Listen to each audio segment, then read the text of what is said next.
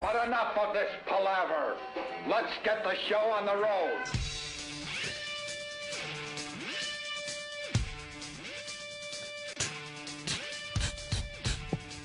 Good morning. Good morning. Good morning. Good morning. Monday morning. Good morning. He doesn't say that to me. He just says, good morning. That's it, huh? I think he likes me. Oh, before I even step out of the elevator, I'm hearing, good morning. Good morning. Monday morning. Monday morning. Come on in. Welcome aboard. Welcome aboard. Yeah. Well, how is everybody? Good, I hope. That's just talking to the listeners out there. Not yet addressing anybody here in studio. It's kind of just an out there question. Yeah, it's kind of like, hi, everyone. It's a rhetorical question based on the fact that I can't hear you back. So, and I personally really don't care how you all are out there. You don't care how they're doing? No, but I just got to ask anyway. Polite. Good morning. Yeah, how are you? I don't know. Send your letters. It's amazing when you say, how are you, and someone answers, and you're like, oh, shut up. Yeah, shut up. Who cares? Yeah, how you doing? Yeah, good. Yourself? Oh, fair to middling. Fair to middling? What the hell does that even mean? How you doing? Why did I ask? Well, you know, I'd let you know if I complain, but who'd listen? I say that a lot. Do you? Everybody laughs. Everyone laughs. Yes. Well, Opie's on vacation. So it's Anthony and Jim Norden holding the old ship down. Oh, God. Sinking it, actually. Sinking the old ship. Hitting the old iceberg. Wait, did we have a name for our show or no? Did we have a Jim Anthony name? Somebody named it. It was awful and it was perfect. Alka AIDS. No? That's a good one. Wait. I don't think anyone came up with a good name for the two of us. Yeah. That's all right. I'd probably incorporate Sam Roberts in there somehow to make it work. Oh. Well, that'd be terrible. Yeah. Well, Sam is here. Don't feel any obligation. I won't. Believe me, I won't. Boy, what a weekend, huh? Yeah. Oh, man. We had our Friday Bruce Springsteen show at the Apollo Theater. Live at the Apollo. That was very cool. I had to go by myself. I know. I was shocked. I went by myself, and I was outside, and I'm like talking to, I think Some Liam. bitches? Bitches. Some like Annabelle and Liam, I think, who are both bookers here, and I'm like, I don't know what to do with this extra ticket. Like, I don't want to waste a ticket to Springsteen. Yeah. And there was a woman there who was like, I'll take it. And they're like, oh, she works for Sirius. She couldn't. They just didn't have enough tickets, but they said she's really nice. So I just gave it to this woman who was there. I didn't even try to sleep with her. I'm really dumb. Yeah, really. You could have probably parlayed that. I should have. Yeah. But then how would you? Like, what would I say? Like, you got to jerk me off in the seat next to you? Yeah, now she's obligated You to owe do me something. I Yeah. could never bring that to management. Like, Scott, look, she said she would jerk me off, and I got her in, and she didn't. And then I got nothing. I would never win that argument. No, probably not. It was, I'll tell you, I'm not a Springsteen fan. I think I've let people know that over the years. Never saw Bruce live. And seeing him Friday, I'm not a fan. Like, I'm not going to go out there and start buying up his albums. But I do have a newfound respect for the guy. He puts on a really good show. His fans love him. And he sounds and looks great on stage. He was awesome. Yeah. It was a great show. I would buy that new record. I didn't know a lot of the songs on it, but it didn't matter. Yeah, He's so good on stage. I get why people like him a lot. Yeah, you could tell. You could tell why he has that fanatical Roland-type fan base. Roland was great, wasn't he? Yeah. He is such a fanboy. Roland was in the third row. Yeah. They took care of him. The company took great care of him. They put him in the third row. Yeah, they shit on us, but they took care of him. Roland had better seats than Tom Hanks. Yeah. Yeah, he did. He had better seats than Michael J. Fox. Yep. Scarlett Johansson. There was a lot of celebrities there. Michael Douglas. Roland, Ben Stiller. Roland had better seats than any of them. Than anybody. Yeah, he was right there. They took good care of him. his Instagram, he put some pictures up, and he's right there on the stage. So, yeah, Roland had amazing seats. How did he get those after the whole thing with him even getting tickets was, well, I don't think I'm going to be getting tickets. I don't know. And then they give him the best tickets they have. They took good care of him. Yeah. And it was great to watch during the show because Springsteen comes out into the audience. Yeah, like that was so cool. He'll come in. He came out. He would go like 4 or 5 rows deep. Yeah. And then walk in through the seats, then just stop in the middle of the venue and just fucking sing. It was awesome. I wonder how often he really does that, though, if it's not a celebrity-filled show at the Apollo. Probably not as often. You probably can't get away with that. I mean, he went to the top balcony of the Apollo. He came out like you could from downstairs. We could look up and see him. Then he went above where we couldn't see him. Yeah, up on the like mezzanine, the balcony up there. And then, he was kind of climbing up and down ladders and jumping on the stage. And the guy's, what, 62?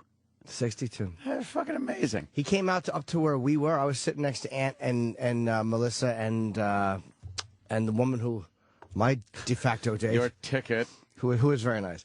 And Springsteen came right out to where we were. I didn't think I got the picture. I just kind of ducked. I was doing all the whole take my own picture with the camera fucking shots. Yeah. And I got a picture of me with Springsteen right behind me, fucking jamming on the guitar. He was like in the aisle at the Apollo. It was great. Yeah, I screwed up with one of those shots. I had the camera set where it was taking a picture of me, and Bruce was like right in front of me, and I went to roll the video, and I have video of me just kind of looking. Oh, yeah. I'm an idiot. Were people bitching that there weren't a lot of Bruce fans there? Is that what it was? It was like, yeah. There were. I read on Twitter a lot of people were like, "How many actual Bruce fans got to go? That fucking How many fans? The place was rocking. It was people on loved it. fire, man. Yeah. And the celebrities that were there were fans. Fucking, I know because I got pictures of all of them. Of course you did. I annoyed everybody who came in the door. Yeah, that was great when I finally hook up with Jimmy at the seats and you started showing me who you have, who you got. Look who I got. I was like, who'd you get? Well, wait, let me show you. Jimmy can't just tell me. No, I couldn't. He had to show me. He has to unfurl. And, are you still bumming about your Michael Douglas picture, though? No.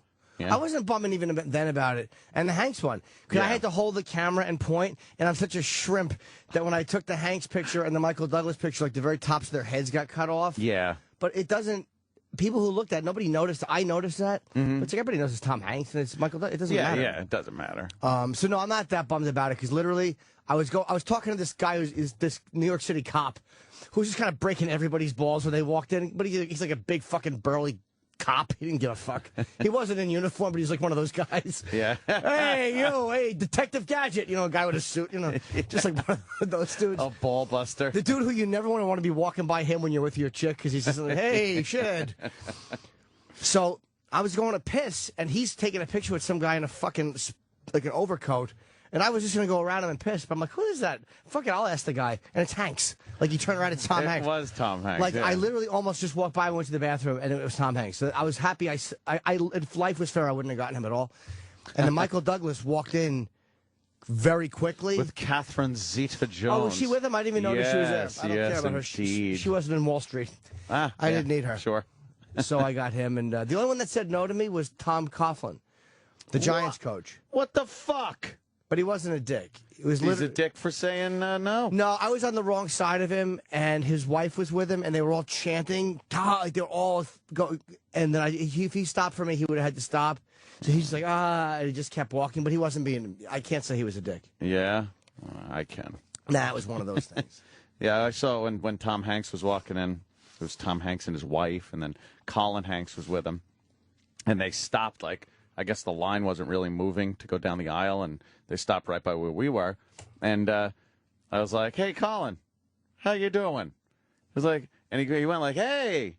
I go, "Yeah, you know, you were on the show, trying to let Tom hear that you know him. Yeah, exactly. You know the game. Explain to me. The picture. Wouldn't matter who was with him, you would have said that. Exactly. But he was like, yeah. He goes, oh yeah. He goes, that was the day also Patrice was in, and he kind of made the bummed out face and stuff because he remembers, I guess, being on the show that day. And I was just trying to parlay that into a picture with Hanks. Of course, he knows. So, yeah. They all knew it. And Tom Hanks came by. Of course they do. They know the games.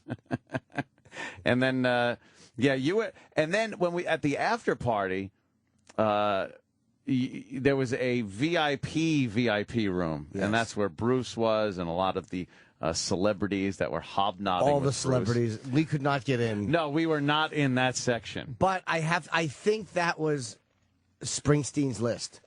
Like, I have a feeling that wasn't made up by Sirius. I think that was a list approved by Springsteen. And there were, like, legit... It was a small little area. And at first, it was, like, Bruce and a couple of people. So Anthony and his chick and were sitting, like, in this kind of half-circle chair. Yeah. And then this half-circle chair behind him is fucking... the sectioned off, like, you know what I mean? Like, we could have climbed over and got in. That what might have been trouble. Yeah, of course. And I was standing there with Roland, and Bruce was talking to somebody, so I got Bruce's attention. And it was only like fucking 4 people back there, 5 people. So I'm pointing at Roland. Mm-hmm. And I'm going, you got to take a picture with him. And I didn't, I was like, and Bruce was like, he's like, I can't, I'm here. Like, yeah. I think he thought I wanted him to come out and hang out or Bruce, something. come on, man. I tried so hard to get Roland a picture. I know, it was impossible. It was impossible, yeah. But by an hour after that, it was mobbed back there. Like, it was all celebrities and Bruce's people, so it was like, I kind of got why they didn't let anybody back. Those areas always wind up getting packed out with a shitload of people. It starts off, it was very sparse, just a few people. You knew everybody. You knew who everybody was. There's Roland there. We're looking at a there's Roland. Yes, a live video of the event. I guess, where is that up?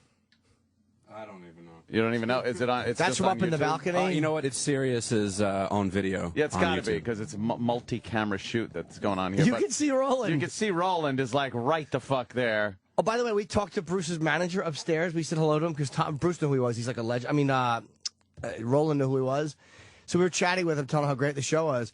And he goes to Roland and goes, hey, yeah, you were having a good time. You were in almost all the shots. We filmed and we saw you the whole time. Roland. Yeah. They were, it was fucking awesome. Yeah, they were really, really good. That place fucking really rocked, man. He was great. I cannot say. Oh, by the way, and in that back area, I think it was Clarence's son or nephew or something who plays horn for him now, sax now, yeah. Who was good. He took 15 minutes to get in that VIP area. I guess he wasn't on the list. What? It was hard for him to get in. How the fuck was it hard he was for standing him there the to whole get time. in? He couldn't get in. Roland and I were watching, like, this guy's not getting in. He might have had a date with him. Maybe he didn't have a +1. Like, it took a while. Oh, my God, that's fucked up. Yeah, that just shows you're not getting even close to getting in. Yeah, he can't get. He's playing saxophone. And I chatted with the guy who's Bruce's head of security, who walked up to me, and he goes, "You remember me?" And I remembered him immediately. I'm like, walked up to you and asked you to leave. Yeah, sorry, please go away.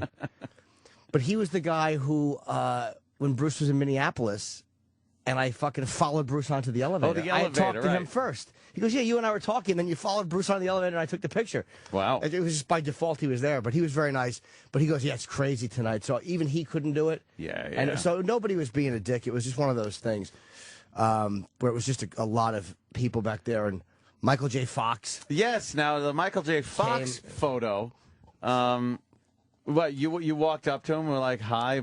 No, we were standing there, and he walked up, like, that's Michael J. Fox. And he looked at me, and I think his wife, Tracy, I think her name was somebody was between us. And he goes, hey. He goes, hey, man.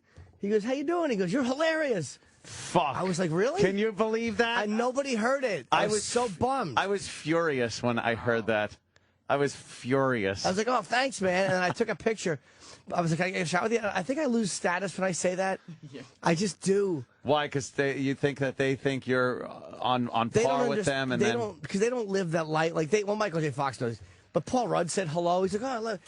And then the minute I say let's take a picture, they automatically knock me down to fan status. But I don't care because I thought. Did you make sure to let them know how much you think Back to the Future is stupid? No, I actually, dude, I panic in those moments so much. I forgot he was in it. I would have complimented him on Doc Hollywood because I actually think it's an underrated movie. And Family Ties is one of the best sitcoms ever. Like, I love he's phenomenal. 30 years. It really is a great show. So I fucking panic in those moments. Yeah. Though. And I forget, like, But even if, I said to Ant, like, say I wouldn't have taken the picture. Say I just would have said, hey, man, how great was Bruce? He'd have went, cool. And then he still would have went into the VIP area. Right. Yeah, And I still would have been out there. And it's not like he would have called me and said, hey, look, they're remaking fucking, whatever that city show was that he did. Spin City. It wouldn't have mattered. It really does end up just that, you take a picture with him or don't take a picture, and he's still just going to leave. It means nothing to my relationship. But having that memory of him being like, for a minute you were peers doesn't mean anything to you if you don't have a photo of it. No, it was very nice for him to say that. Like, I was really psyched that a couple people said hello and enjoy, like, of course you feel good about that. That is pretty cool, yeah. But it doesn't, when you don't take it or something, it's not going to change that. Not that I need it, but I would have got Michael J. Fox. But it's not like if I don't do it, they're going. It's gonna mean like, hey, this. It's not like when I saw De Niro at the cellar that time and I didn't ask him because he was with somebody who was a comedian I knew who was working on a project with him. Oh, look at you I didn't ask De Niro, right? Because he saw my set and he absolutely would have done it. But I didn't want to jeopardize him coming back to fuck with the guy I know who's doing a project with. I want him to feel... Well, you think about things like that. Yeah, like that to me would have been... I didn't want to be a fucking cock blocker with something my friend was doing. Mm-hmm. So I fucking passed on a De Niro picture. This is long after I've been complaining about it. Oh, my God, that must have been so hard. It's the hardest thing I've ever done. It's the hardest... Dude, that must have been so hard, knowing you could have gotten it. I would have... Because he would have felt bad saying no... because he had just seen me perform. Yeah. But I was like, the bigger picture is I'll see him again. Oh, boy. And if I don't get him, I don't get him. I mean, he did watch me and whatever. But, so no, I don't feel... Well... There's a case of a guy... He watched my set. He laughed. I heard him laugh. Did he fucking... Now, I didn't ask him for a picture. What did it do? Well, yeah, what did it do? See, you did exactly what you didn't do with Michael J. Fox.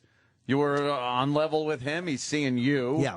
He's laughing, and you didn't get a picture with him. And, where's his phone number in your phone? It doesn't when mean you're anything. hanging out together. It means nothing. But next time I see him now, I got something. Yeah. Like, I'll go, hey, you saw me at the cellar. He'll go, yeah, and I'll go, hey, let's do it. And then I'll just fucking fanboy it up. Yeah. Loved him good, fellas. I got a picture with Michael J. Fox, and he just doesn't look very happy.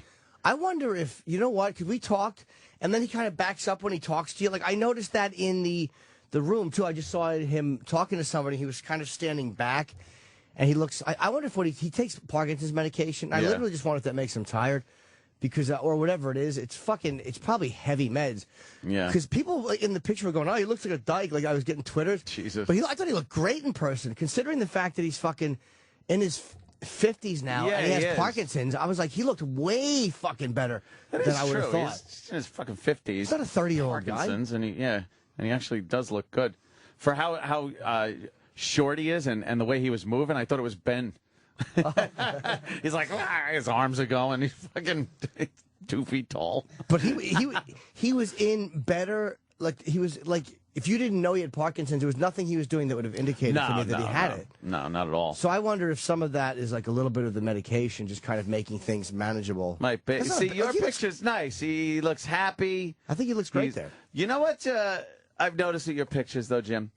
You get your head uncomfortably close to every single celebrity that you take a picture with. On some of them I do when I'm holding the camera. Yeah. But a lot of times it's the force, it's depth perception. Like, is look it? At, like, yes, like look at the... You're leaning your head on his head like, hi, sweetie. And I'm actually a little bit ahead of him. I'm just kind of in like that, holding it. All right. But like, look at the Tom Hanks one is in there. And I felt like, fuck, man, the head got chopped a little. Yeah. But that one I have to look at the other side, which is, if life was fair, I wouldn't have gotten him. Yeah. And don't you feel like you're going to miss the shot? Like you take it too quickly? Like you don't want him to have to stand there too long? Yeah, there's the Tom Hanks with the top of his head cut off. Yeah, which I'm not... Franken-Hanks. I'm actually okay with that. Yeah. Because I remember walking... I saw the back of his jacket, and I was like, I couldn't believe I got this shot. And that one looks like you're snuggling on his little... fucking on his shoulder. Can you tell it's him? Scarf. Yeah, you could definitely tell it's him. He looks a little horrified. Of course he does. But that's a good picture. If you were giving away the ticket anyway, like if you weren't bringing anybody when you got there, why don't you just bring someone to take pictures for you? Oh, Like, fucking photographer. Because I thought of that, and I didn't think anybody wanted to go. You know how You're not a easy it would fucking be? fan. Danny's I not a would- fan. I mean, I do. I know that. I know. There's no. The only fan here, Travis, is not a fucking big Bruce fan. None of you guys are fans. Because then all you need is a guy with a camera, and then you could I just love walk past the celebrity. There's nothing I would have loved but more than to bring one of my fucking. Nagel would have gone. He No, he, wouldn't have. He had some family stuff. He couldn't have. What? There's no one here that wanted to go. because he loves being a part of those celebrity picture moments. doesn't Nobody here wanted to go. Nobody. Yeah, isn't that I would have amazing? had to go outside the Opie and Anthony show. Yeah.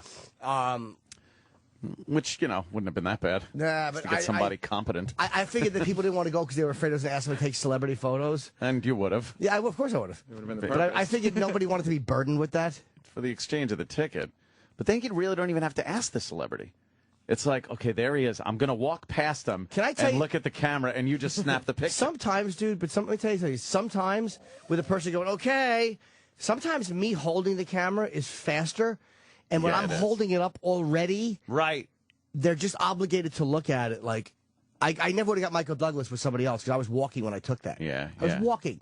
And a lot of times you go, hey, can I, they're like, no, I gotta. But if you're just like, when you're here's holding a it fucking out- camera in your face. When you're holding it out, you're like, hey, can I take a quick shot? They're like, all right, it's right there. Yeah. And they know it's just faster to say yes. Yep. So, We were also talking about embarrassing moments that, like, to make an embarrassing moment. Tom Hanks was rocking out to Bruce. The guy was enjoying the shit out of it. And I just get these, I don't know why, but I kind of get these ideas in my head to embarrass myself. Yes. Of what? Yeah. Isn't that, why do you do that? To like walk right up, squeeze into his aisle in front of him, and just go, Tom, real quick, I have this movie treatment, and just pull out like a script and hand to him in the middle of it. How angry would he be, and how embarrassing would it be? or if you walked in with a fucking, because he was sitting, because Mel was there with his wife, and I think Oh, Mel? they were, Mel, huh? Whoever said you was one. They were probably, not, I mean, they be 6 or 5 rows ahead of us. Yeah. And then to the right, kind of in that level, is Hank, so Mel would have seen it. Yes. Oh, man, yeah. Can you imagine if you walked in and annoyed the biggest celebrity in the room with like a fucking pen and a couple of DVDs, like three, like 3 or 4, like while his hand, because he had, you forget that these guys are fans. Yeah, they're fans. too. Fucking a full-size movie poster. You're unrolling it, trying to get Mel to hold the other end so it doesn't furl up on you. And then just going, it's okay, I work for this guy. Yeah. You Hey, man. Mel, could you talk to him? Mel! Yeah. Oh, how embarrassing. I'd just be giving you a look like, here? Yeah, what Now? are you doing? And just take some pictures. Look, take some pictures. We got. Hand Mel the camera. Could you Take snap a few of me and Tom? Like we're all and- partying. Take yeah, some all partying pictures. together. Oh, man. And they did the smartest thing. In the seats, there was we were in row N, and it was Well, every row is. It's the Apollo. it was. I understood. All right, I know. It was strange interloper, and then me, and then Aunt and his girl, and directly across the aisle Yeah. was Baba Booey and Yep. I think his wife. And Fred Norris and his wife. Yeah. It was so funny that they calculated that so nobody could complain. No one could say they got better seats than we did. We were both in the exact same status. Yeah, right across the aisle. Whoever has heard shit on the air, I gotta say, people hate when we bitch, but there are times where it gets things done. They wanted no part of anybody's complaining from either show. They didn't want anyone saying they were 1 row ahead of us. Nobody got or one one up. row behind. It was exactly the same. And they were fucking great, great. man. Yeah, They were they're so- really cool, too. I saw the Stern, Opie, and Anthony family photo on Twitter. Yeah, the family photo. It was, well, Howie wasn't there. But, yeah, Gary and Fred. It was fun, man. Gary, They were very Fred, cool. me, Anthony, of course, and Yeah. the chicks. Your chick fucking photo, I was like, oh my God. Yeah, I like, we know, were all that's just how kind they- of flopped together. And it looked like she posed for an I hour and know. 20 minutes to Some take people that. just know how to, like, make the right face and I don't know how the fuck that works. With me, it's if the lights are off, then I know how. Don't you love, by the way, I love that Apollo background. It's red. Yeah. There's a weird red wall in the course, back it's bar of the gaudy Apollo. red wall. It's that's a fun shot, man. Yeah, that is. Gary does look like he's photobombing us. I know. He's like kind of peeking over the top of Jimmy's head. And I think the important thing to note, though, is that I look skinnier than you'd think I should in a photo. I think that's the point that we should all be making. Point. Since Dan has looked so skinny for a year now, it's about time I skinnied up. Yeah. Wow. That does look. You look a little trim in that photo. Thank you. I was just forcing a compliment for myself. Right, no problem. But I'll take the piggybacked one. But that was a fun night, man. That fun was cool. I I like if people walk up to it, they talk to you, and then go, "Hey, enjoy the show." Like it's their responsibility to even tell you that. They don't know what else to say. No, I guess not. Ronnie B was very cool. He was digging the shit out of the show. Oh, is he a big Bruce fan? Yeah. Oh, he loves that music. Did he go asking celebrities for pictures? No. Ron Bennington, no. And there's a guy who is just on par with everybody, if not a little better than any of the celebrities. Yeah. Because he just, he's like, oh, yeah, whatever. His whole vibe is like the celebrities. Who's that guy? Yeah. Is that That's a cool guy. Who's he? every time Bruce went to play a song I didn't know, I hit the bar. So I was at the bar a lot. Yeah, there were maybe 2-3 songs I knew. Ant was being so loud at a couple of moments, like laughing. I think there was one part where they were playing the horns, and it's really quiet because it was like a quiet. And Ant's going, "Ba-da-da-da, what were you doing?" Ya-da-da-da, ya-da-da-da, doing the Jimmy Horn thing. And Jim just puts his head down and I starts was laughing. fucking embarrassed, and I was laughing. And there was one song that started off with a piano, and fucking Ant starts going, "Sing us a song on the piano, man." Because it sounded just like it. I know. It's like, it's 9 o'clock on a Saturday. I yelled it, and somebody actually 2 rows in front went, "Different guy."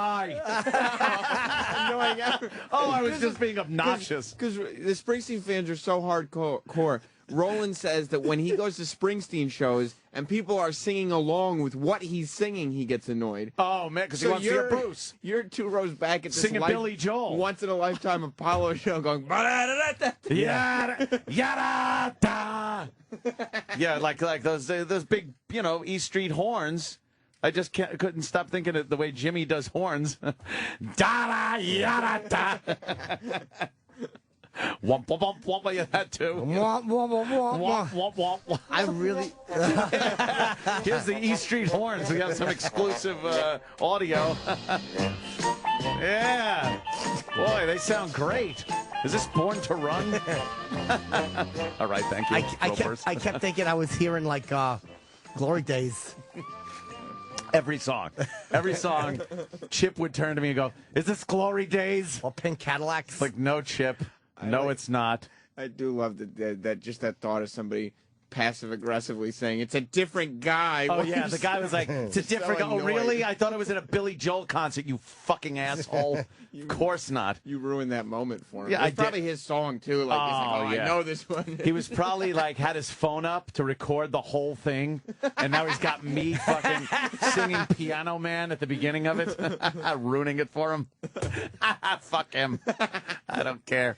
You see what a fucking asshole Sam is? Like, look at all the joy he got out of somebody's favorite Bruce song getting ruined. Getting destroyed. You guys were already past it, but he still couldn't get past how great that was, that it was ruined for him. Ant is just unapologetically this obnoxious guy in this once-in-a-lifetime concert that for a Bruce fan, this is the lifetime moment. Yeah. And you're sitting there singing Billy Joel's song. Because it's kind of sounded like it.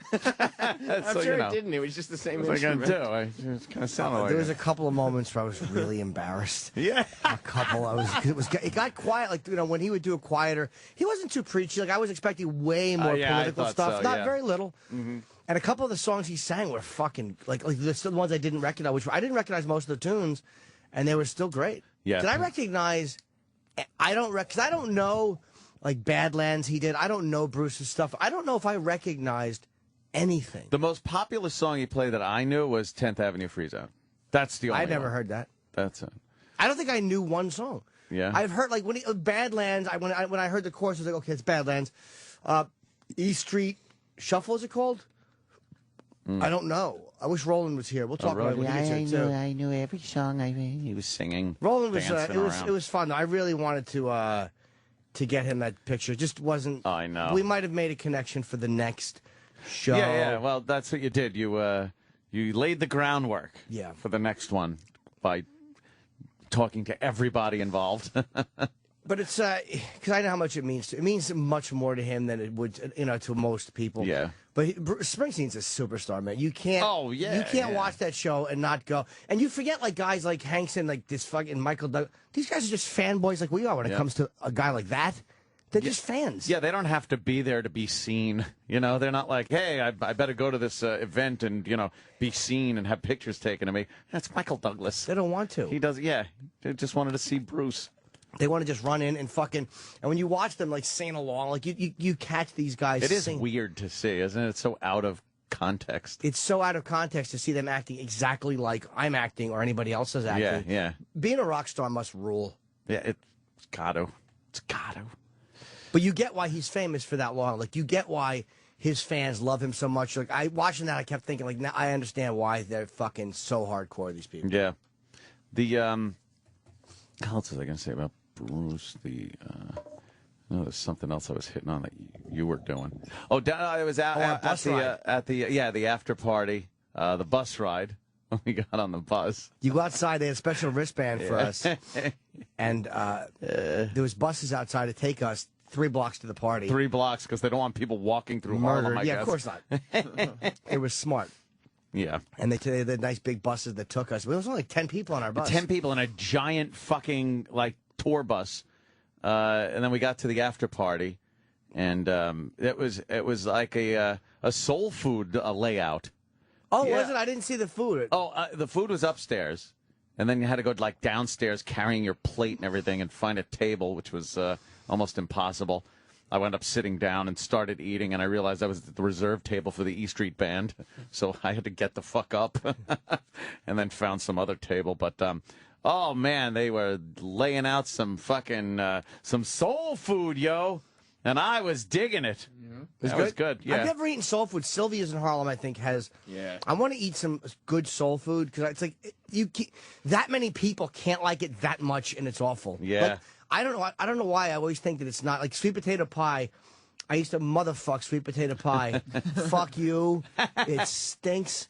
And I had some, and boy, does it rule. Good stuff. Fuck. Yeah. Go to Sylvia's. I thought if they knew who I was, they were going to spit in my food, but I did.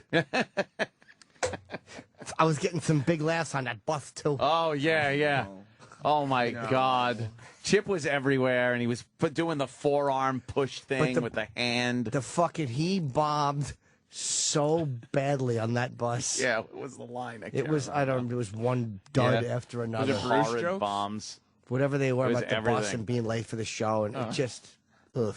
He's making jokes about the bus. But just hey, what do we? This bus is not too full or something, right? Like just nothing. Wasn't even a joke. No. Yeah, there were a couple of young ladies that were on the bus also, and they didn't understand that Chip. They got a 0. Yeah. Chip got a 0. Chip was trying to win him over with his humor. Oh, just observation that got a 0. Like, get these people, we're gonna be late or something. Nothing. Yeah, it doesn't even. There's no joke there. It was horrible. Yeah, Chip swung hard and missed terribly every time.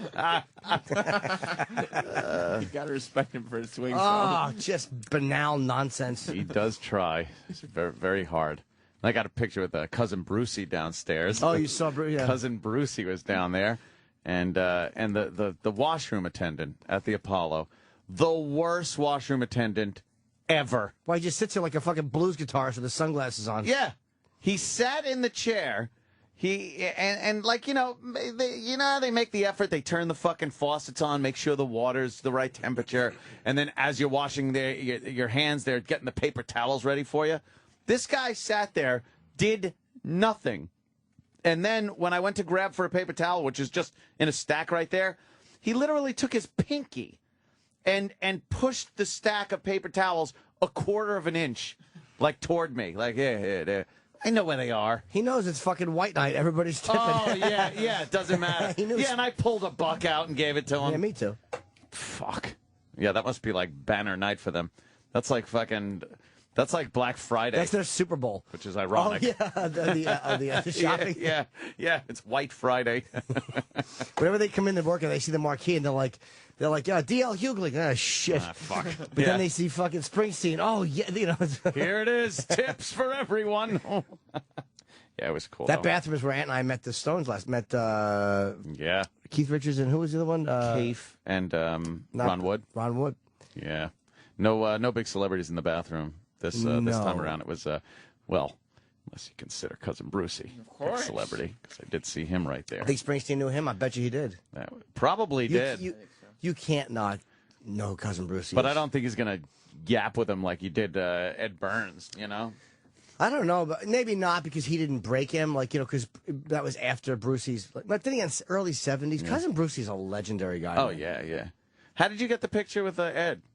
He walked in. I just said, hey, man, he was talking to somebody, took a couple pictures, and I waited for him. Ed was a really nice guy. Yeah. And I just snapped it, and that big cop was he was like a big burly. I can't say he was fat because he was like a pretty solid burly, like a barrel-chested dude. But he was not. I wish my Hank's picture was like that. He was actually. He was very nice. He said, "Hey, thanks, guys." Like he was a really. Yeah. He was a nice guy. To he everybody. seems like a nice guy. Nobody was a dick. Again, Michael Douglas was on them. The only reason I even knew he was coming in is because the main doors were open, and I saw him walking. I'm like, that's fucking Michael Douglas. But he was moving, and he was not stopping. No one was asking him because no one was noticing him. And as soon as he walked in, I was like, hey, Michael, can I get a... Boom, quick one, and then that was it. He was on the move, and then someone's like, come on, we can't stop. Oh, you got a good one then. Yeah. I like the different faces Norton makes in his photos. Like, that smile is a satisfied smile. Like, gotcha. I'm gonna get this one. But I gotcha. That's Jimmy taking a big hit off a crack pipe. Yeah. That's what it is. It's a celebrity. It's happening. The picture's being taken. You know you have it. You're like, I got it. Elvis Costello was Elvis nice. Costello. Oh, I was so embarrassed at the after party because Elvis and I took a picture together. And I saw him. We were standing there, and he goes, "What is this place?" I'm like, "I'm not too sure." And I realized he was talking to the guy next to him. Oh, not you! Oh no! Oh, Jimmy, you did that? Yes, I did. That is embarrassing. I did. Well, it's when did you realize? In mid-sentence? When he just looked at the other guy who started answering him, I was like, nah. And did you turn away like you were talking to someone else? How'd you deal with it? I just did one of those. And I saw little Stevie there, but I don't know if he saw me or just avoided me. Because I saw him. He's very nice, but he probably just wanted nothing to do with me. I guess you did an interview with him, Mr. Roberts? Yes, it wasn't live, but... oh, okay. See, I thought it was live. No. What's the matter? They don't trust you with the live stuff I think down here? Wasn't doing an interview. He wasn't coming in here on a Sunday to do the stupid Sam Roberts show. The stupid Sam Roberts show. No. He's a nice man. He's great. Yeah. And he's like, you forget, he's been with Bruce for quite a while, man. And since the 70s. Yeah, and he's up there rocking. A little pudgier than he used to be, but you forget. Like when I see it, it's like, oh, it's fucking Sil from Sopranos. But no, he's with the E Street Band. And Max Weinberg's a good drummer. I mean, the band sounded really good. The whole band we saw came to the after party. I didn't. Pat Riley was there, the old Knicks coach. There was 17 fucking people on that stage. It was mobbed. 17 fucking people. I should have got pictures with the other people, but I got.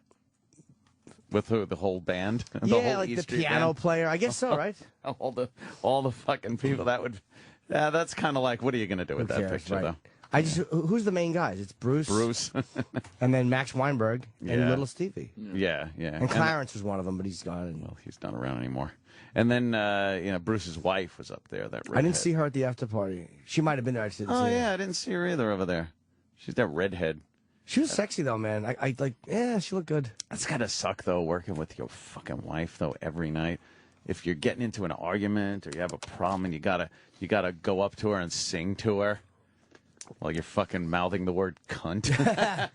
Unless she's one of those women, though, like, who knows when to shut the fuck up, meaning, like, you got a show, all right, lay off, we'll finish this later or tomorrow. Like, right. Yeah, be professional. And yeah, maybe she's one of those people who just knows when you're fighting. Some people don't fight like you and I fight, chick. Like you know what I mean? Like, when I fight with a girl, it's like, I don't know how to stop. And some people will go like, all right, shut up, forget it. And then they're done. Like, some people just know how to argue without getting crazy. I usually forfeit any victory for you do? Peace of mind. You do? Yeah. I'm a forfeit the victory for just peace. I'm peace with dishonor. That's me. Peace with dishonor. I wind up biting my tongue and and just saying, okay, whatever, you know. Oh, I wish I not could even a whatever. It's like a, yeah, okay, look, I'm sorry, whatever. I wish I could do that. That's such a smart thing to be. I don't know why it's hard for me to do that, because I look at it like it's a loss, like it's so stupid. It's such a dumb way to be, and I catch myself like, why are you thinking that way? I think the only person I wasn't like that with was the ex-wife, because she was so cunty that I couldn't stop. I would just be like, you know, I'd keep the argument going. Because she would anyway. Right. At 3 a.m, she decided that's a good time to argue. She was one of those. Yeah. Where I'd be in bed just going, I got to go to sleep. Yeah, you got to go to, well, I got to fucking tell you. Oh, Jesus Christ. But, yeah, but for years I've been the argument where if it escalates to a certain point, then I know to just end it, because it's not going to get any better, and it's just going to make for an uncomfortable atmosphere. Yeah, I wish I could do that, man. I envy that quality. It's not a pussy way to be. Like, sometimes you just like, all right. Like, why can't I do that?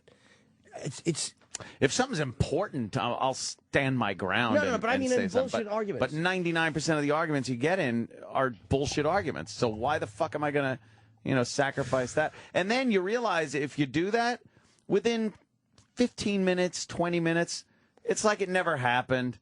They'll start saying something to you, maybe make a joke or something. Then you realize everything's cool and you're not fucking, miserable with that fucking steamed head walking around your house. Yeah, that's a good quality, man. Well, are you the one that just keeps it like, you can't let it go? It builds up. It's almost like an OCD. Like I have to say everything that I need to say. It's a stupid quality. I know it's a dumb quality. Yeah. And I'm one of those power-driven argument people. That's why a lot of times, there's times in life where I bite my tongue. Believe me. Yeah. Because I know that if I open my mouth and it starts to come out, it's gonna be ugly. And it's gonna keep coming out. Yes, and other people probably think that it's like that people are scared to argue with them, no, dummy.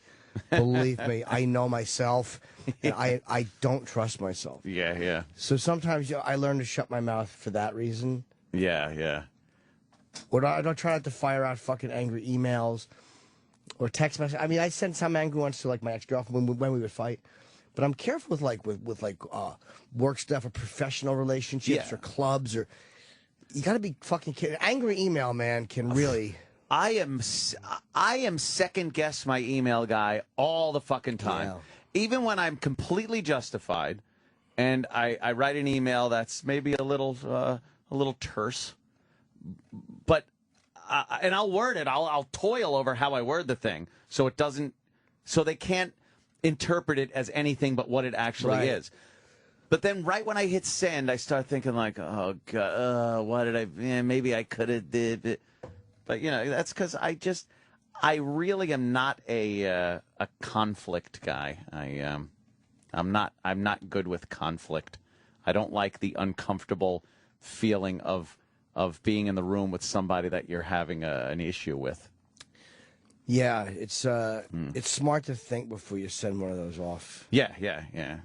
And believe me, you don't have to deal with this, but. Boy, if you're drinking, sometimes you go like, oh boy. Maybe I should have held that one back. Yes, it's. Can you imagine now, knowing the stories you told, Jimmy, of your drinking days many years ago? Just the dumb stuff that you did that made you end up you stopped drinking. What if there was Twitter? Email, shit like that was instantaneous delivery of your thoughts. When you started with this question, I started to die. Like, was it like rough? Yeah. No, man. Do you think, could you come up with any scenarios that things you might have done if there was Twitter and email and text? I would have just Twittered. I'm crying right now. No. I was. Oh, no. I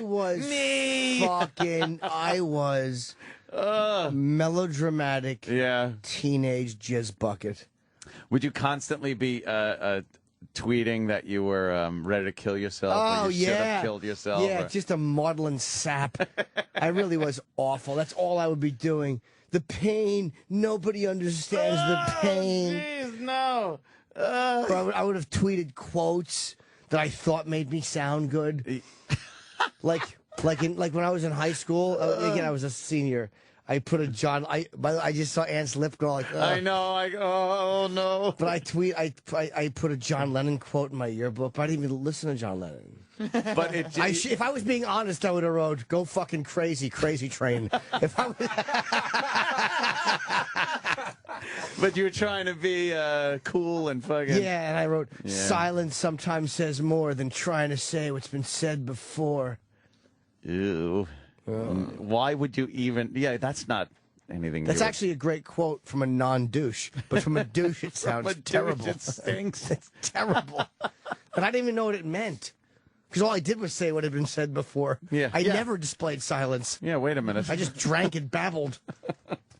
What if there was a girl you would have liked? That would have been bad, I would have too, tweeted her. I would have been like, you know what? Once everybody fucking sees my pain, she'll rescue me. It's terrible. I love you. I'm hurting. Are you? And imagine that you'd be tweeting that to, you'd probably have 25 followers maybe. So all that pain to just people that you know, that would be like, thinking, Jimmy's off on it again. If I had been a comedian and 100,000 people, and even still worse, drink, my career, man, the damage I would do to celebrities. Yeah, you probably wouldn't have been good. Oh my God. Yeah, that would have been bad. Oh my God. Threats to politicians. Thinking I was being lawyerly. Secret Service would have been... Like I would write to any random politician. I would write something like, if I was of a different mindset, I'd shoot you. And then think I was protecting myself by saying, if I was a different mindset. Like I would have had my dumb things I thought a lawyer should say. Well, he's not at the right mindset, so I guess we shouldn't investigate this one. Oh. All right, let him go. He's clear. I'm sober. There's, because there's the two things. There would be you back then at that age drinking like you were. And then what you would tweet if that was around at the time. And then now, how you would be. I couldn't even imagine you getting as far as you've gotten based on your stories. No. I would have killed myself. But let's just say, for the sake of argument, that I had. Yes. Or say I quit drinking and then started again. Oh, man. What a nightmare. And say I was 6 months into my fucking relapse. Oh, it was like I was already not coming into work on time, or I was coming in hungover and fucking still drunk and motherfucking everybody. Hey, that's my gig. No, but you at least, the only thing with you is occasionally you'll be tired, but you at least can function and you're still pleasant and you do you're Barely. still funny. I was awful. Yeah. It would have been terrible. Oh. Fuck you! It would have been 4 hours of you just laying into people for no reason. That would be great. It would be okay. And after years, you'd come out and say you were gay. Yeah. Oh, wait a minute. Years, the first day in. I fucking sucked a dick. There's nothing worse than adult crying. You would cry? Adult crying is... It really is bad. If you were a drunk, you would come on the air and cry? I was the worst. I was the worst. I was that guy. I was the ruiner of fun at parties. Ant's a fun guy. Like I said, I tease Ant. The only thing he'll do is occasionally be a horse's ass and fucking do like, at a quiet moment in a taped show. Sing Billy Joel song. Yeah. But he's not obnoxious, awful guy. Occasionally, like, you'll be in his pool and he'll go, and fucking Daniel Craig was here! And he wasn't sure if you heard it the first 39 times, so he'll repeat it at 4 in the morning. I am drunk repeating guy, yes. But it's funny. Yes. It's harmless and it's funny, and he's Anthony, and he's not terrible at all. Honestly, I would Always tell you. with a smile. Yeah, you're a very palatable, fun guy to be around, even when you're drinking. You're that guy. You're big. You're whatever. You're silly. You would just be cursing out people at your party? Fucking, I was Dwight Yoakam. Oh, no. I was fucking... Oh, no. I was the guy who would sit in the corner and just sulk and let people come over. What's wrong? Fucking nothing. Get the fuck out. Oh man. I was terrible. I cringe when I think of how I would have behaved. Oh. God, it's humiliating. That's I would have been all... And was it that you... Yeah, fucking you guys, we'll see what you're doing. I'm fucking ain't working here. Oh, shit. Nobody's threatened your job. No. But nobody would, they'd be like, fine, go. You're annoying everyone. Oh, wow. Was it that you drank a lot or you couldn't hold what you drank? You're 2 for 2, answer. Yes, and yes. Yes. Oh, I was a fucking boob. Wow, because if you get somebody that can drink a lot, but then once they get drunk, they're obnoxious, then occasionally they're just, social drinking and they're not that bad. But you were bad every time you drank? Every time. Did you ever have a social drink? Like, oh, we're just going to the bar. We'll have a social I never drink. drank in a bar. Just so when I was 18, I looked young. Wow. The only bar I ever bought alcohol was in New Brunswick. They would serve me occasionally. Like I'd walk into this was a black bar, so it was like the white guy walked in, and I guess I don't know why they served me. Maybe they didn't give a fuck back then, or maybe it was just to get me out of there, or because it was like I don't know if it was a bad bar. I can't say it was. It was just like the only white face in the place. Yeah. So I would go there that was the only place that would serve me. But my buddy Bill D'Angelo, who I talk about, by the time he was 6, had a full beard. He was one of those guys who just looked 51 when he was 11. So Bill would always get served, or other guys I knew would get served, but I couldn't. I never drank in a bar. Man, wow, No. that's Well, you thank really God I wouldn't have teeth if I did. Yeah. Oh, imagine you all drunk, maybe looking at a girl and being like, what are you doing with this guy? What the fuck do you see in him? He doesn't understand. I'll show you what a real relationship is. You'd be trying to be sensitive and looking for girlfriends, not hookups. Girlfriends. Yeah, I'll show you what I have so much potential for love. Oh, were you horrid? Oh, fucking yuck. Me. Dude, I was that guy. Yeah. Yeah, I was a twat. That's sad. I was a twat boy. I love it. You did have the you did have the foresight though to know you should not drink.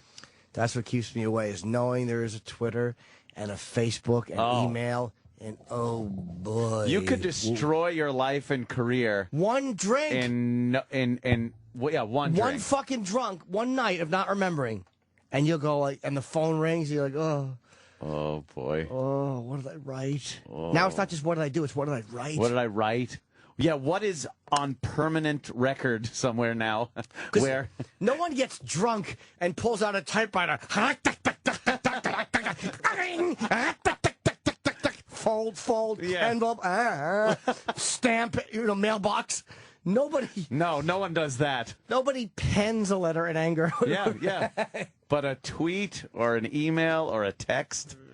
Oh, yeah. Do you think you'd be texting like your dick to everybody? I'd Twitter it. Twitter. Your fucking human body is beautiful. Oh, shit. How'd you like this cock? Oh, to everyone. Oh, man. Yeah, that wouldn't go over War is well. obscene. This is not. A picture of me with my fucking heart on in a mirror. Making a social statement with your fucking dick. Yeah, but it's not even a good shot. Like my fucking appendix got my baboon stomach is in the shot.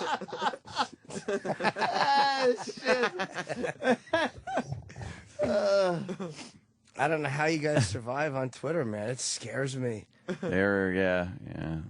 There's some. I usually do keep my head about myself when I'm doing stuff that could get me in trouble. Yeah. And I mean, like, jokes, Yeah. racial jokes, things like that. You got to kind of watch how you word them. Sure, because on Twitter you don't have that. There's no voice inflection or laugh. Yes, yeah. Sarcasm doesn't come across well. It's easy. You know what fucking amazes me? These idiots, though, that retweet something I said, and then it's just full of N-bombs and shit after they retweet it. Yeah. And they comment on it. It's like, you got to... I fucking write something out and think about it and try to put it in some form that it can be made a little clever. I don't know. And then somebody has to attach my name to that. Yeah, fucking idiots. And who would actually retweet somebody but change the quote? What kind of an asshole would... Oh, that's right. Oh, that's right. I think I've done that. Which is very funny. Oh, yeah. That is hilarious. Although, you don't throw horribly offensive words in there. That guy that you blocked last night, I guess? I unblocked him. Oh, you did? I unblocked him. Oh, because I blocked him. He texts me or tweets me. It's like, your buddy Jimmy blocked me because I made a joke. So I'm like, all right. I check out his tweets, and I see what he tweeted about you. And I'm like, where's the joke? Yeah, it's not a joke. It's just slamming Jimmy. Yeah, he was slamming me. So I just blocked him. I was like, fuck him, and I blocked him. But then when he was petitioning to be unblocked, I'm like, all right, maybe like at times, maybe the guy's a jerk off, or maybe legitimately, look, sometimes there isn't that inflection, and you're just trying to be like, you're like, we talk to each other harshly. Yeah. Like, guys, shut up. What are you? We're harsh to each other. Yeah. So sometimes people are harsh to us, and they're doing it in the tone that we do it. It doesn't read like that. So I just unblocked him. And if he's a cunt again, I'll just block him. But if not, then that was that. He asked me to ask you to unblock him, and I just blocked him. I said, oh, no, now blocked. So I guess now I have to unblock him? No. I'll let you know. We'll see how it turns out in the next few days. Yes, he's on probation. We'll see how it turns out. You want to eat some food? Yes, and then, and one of our friends lost a gig. Big tease, even though there's no time spent listening, so it doesn't matter. Yes, it doesn't matter. Do what you want. You know what we're going to talk about? Nothing. Yeah. So go away. Don't come back. We're done. We're talking about nothing. None of your fucking business what we'll be discussing. We'll be back with nothing. If you're here, you'll hear it. SiriusXM, the Opie and Anthony Show.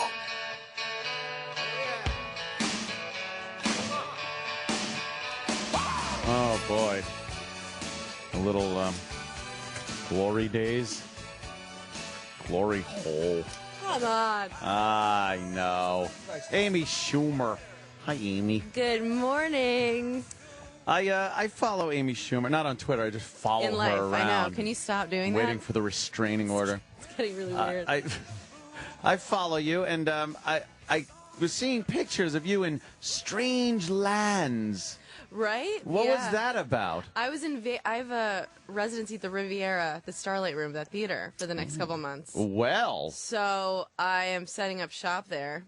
And so I hiked the Red Rocks there. And then I stole a huge motorized wheelchair for fat people. And me and my opener rode around the casino for hours, terrorizing people. Yeah, I saw some video of you just driving around on that thing. It was the funnest. It was the best time I've had forever. Aren't people those just things don't know. great? I know. I can't believe how many people. I found out people use those that don't need them, Yep. and I understand why, because they're so fun. But people don't know if you're handicapped, so they're really nice to you. So they're nice. They really can't be like, hey, you asshole. Yeah, they don't assume that you're enough of a piece of shit to just ride around what like actual crippled people need. Right. So me and my friend, we just took one of them because nobody knows what's going on there, and we just rode around. And our thing was like trying to fit through the smallest spaces. Yeah. Just cutting people off. Like we were just the biggest douchebags. And again, no one says anything to you because they assume, maybe they're also mentally, physically and mentally challenged. I love just saying things where people think that maybe I'm actually handicapped. Did in you elevators and stuff. Did you use the horn? Oh my God, we overused. Oh yeah, there's the video. We took a lot of video of us just riding around, ruining lives, going into tiny stores, doing 8-point turns. People were just like, "Oh, get out of here!" How annoying! Oh, we're the worst. We are horrible people. In Vegas, right? Yeah. That's cool. Yeah. Yeah, we went to, where were we? The Borgata. And that place is nice. Yeah, Danny was with a girl at the time whose leg was busted or something. I remember that. She fucked her knee up pretty What good. happened to the bitch? Yeah. What'd she do? We went ice skating and she slipped and shattered her kneecap. Oh no! She got a text from an ex-boyfriend. You threw her down. Yeah.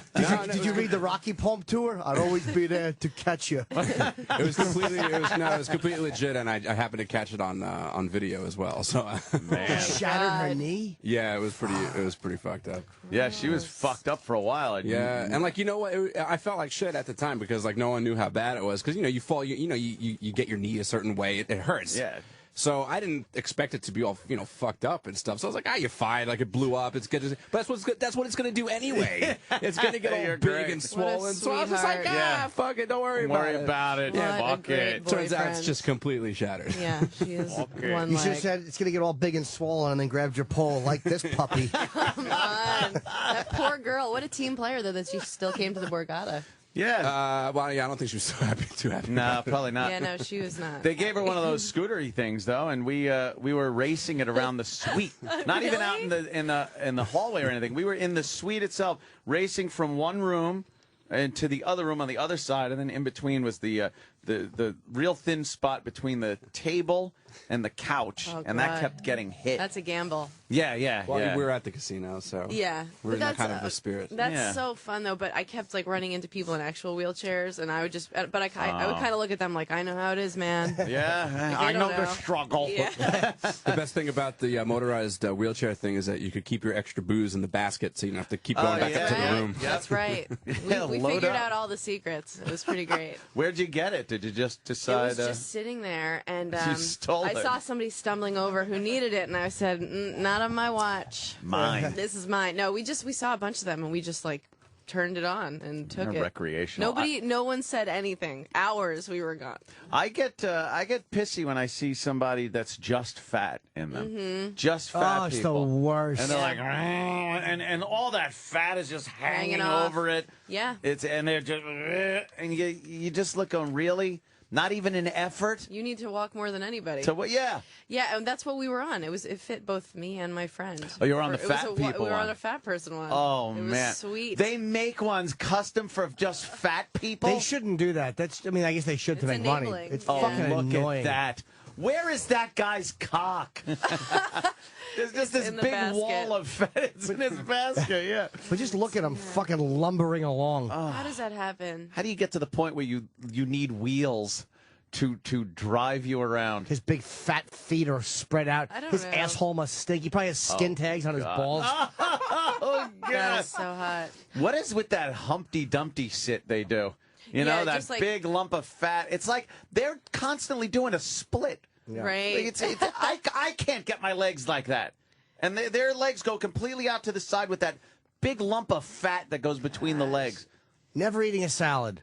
Yeah. Never. Never an no. option. Never see Never one of an them having option. a cucumber or something. Oh, but if you ask them what they eat on a daily basis, I don't eat I that don't much. eat that much. I don't know what it is. I don't. It's something. I don't eat that much. the only If way to I weren't going to be Liar. on camera, like sometimes, I think I would let shit hit the fan and You'd just probably be wind up. crazy? Yeah, I think it would get real bad real fast. To be honest, It could. it looks fun. It's just like why not? Food Eating is awesome. shitty food is great. Oh my god, such regret immediately though.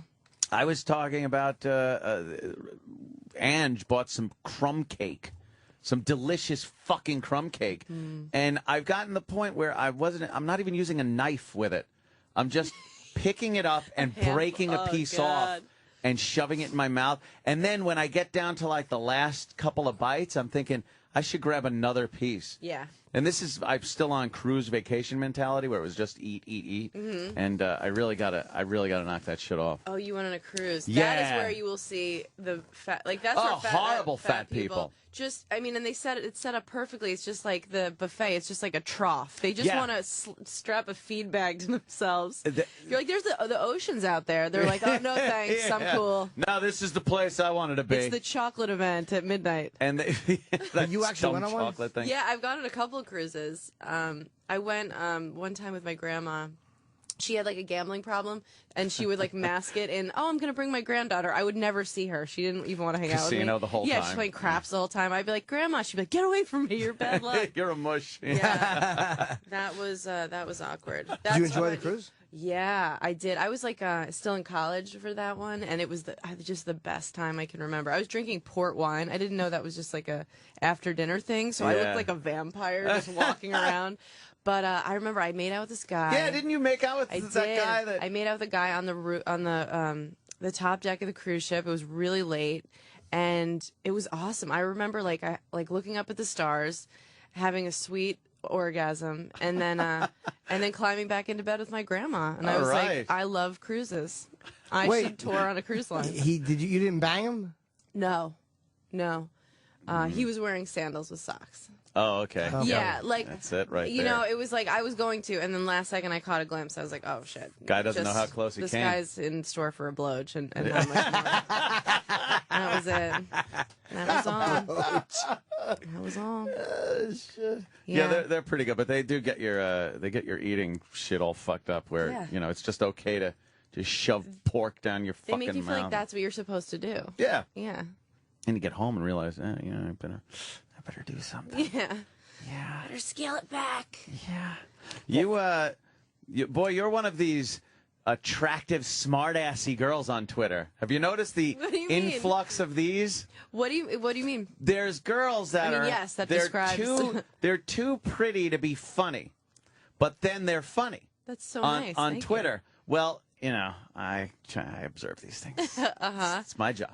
Yeah, I'm a huge wise ass on there. But there's these girls that get like a lot of followers for no other reason, and they're not in that category. I mean, you're a comic, right? But there are just your regular girls that get these huge numbers just because they'll talk about, hey, my pussy itches today. Yeah. And you're like, fuck, she's hot. She's talking about her pussy itching. You're right. It takes less. You just have to be mildly funny and kind of, above average looking. Because I think people just expect women to just be these, like, just piles of stupidity and, like they just walk around bleeding all over the place. So when a girl's, like, actually has something funny to say, they're kind of shocked. But I think it's the same with, like, with Palin. Like, remember what she had when they had the big debate? Everybody was like, well, she didn't just start crying. And then that was celebrated. But really, we should have to perform, just as much as a guy. A little more, yeah. But if you get a girl on Twitter that is willing to just talk dirty about herself and self-deprecating, very sexual innuendo and shit like that, but that's the stuff they would never do out live. In life? Like in a bar or something when you're trying to talk to a girl, it's just this kind of, you don't get that part of her. Well, they're willing to open up on Twitter and talk about, like, hey, boy, I scratched my asshole the other day and, I was smelling my finger all day. Really? Were you?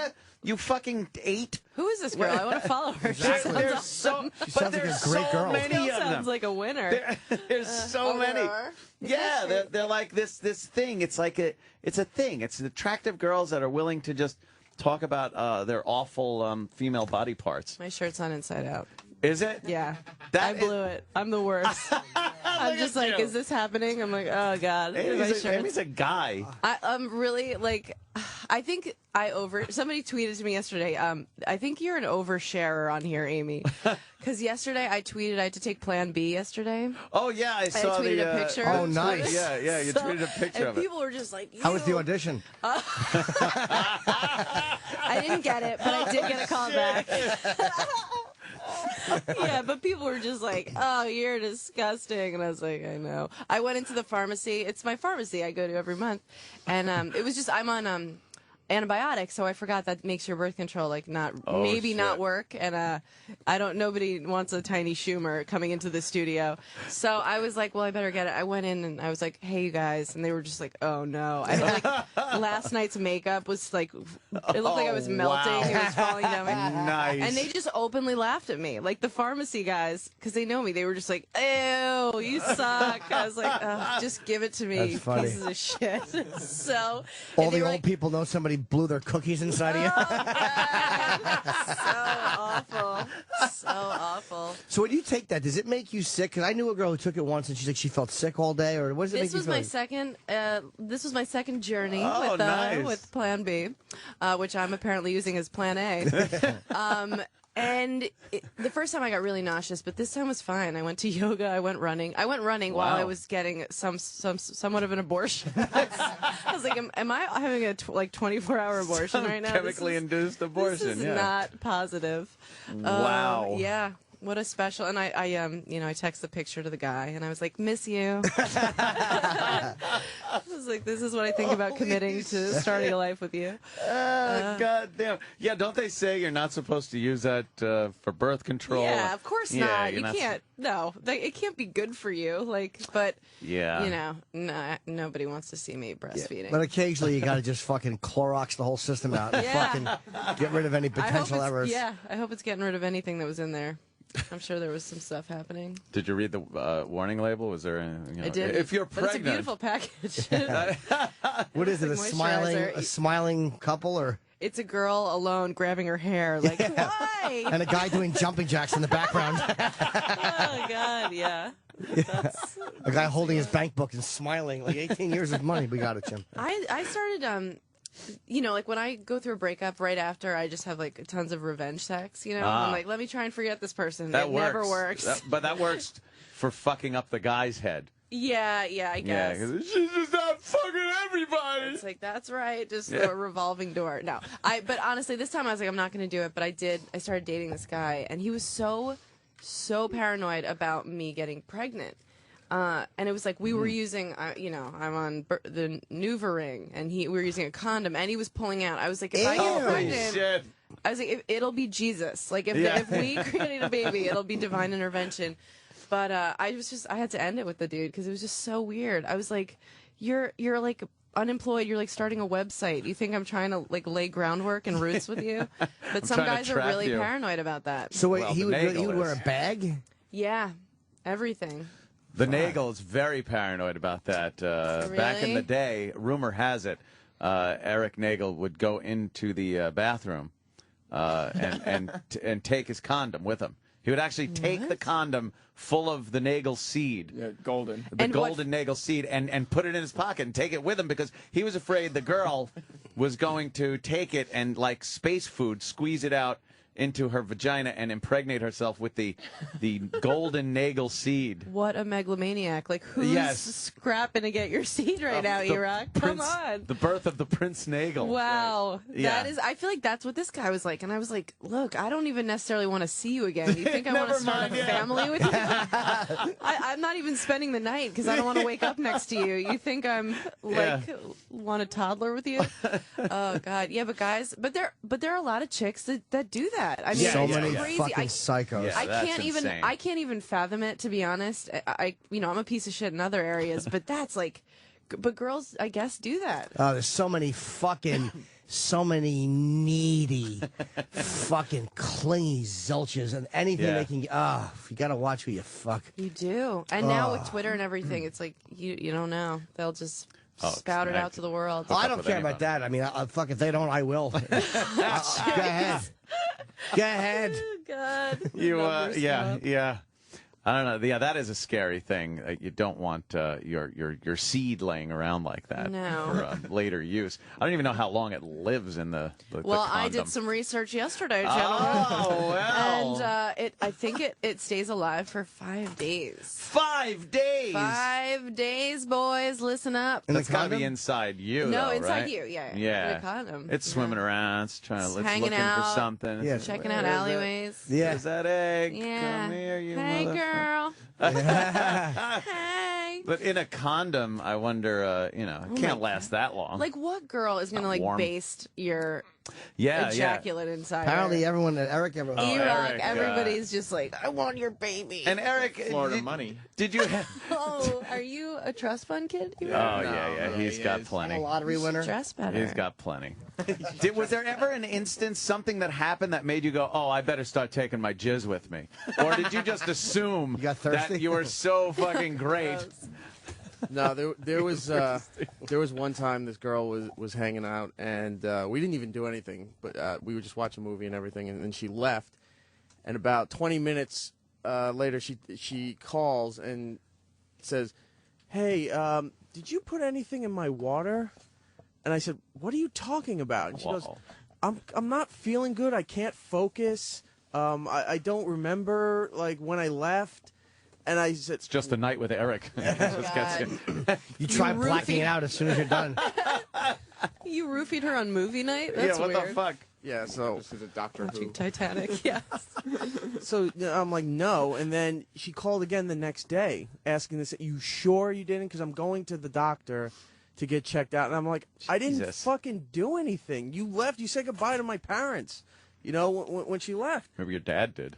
Yeah, maybe your dad slipped her a Mickey. I heard your dad fucks a ton of girls. Yeah. I heard Happiness was about your dad. Yeah. It's a biodoc. No, so it was just like, and this went on for a few days. Like, she's like, my mom wants to talk to you. I'm not talking to your fucking mom. How old Where are did you find this girl? I was 22. Ugh. Oh, my God. Just another clingy fucking idiot. Yeah. They're the worst. Yeah, but they're not all like that. No. Yeah, no, I know you're not saying that, but I mean, you really have to, like, I feel like if you know a chick, you know what she's going to be like. Yeah. Like, you can see a little bit of the crazy coming at you. The guys are fucked up, though, because we kind of like a little bit of the crazy at first. Cray. And then you realize it's attached to, you know, it's not just the one little carry-on. There's, she goes, oh, can we go to the carousel? I have a few more things. And then it's like, it's just rolling down the ramp, spinning. No. They're taking it. You got to get the cart. Yeah. Yeah. They go to the oversized bag area. Oh, God. Yeah, not good. I think the only thing that I'm crazy about for real is sleep. Like, I want to get sleep, and if somebody fucks with that, I become the exorcist. But sleep is great. Yeah, I need sleep. If not, but if I don't get it, I'll be a monster. How much sleep do you need? Not a lot.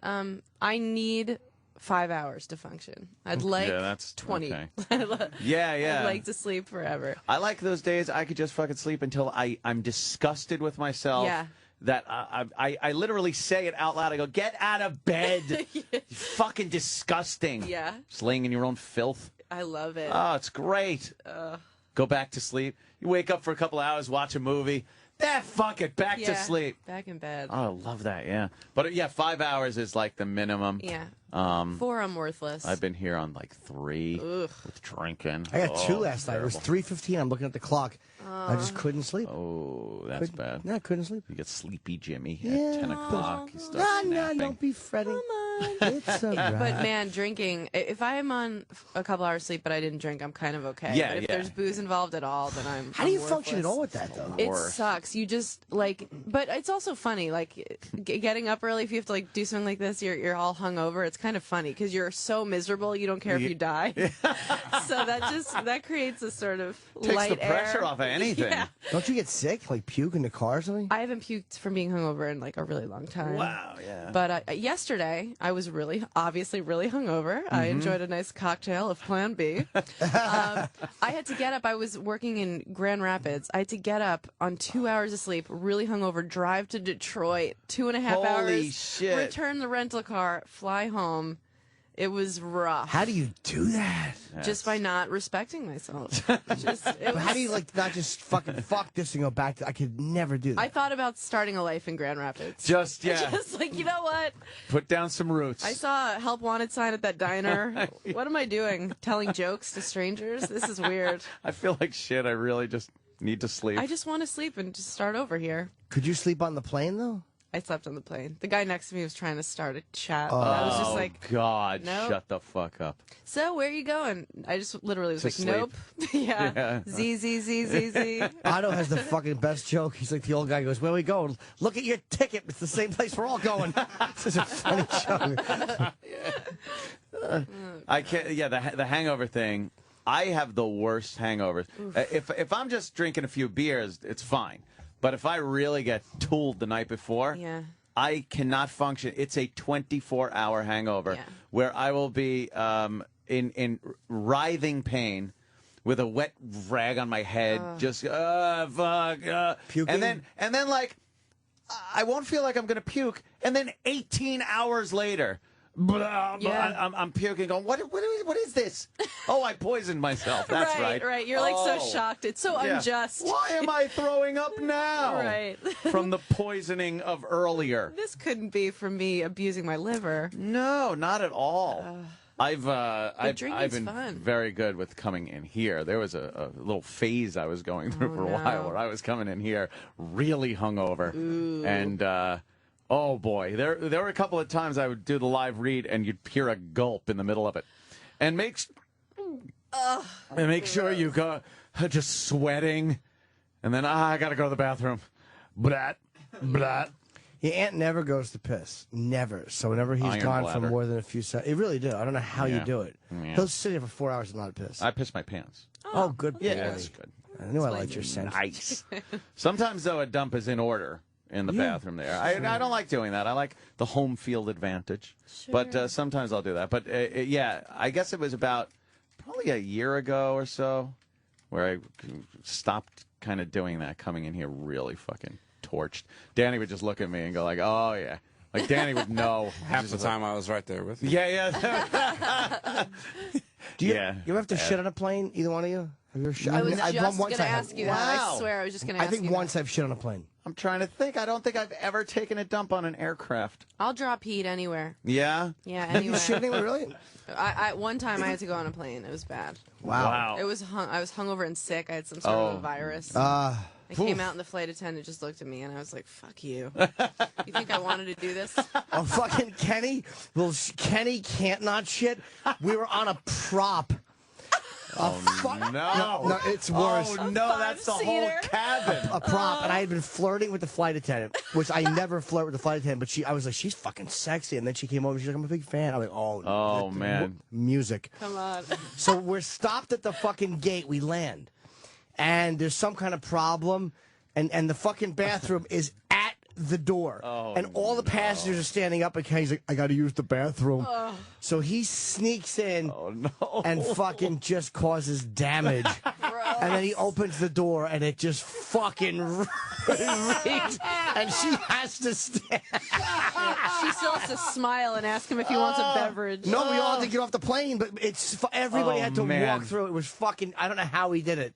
I would have shit my pants before I did that. That's horrible. You should not be allowed in society. No. It was a fucking horrible dump. That is gross. That's the worst part of it, I would guess, about taking a dump on a plane, even a big plane, because it's right up front there where they're working and doing their food stuff. And when you walk out, that's going to waft. And then you're going to be... Pilots. Yeah. They take Jesus Christ. Taking a turn. It leaves the fucking mic on. What, did someone take a big fucking shit back there? Jesus Christ, it reeks. Think I got cancer? Oh. Yeah, that's gross. That would be embarrassing. Then you'd just be the guy that shit on the plane. Like the flight attendants would be like, yeah, it's the guy that shit that's wants. The guy. Yeah, he wants a beverage. It's 3E. But also people who fart on the plane, I want to punch them in the face. Like I will glare at someone and just be like, I know. How do you know it's them? I know it was you. And then I just look and their shoes are just off. I'm like, okay, that makes sense too. I've cut such fart guy. Oh boy. Ew. I've dropped such. I told you, me and Florentine were on a plane one time. Oh Jesus. And my fart. We were in first. We upgraded the You're first. like Al Qaeda. My fucking farts were so atrocious that Florentine went up to the bathroom and the fucking flight attendant thought his shit smell was reeking out and spritzed outside the fucking door. So gross. Oh, and then later they're walking by our chairs and the fart reeked so bad she actually backed up and spritzed at our seats. At you. At our fucking seats. It's one of my greatest accomplishments. No. Did you guys, were you crying laughing? They knew it was us. I mean, me and Jim were like, they know it's us because all they see is newspapers. He's shaking. You're trying to hide your face, but you're convulsing in the seats. Who else could it be? Two fucking assholes with upgrades and Sabbath shirts. It wasn't the guy in the suit and fucking 2B. Oh my God. It was fucking huge. And it's one of my, and I really mean this. As we're all, because they were these fucking like, those fucking hot ones that were atrocious. And we're getting off the plane, and we're all standing there to get off. We're standing in the line to get off. And it was, again, waiting for the door to open. And I had one building, and I'm like, oh, my, I got to do it. And Florentine's like, you got to do it. You got to do it. Let it go. And I held it in because I knew I would burst out laughing, and it would have been so vile. And I swear to you, it's one of my great regrets that I did not drop that far in that line. You didn't do it? No, because I was afraid that it would cause it, like they would actually penalize us and threaten. I'm not kidding. I thought I'd get in trouble for it. It would have been Sometimes so it does qualify as an assault. Yeah. It's so bad that there's no difference between that and lighting some type of device that makes that smell and assaults you. It is an assault. Yeah. It's a great regret. That was probably 10 years ago, maybe more. And you still with remember you. it. It's eating at him. I'll never forget him going, you got to do it. You got to drop it. Come on, man, let it go. How did you not listen to him? I don't, because I knew I knew that because we were still standing there, and I knew everybody would know who it was. Yeah. And the laughter just. God damn it. Because Jim is really good at not, like, Jim will just, like, smell it and go, like, oh, man. But he cannot laugh. Really? Jim cannot laugh. Yeah. And we were one time years ago to Lancaster, and I was in the store with him, and there's a big fat cashier, and he's handing her something, like money, and he rips a really loud fart, and I'm standing there and I'm shaking, and I look over, and Jim at the cashier are staring at me, like, come on, man. Get it like how together. could you do that? Oh, And wow. I'm like, he never breaks. No. Wow, that's talent. Yeah. That's because he's a sociopath. Yeah, he really is. He's not. Kenny doesn't normal. break either, though. I know. Well, Kenny's again, sociopath, He's yeah. not a human being. That's Yeah. why. He took me. I get upgraded one time because he always flew first when we worked with Dice, and I get upgraded. So Kenny wanted us to sit together, so he took me up to the seat 1B instead of 5, and he goes to the lady. He goes, "Miss, can we switch with you because my nephew's incontinent."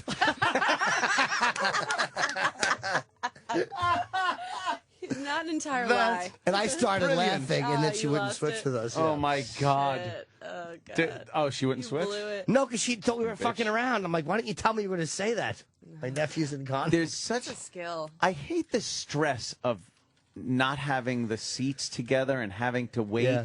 And then, because you can't relax until you finally sort that out. It's like, who's coming in? Is it going to be the guy that's an asshole?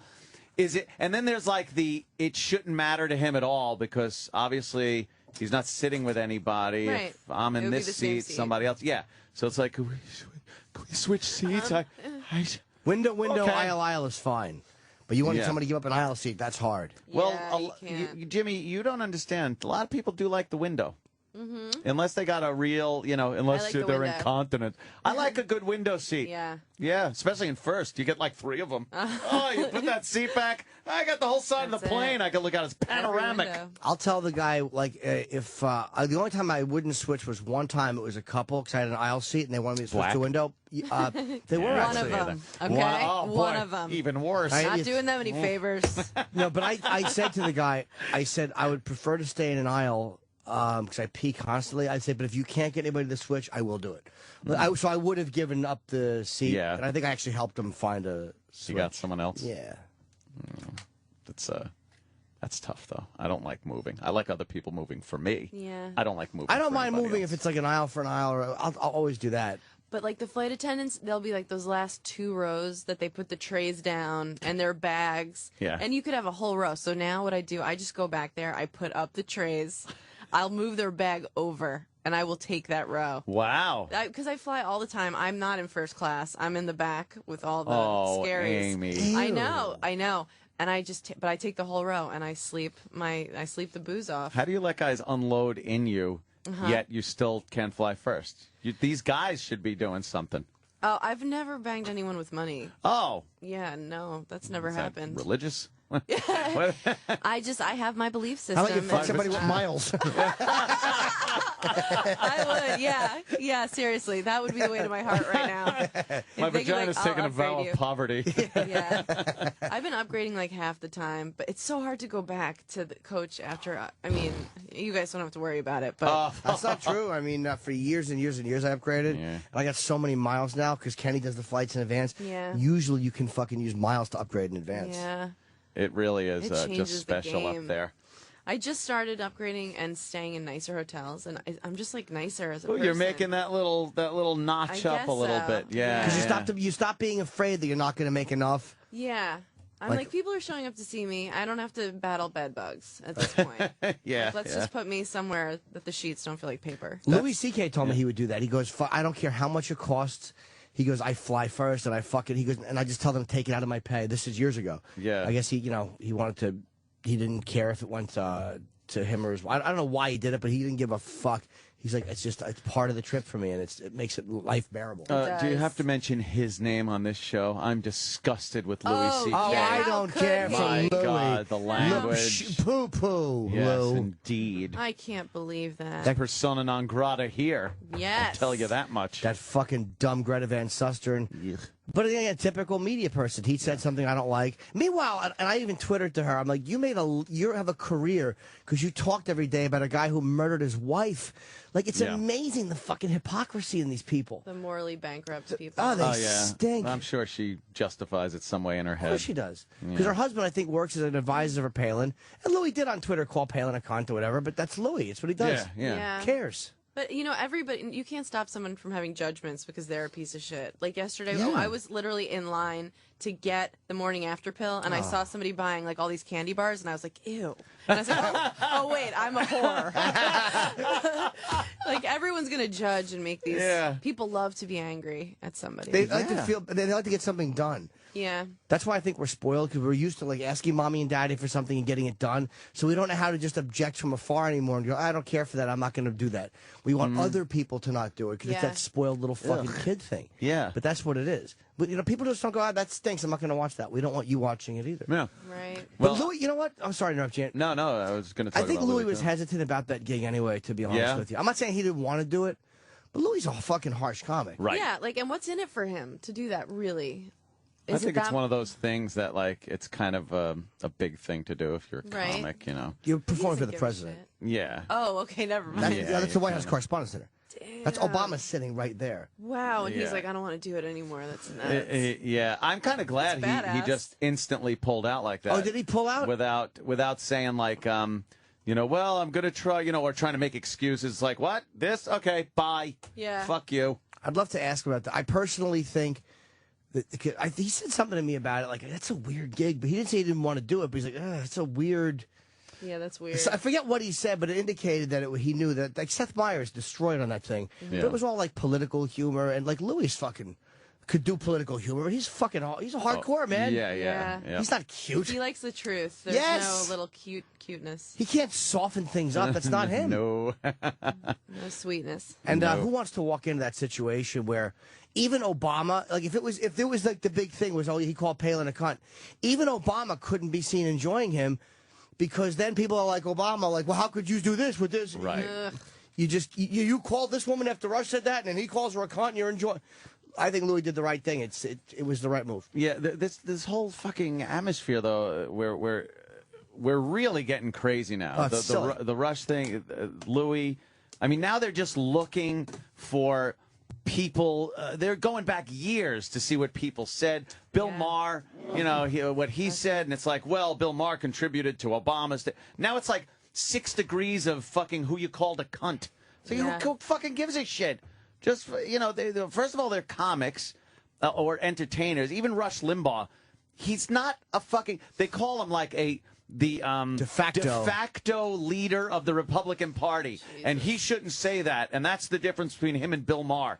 What? It's just slow news. It's like everybody gave a shit about Kurt Cameron. Who gives a fuck? Who cares? How could you? Let's protest outside his church or I don't know what he does. He doesn't like gay people. Oh my God, leave him alone. Let him hate gay people. Who cares? And he was asked. Growing pains. He wasn't going around going, I hate gay people. He's asked, hey, how about those gay people? He's like, no thanks. Everyone's like, how could you? Why is he? He's not a political figure. Then don't ask if you don't want to know somebody's. Like when fucking that cunt Perez Hilton asked, that Miss America. I didn't like her, Carrie Pragine or whatever. I thought she was a twat. Yeah. But he asked. Yeah. Don't ask her and then be mad because she doesn't like what you are. Yeah. Outraged at the answer you don't like. If she offered it, then you're like, what the fuck? I'm right here. That's one thing. But she didn't. He asked her. Yeah, you're allowed to feel however you feel. It's not like the old Anita Bryant days where she would just go around yelling how horrid gays are.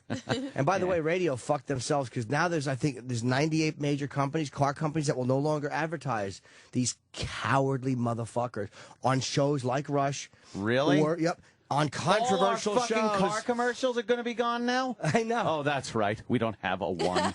Dick creams. You guys are selling ball the deodorant every day. Yeah, shit like that. Ball deodorant. Your nuts will smell great with this. Yeah, fresh balls. Yeah, that's what we. There's no Toyota being plugged on here. Yeah, we wanted to take Ford But Fresh Balls is in the way. Oh, well. Yeah. But those political shows now are not going to get those guests. I mean, those talk shows, because like Mike Savage and all that, they're not going to get that advertising.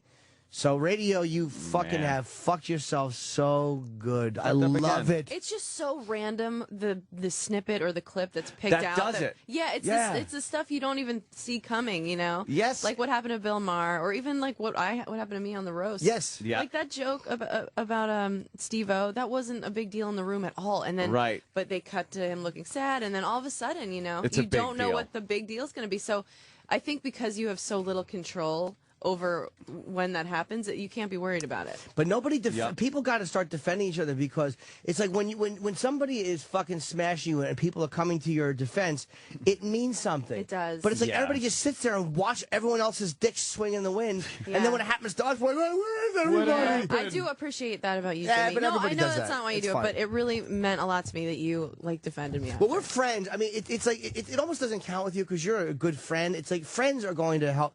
You're amongst friends. You're among friends. But still, you don't know. When people are in trouble, that's when people you thought were friends, like, Right. you hide out, like, Yep. oh, that looks bad. I'll call you in a couple months, you know. But I appreciate it. But any comic that didn't do that is just a fraud. Yeah. Like, it's not. It's like by defending other people, like in that realm, you're not being special. You're just not being a cunt fraud. It's the guys that run for cover that are just cunt frauds. Yeah. It's a situation where you how could you not defend somebody and be in the same industry? But they try to do it like it's all very political. Like there's not going to be any one of these liberal Democrat guys that are going to come out and defend Rush. Right. Bill Maher did. But I heard Maher did. I didn't hear the rant, but I heard he really probably because he was getting shit on about what he said. Right. But that's the time to not pull that shit. You know, and because eventually you're going to say something. They're going to pull that snippet, and you're fucked. Slow news day, and then you're the hot That's all button it takes. But nobody defends people who say shit they don't. And it's like I watched it with the Rush thing and on Twitter, and even a lot of our fans have reasons as to why they thought that what happened to Rush with, like, you know, the losing the advertisers and all this is okay. And they use the free market argument. Right. Well, he's not being arrested, and that's not what free speech. And it's like the free market argument is nobody listens to him. Yeah. His ratings go away, and people don't advertise. Right. But you jumping the gun and go, you have the right to do that. I didn't say people don't have the right to protest him, but why would you want to? That to me is the problem. It's like, why would you want to? Like, why wouldn't you just not like what he said, and who cares? It's just dumb. Like, to even answer that shit, that gives it power. Like, just let it, who gives a shit? Yeah, just leave it, let it sit there. Yeah, just let him put it in the ether and then make your mind up about him. But to start a rally, maybe it's because I'm super lazy. I just can't imagine trying to start a movement against, you know, somebody in the media. Most people are super lazy, except for those people that aren't, and they're usually the assholes that want their own fucking opinions, and if they're different, you should be off the air. Yeah. I never understood that. Yeah. It's like you said, why even protest it? I don't get the desire to do it because I hear stuff I don't like all the time, and I've never wanted anybody to get in trouble It's in for your it. headphones right now. Absolutely. It's utter shit. Yeah, I think what Rush said is nothing. It's nothing. Yeah. And he's not the de facto leader of the Republican Party. He's an entertainer. Yeah. Whether he's entertaining or not is, you know, your opinion. And if you don't find him entertaining, you don't listen. Don't listen. But, you know, people just don't get that don't listen thing. People don't like someone to have more influence than they have. They resent a person whose voice is louder than theirs, so when that person says something objectionable, they try to have that voice brought down. Yeah. And I don't get it. Like, they just don't like someone else being heard more than them. Yeah. And I like your excuse about, you know, being the de facto leader of the Republican Party, and Bill Maher's an entertainer. Well, then how come entertainers are getting in trouble, too? Right. You know, Totally. so we get a free pass? No, because, you know, we don't like you either. But it's because everyone has such an inflated sense of self now because of the all the access, Twitter, Facebook. Yep. To have a website, you used to have to be famous. Now you're a 14-year-old posting pictures of your dance, and they just Comedy Central just did that this study, and they found that 60% of people think that they could be comedians. Oh, my God. 60% of people are like, I can do what you do. So when people people will write to me and be like, "Why are you verified on Twitter? You're not famous." And I'm like, "You know who I am, and you have 3 followers. Like, why are we having this conversation? You know?" But people, they just get outraged. I think because they feel they could be in that position doing a better job. Maybe? Yeah, I guess that's Man, people are dumb. I think they think everyone sucks. Stupid. I think they think they want to do comedy. Stinks. I don't know if they think they can. Maybe they lied in the survey. I believe the survey, but I believe that they were just in a survey going, yeah, you know what? My friends tell me I'm pretty funny. I mean, think about the guys you work with on the road. Sometimes you're like, why don't go what back are you to school? doing here? They're like, do you think I should move to New York? I'm like, no. Yeah, exactly. Stay Can you in drive Omaha. a train? Oh, God. I don't know. New York, L.A. Here. You're fine here. Yeah, okay? yeah. Enjoy Virginia Beach forever. Troy has a friend, by the way, coming in today. Yes. What time is she coming? She's here. Oh, she's here. Okay. She's She's a big fan of yours. Oh, And really? I don't know if she's done. I think she started doing stand-up. Oh, no. After I just talked all that shit. Oh, yeah. Well, that's what you should, because if she wants to come in here, and she does, and maybe do a little of her act. Okay. Is that what's happening? I don't know. I don't know actually what she's going to do. She might be too nervous to do it. She might just talk. I don't know.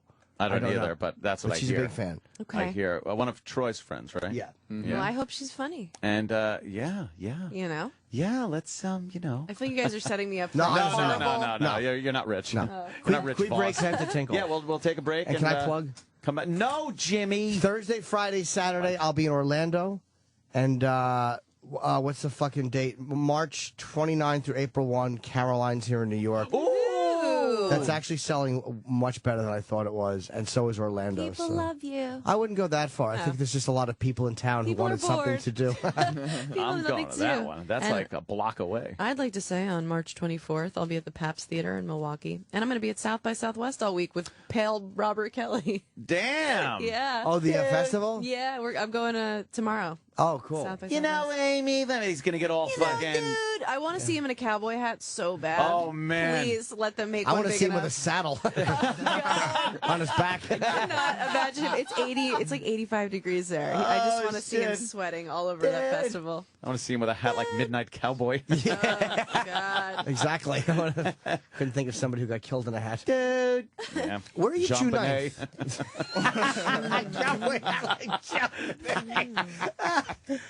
9th? Oh, are you doing the fucking antisocial tour with I got me, Artie, Nick DiPaolo, and Dave Attell are in Connecticut at Foxwoods. When? On June 9th? Yeah, tickets are on Ticketmaster. But I'm just wondering where you were. Bonnaroo. Oh, cool. Have fun. Yeah. All right. Right. Oh, great. Enjoy. Bye.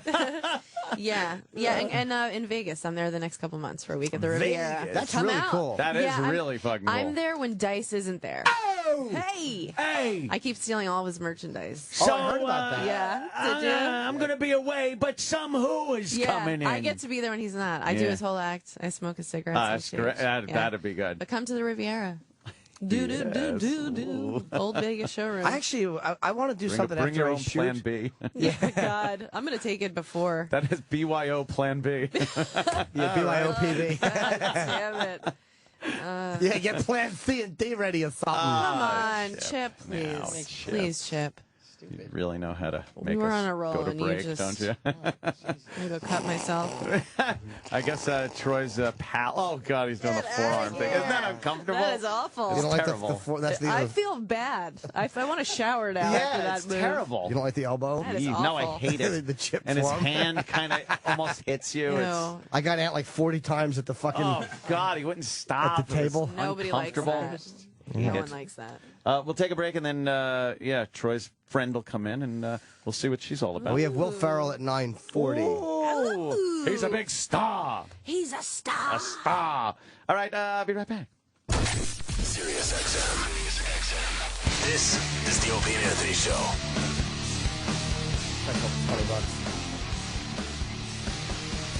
We're back. We're back. Hello. We're back. People just jacking off on Pal Talk. That's right. And in here. Amazing. It's just fucking amazing. Amy's wearing her scarf and jacket. Are you really getting a breeze? God. I asked when you left. I am. Look at this. When you left, I'm like, is somebody staring at Amy's tits and making her uncomfortable? I actually asked that when you left. No, actually, I'm bummed. Nobody was looking at my tits. My tits are getting no heat in here. You actually were just cold. Okay. Yeah, do you see all the papers are flying? And There's that's like just a wind just on me in here. Yeah, that's just because guys are talented enough to just look when you look away and then look away when you look. So Amy looks like Karl Lagerfeld with her fucking scarf. You really are like you guys. Her scarf and her shirt. Oh my God! Please, let's not go around the room. All right, Amy, have you seen the commercial with the comic that's up? This female comic, and she's like, "Hey, how about our periods, ladies?" No, I have not seen that. It is so. I can relate to that. I get my period every month. See? So it's relatable to me. It's gotta be I haven't good. seen it. Is it real hokey? It's really bad. She's a female comic? Do I know her? No, I think she's just an actress trying to play one. That's who they hire to do those. Yeah, not real comics. No. because a real comic would go, I can't say, no, that's not like, how I'm you not. do it. An actor will just do what they tell him. Yeah, they'll just give them the lines. They and do an they'll impression of fucking- a comic, which is really insulting because it's always this really cornball. it Like, really is. Who's from out of town? You're like, is that what you think of us? I don't know why. Like stand-up comics are now being used a lot, like fake ones, actors. In a few commercials, I've been noticing this happening lately. Some people, and it's so obvious they're not comics. Right. They're terrible. I like the one for what is it? The General Car Insurance, where a guy is just standing there going, "Hey, I had a little run-in with a truck, and I lost." And you hear like, "Ah ha ha." It's like it wasn't even what? I wonder wasn't if even a joke. That's only funny if a guy in a wheelchair is telling that joke. That would be great. Oh, speaking of Florentine not breaking, did you see his show with Don Jameson? Oh, I know that's Oh, Eric. actually, we know this. Yeah, comedian. he's actually. Oh no, it's terrible! Why would he do this? His name is what's his name? Eric Rivera. Yeah, he's a nice guy, and he's the host of the Cellar. Oh no! He did. He's host of the Cellar. The commercial is awful. I'm sure he knows it. Oh, it's a terrible commercial. Shoot, I Let's hope hear he it. got paid for that. What's not funny, driving without insurance. The other day, me and my little car in this SUV tried to use the same lane at the same exact time. I lost. Oh, man. The dubbed-in laughter. That hurts. That He's is a real awful comic? to watch. Oh yeah. Oh, that's terrible. I'll tell you what's not funny: driving without insurance. Yeah. Smiling the whole time. There's no Eric's like hoping no comic sees that. That would be funny if the driver for the limo that was going the wrong way down the expressway, Oh my god. if he got into stand up and told that joke. Well, Or that fucking lady on the Taconic. on the Taconic. Yeah, Oh, no. You know what's not funny? Slugging booze and then hopping into a minivan. Why would you take that gig? Here's one of the YouTube comments. Oh, no. Oh, no, now I lost it. really? Why would you take that? I'll tell you what's not funny. Your act, shithead. Oh my god. People are cold-blooded. People are brutal. They're not gonna. And that's not his act, of course. No, I would assume that's it isn't. But then people just kind of know People are him. going to think that's like your stuff. The general. Then there, I don't know what that other thing is for. It's definitely for a tampon or something. But there's a female comic in some kind of a tampon commercial. Period thing. Yeah, what is the breeze? I'm sorry, I don't want to be a pain in the ass, but it's really only on me. It's a strong, like the perfect storm is headed at me. I've never seen the papers. It's a strong wind just at me. I feel like you guys are like going pranking me around. right now. The papers are shuffling. We don't punk people by putting breezes on them. Yeah. Worst prank of all time. Yeah, exactly. Hey, let's see how much clothes we can get Amy to put on. Yeah. Well, Amy doesn't know. I have a full burqa. You guys are like, we got her. Yeah. Like, this was the worst prank. There's a fan in the corner blowing air. This is the worst. What? It's from haven't seen it. MaxiPad. MaxiPads. Do people still wear pads? That's just it. I went like, Rod, really? It's a Kotex commercial? Oh no. Yeah. Look for Kotex stand-up comic commercial girl thing because that one's really bad too. This is what because she's people- trying to be like this real hip kind of comic. This is what people think female comics talk about. Hey girls, hey ladies. People always thank us. Chelsea Peretti has a whole funny thing about like that people be like, "Thank you for not talking about your period." Like they think that's what we do. That's what like, you do. We don't. That doesn't even happen anymore. That's Was so there- hacky. Yeah. Was there a female comic that was their thing, and that's where the stigma? I don't came even from? mind it if it's funny. Like, Yeah. it's something that we don't. I wouldn't mind hearing about fucking how it smells like copper, or fucking How about fucking sofas you ruined? Like, I'd love to hear that. What the hell are they sitting? That'd be a great list for the top 5 pieces of furniture I've ever ruined on my period. Yeah. I'd love to hear that. The top 5. Just that would be a really funny 5. shoot. Me in 5 different locations, like kind of smiling. Yeah. Ruining this couch. I left a Rorschach test here. Oh my god. Yeah, they call Amy the paintball kid. That's what they call me. No, I had a joke about it. I like that I would. Well, I don't remember what it was. It was something like that. I would have sex with the guy when I had my period and pretend like I was a virgin. I'd be like, "Oh no, that's a good one. Sorry, I should have told you." Ow. And they were like, "Yeah, right." There she is. Stand up for who is this? Oh, I know this girl. You do? She's not a comedian. She's an improv chick. Okay.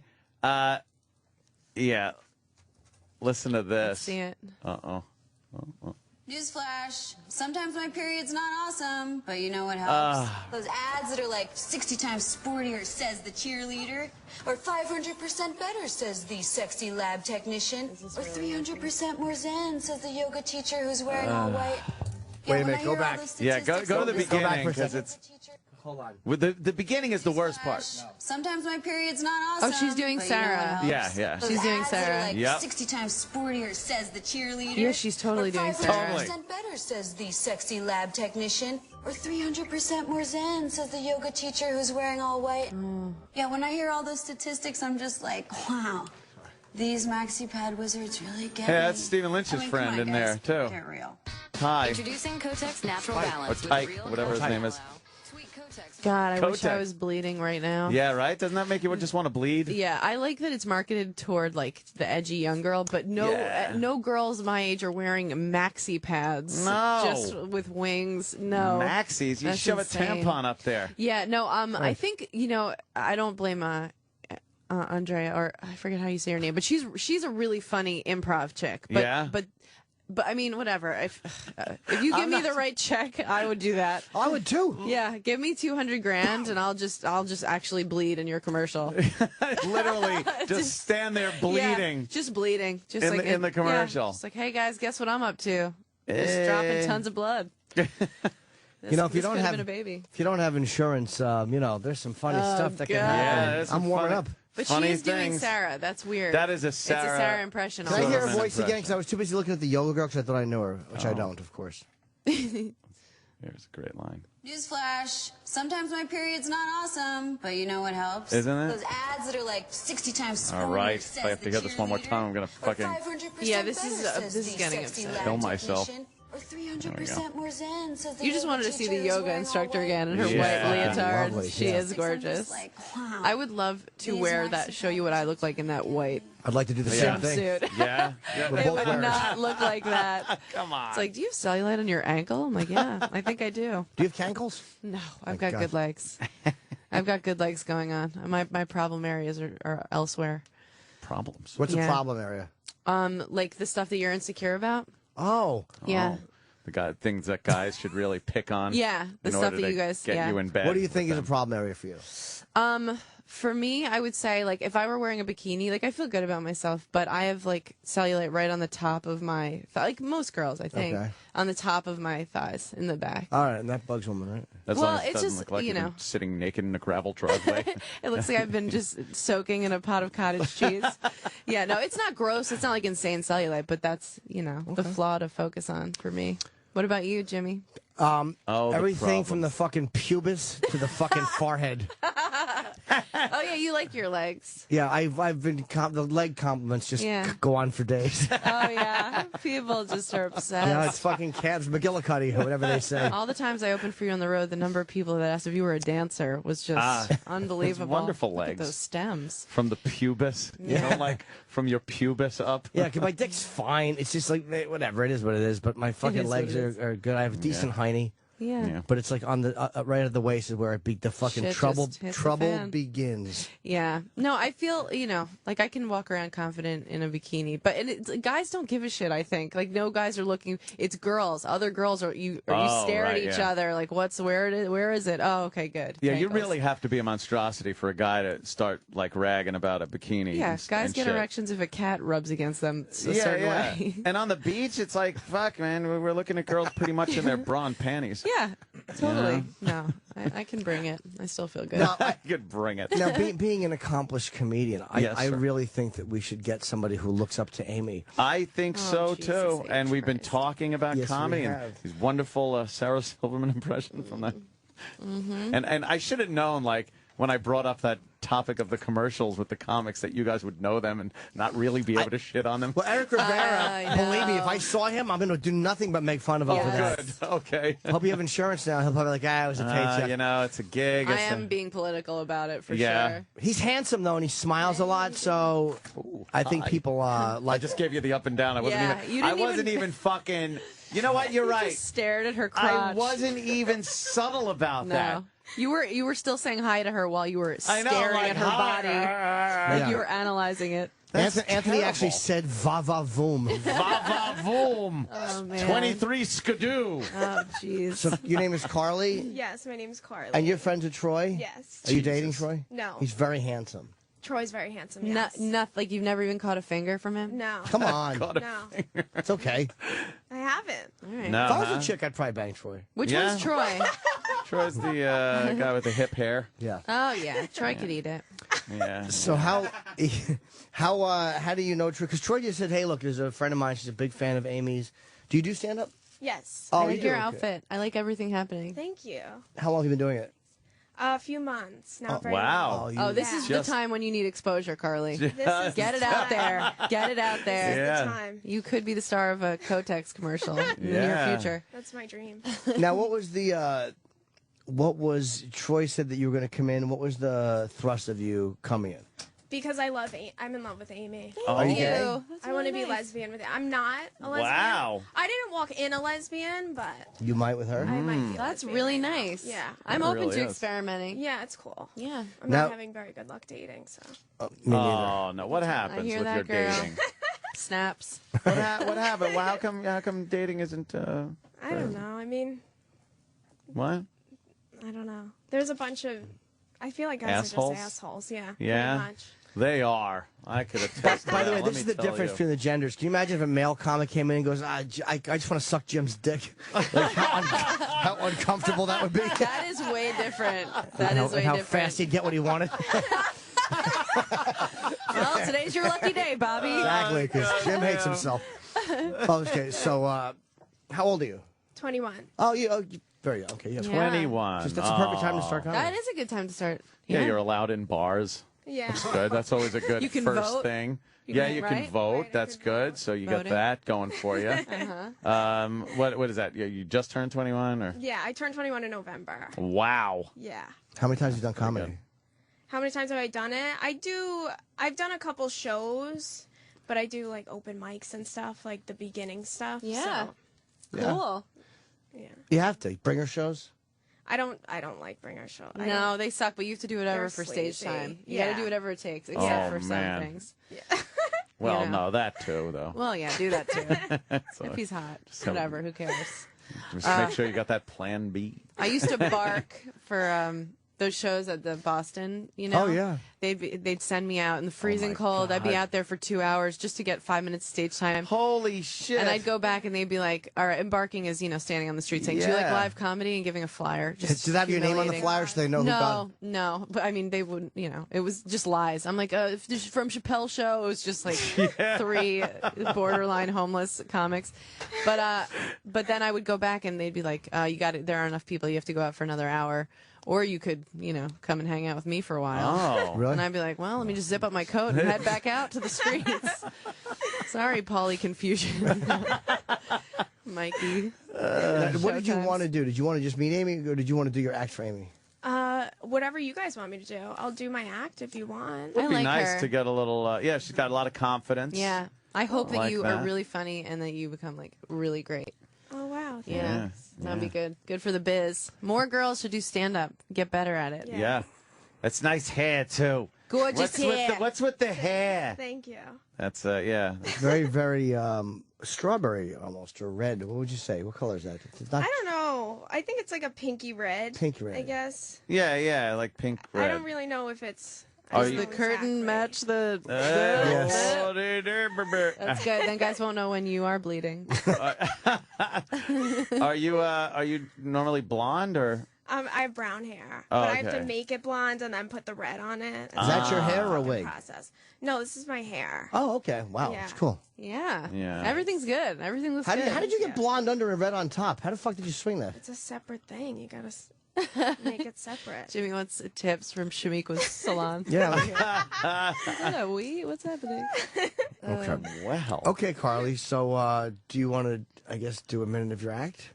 Yeah. We could do that. How, you want to bring her up or something? How do you intro? Kenny should do that. Kenny should do Kenny's it. good at doing the intros. He's coming for comics. By the way, this is the ideal circumstance to running. perform in. So there's no reason you shouldn't exactly. slaughter. Well, she requested this. Like, what's worse? Okay. She All right. requested this. You want to dim the lights a little bit so it's not like this bright atmosphere. A little. Yes, There we pitch go. black. That's perfect for comedy. Yeah. It's like, you want to take your shirt off? This feels Yeah, like yeah, we're too yeah, it really formal is. in here. Turn up a little bit. I can't see her. It's like, Yeah, what the hell's going What are on? we doing with our shoes on? That's weird. Right? God. Okay, so is that mic on over there, Sam? So Kenny could do Get the that one on. So. Kenny could. Yeah. Oh, God. I'm sorry you had to meet Kenny. That's Kenny. Just ignore me. You'll have to deal with a bunch of lugs like him in various comedy can't venues. avoid it. You can't Yeah, avoid so this is this is what it's going to be like. Yeah. Get used to it, sister. Yeah, get used to it. Oh, never his sister. What credits do you want in your intro? Oh, God. Oh. Please don't go that close to her. I'm sorry. Just say whatever you want. Just do it. Oh, make up Say some whatever credits. you think. Yeah, Yeah. Okay. Now? let her rip. Oh, my God. Kenny. You're Hello, ruining it. ladies and gentlemen, and welcome to the Opie and Anthony channel, where right now we present the comedy stylings of Carly. Wow. What a great house MC. Yeah. Fantastic. Okay, so I recently stopped drinking because I do a lot of stupid shit when I'm drunk, and I used to mix drinks, which you're not supposed to do. You know the saying, liquor before beer, you're in the clear. Beer before liquor, I'm a lesbian. And it's kind of true. I'm not a lesbian yet. Well, I wasn't when I walked in, but now things have changed. Recently, I've been dating European guys, and people keep asking me why, and it's really because they honestly just sound so much sexier when they tell me to go fuck myself.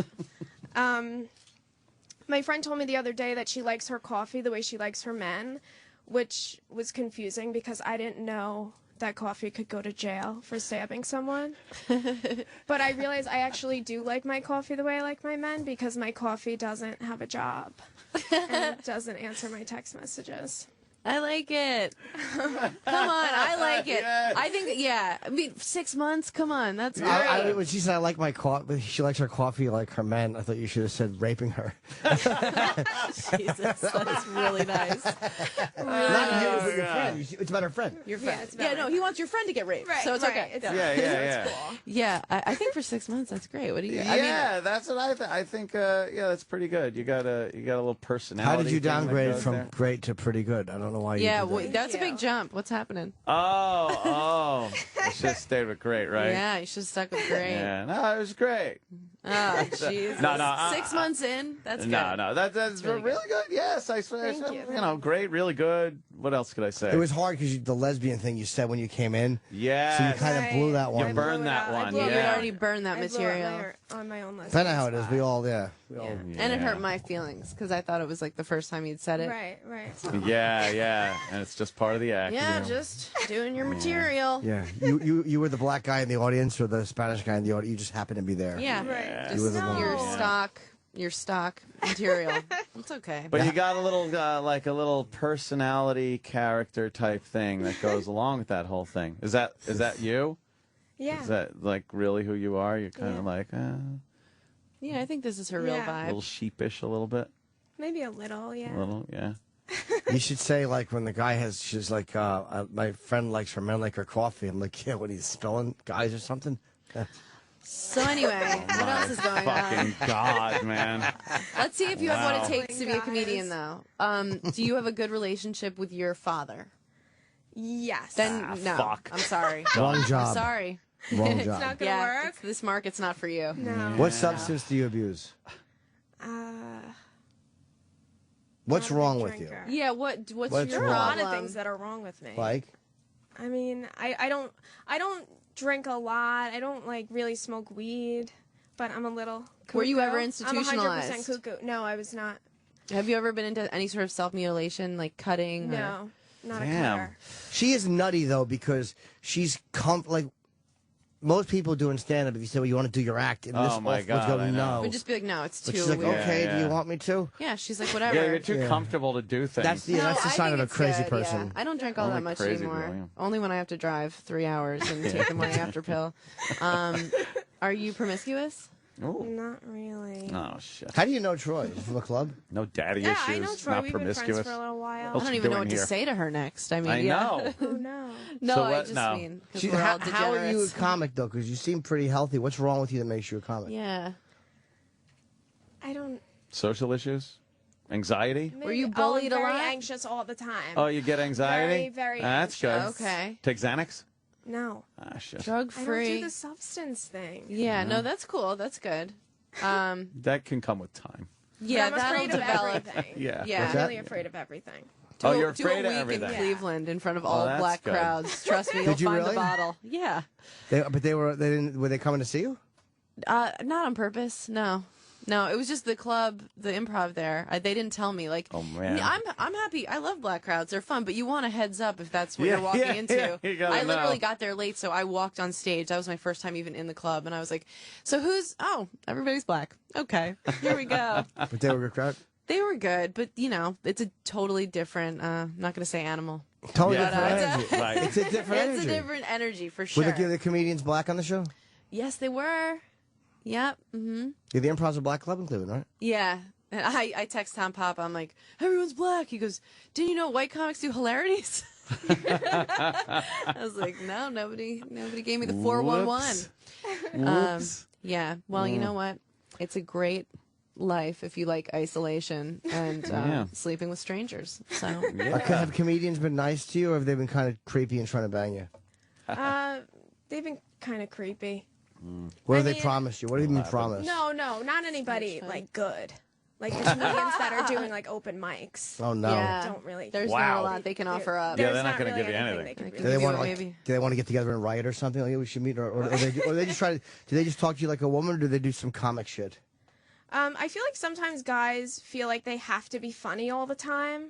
Do you know what I'm saying? Yeah. Like Oh, if I they're hate comics, that. I like and being they know serious that every so you're, often. You're a comic. They feel like they always have to say a joke. Oh, I like that. Yeah, I don't- that's not irritating at all. Like Chip. That's how Jimmy lives his life. It's like I always say, Carly, thank God that I laughed, but please don't let me forget that I cried. Oh, Jesus. What a miserable person. Wow, is that What horrible? This is good training for you. You'd have tweeted that if you were still drinking. Oh yeah, but I would have put the three dots in between. Oh, right. So you could, What's get that, three ampersand? Is that beats. called? Ellipses. What's an ampersand? Oh, I like that word. Oh, there you go. As An opposed- ampersand? Yes, as opposed to the alert, which we've all been the victim of. Oh, my God. Those cock blockers. So you're afraid of everything. You have a little Yeah. fear thing going on, Yeah, of anxiety. everything. Have you ever had like anxiety attacks? Yeah, all Yeah? the time. Really? About everything. I'm afraid of everything. Like what's one of your biggest fears? My biggest fear is probably something happening while I'm on the subway. Yeah? Like that's a big one. Like an assault, like Fez? Like it makes me nervous. Like if the train stops, me and Troy were just talking about it. Like if the train stops, I get like, oh my God, like claustrophobic kind of Oh, thing. man. And, Yeah. like, I'm just afraid of everyone and everything. Like I'm just. Oh, you picked a good People- job. When Stand the up. train nervous. stops, Wow. my biggest fear is that we'll be stuck there and I'll be hungry. I start looking around for people with food. Like, Yeah. what do I have to trade with them if we're down here for an hour? Who do I have to kill first? Yeah. You Yeah. start making total Get some survival food. plans. That child's an easy mark. Right. You're stopped for 1 minute. You're like, Snap I that will neck. eat your baby. Get his gummy bears. I could breastfeed from that woman. So you're afraid of like everything and people. Are you afraid of, like, because it's New York, are you afraid of crime? Like, you're afraid of being assaulted? I'm afraid I'm always going to get beat up. I live in Queens, and when I'm on the train, if there's, like, 13-year-old, like, Latina girls. Oh, yeah, Latina girls. Well, they're the most dangerous. Yeah. They will cut you. They will cut you, yeah. They won't hesitate to cut me. Wow. So what do? You try to lay low with that hair? Yeah, I just leave it up. Leave it alone. What's up with that hair? Girl. What you doing with that? No, those teenagers are the scariest. One time I had they don't my see the headphones consequences coming. That's No, they think they're invincible and they're trying to impress their friends. I heard these people making a whole plan. I'm invincible. You can see me. All right. Don't be ignorant to me. Yeah, What? ignorant. You ignat. No. Yeah. You'll hear them plotting against you. Oh, I turn my headphones off. They're like, we're going to steal her boots. I'm like, I just want to start crying. There's nothing I can do about it either. They're 13. I'm like, please don't hurt me. Because you know that's a no-win, because there's a pack mentality, but you're going to have to punch some of them in the face, and it's hard to punch a 13. It's like, not hard, but the consequences are bad for that. I don't know. I'll do it. I'll punch a 13. I would too. I'll kick him right in the face. I would like the opportunity. They don't even have to do anything. Yeah, I'd run so far Hit the third rail. Are you afraid of the third rail, too? Look out. Everything. Why stand up, though? Were you funny growing up? I've always written jokes for, like, years, but I just never got out and actually did it. Yeah. Because it kind of takes a lot of balls to get up. It's like really... Especially if you have anxiety. Yeah, especially if you're afraid of It just everything. takes a lot of work. Yeah. You have to hang out late at night with these kind of guys. With horrible people. Yeah. And then you lose your sense of self. You can't have normal conversations with people who don't do stand-up. Right. You find yourself It's a bad life. No, it sounds but horrible. It's a horrible life. You find yourself so jaded that when regular people try to be funny, like, I have a trip, good fall, and you're like, oh, just fucking get leukemia. Yeah. You're confused. You're like, when people try and joke around, I'm just like, oh, is that a joke? Oh, my God. Oh, I get it. A End your layman life. joke. Yes. End it. What about with sex? Are you like, do you have weird sex like issues, or are you like pretty comfortable sexually? Pretty comfortable. Nice. Is there anything in there, though, like choking or stuff like that? 21. That's right when you start 21. to experiment with with What like nationality? It's feel not like just I'm laying there. Italian. Oh, you're Italian, okay. Yeah. Oh, I feel like sex has changed now because you can tell when guys watch too much porn. Yeah. Do you know? Like, you'll get into it. You're like, okay, why are my legs back here right now? Yeah. Why are you choking, man? Yeah. Why are all your friends here? Choking. You know? Yeah. See, yeah, I never got the choking thing. Jimmy's brought that up a I few like times it. and thinks that, yeah. Yeah. I enjoy a good strangulation. It's just being totally dominated, you know? Like somebody's Yeah. being like, I'm in charge here. Oh, you mean sexually? Other No, ways. I just mean on the balcony like Johnny Ola. Like Luca Brasi in the bar. Oh, God. Oh, man. No, yeah, that's just a little too weird dominating. I think that's For like... a second. I don't mean like an hour sesh of Yeah, just fucking... no blood to the head. How long was I out for? No. I just Well, mean like, put it this way, you're going to need another pill. yeah, just a little Yeah. rough housing. Wow. I think there's other ways to dominate, though, that don't entail, like... That's violence. Just show her your tax return. That's it. Yeah. Ah! Like dominate you. How are you doing in life? Let me punch up my my Bank of America account here. Where do you get a load of this? I don't know who's boss. I don't know about that. No. You know, yeah. I don't know. I think I'm pretty traditional. You're pretty vanilla in the sack? Well, not just vanilla. Yeah, no. Well, vanilla as far as my partner Of goes. course, your preferences. I let's certainly be don't honest. delve into any exotic flavors. Yes. What's that? No moose tracks. Moose tracks. Moose tracks. That's amazing. That's amazing. No, the choking, anything choking, slapping. But like, spanking. No, very playful. That's one thing, and not no. during. Not during. Really? That's You kind of spank silly. after? I'll grab. Yeah, a little spank after. Look what you did. That's a poop, get your ass out. Yeah. Get out of here. Yeah, that's how you guide them to the doors. Yeah, a little tap on the ass. Spanking. No, You like don't spank them and then squeeze their pussy a little bit and scold them for craving black cock. What's wrong with you? Who are you? Are you not an American? Who'd you vote for? Fucking Putin? No, it's not. No, it doesn't necessarily mean it's just all vanilla fucking missionary position shit. Yeah, but but you're hair still, like, pulling seems silly unless you're like you got the hand on the back of her head and you kind of grab a handful of hair naturally. Right. To just sit there and yank on her fucking hair. No, that's insane. That's a crazy person. Man, I'm gonna pull your hair. You're doing it wrong. Crazy. I yank her hair like that Jimmy Cagney clip. Did you see that clip recently? Where he fucking the best breakup clip ever. Where he throws the chick out of his house and he drags her by the hair across the floor. Oh yeah, we did watch that one. That is a good one. Phenomenal. Yeah, that's how it should be done. It's the best clip ever. Sounds like a good guy. I don't know. Great guy. I think done right, it's good because it's fun. It's like that feeling of it's almost like guiltless sex. Like, well, I don't even have a choice in the matter. This is just what's happening. Yeah. Not my fault. Being forced. Not my fault. I'm getting fucked. You'd be terrible to cheat with. Oh God. One strand. One fucking strand Carly, ends up somewhere. Yeah. And it's done. There's no Game question. fucking over. There's no way you can, Can't cover one of the maid brought her kid here and she had a fucking Raggedy Ann doll. I guess it was the Muppets did a show. Oh God. Yes. Are you on Twitter? Yes. Oh, you're on the Twitter. Yes. What's your How Twitter many follows name? you got? 1,000 and something. Whoa! Nice. There you go. Look at you. Yeah. How many you want? Watch this. Watch the power of the Opie and Anthony show. Yeah. Oh no, there's gonna be like three. Three more. 30, 5 30 unfollows. Yeah. Fucking ones you'll have to get restraining orders against. Relatives stop talking to you. Yeah, you don't Shunned want by the community. You don't want any of these people. They're despicable. You know human you're a beings. piece of shit when you can't even open your camera photos without shielding it so nobody sees it. Oh God. Jimmy, you are. I thought you were a piece of shit long before that. No, I know that, but it's awkward when you're at the cellar and you realize that you want to just Twitter a photo of you and Tom Hanks, but you don't know who's behind you, and God forbid your thing opens.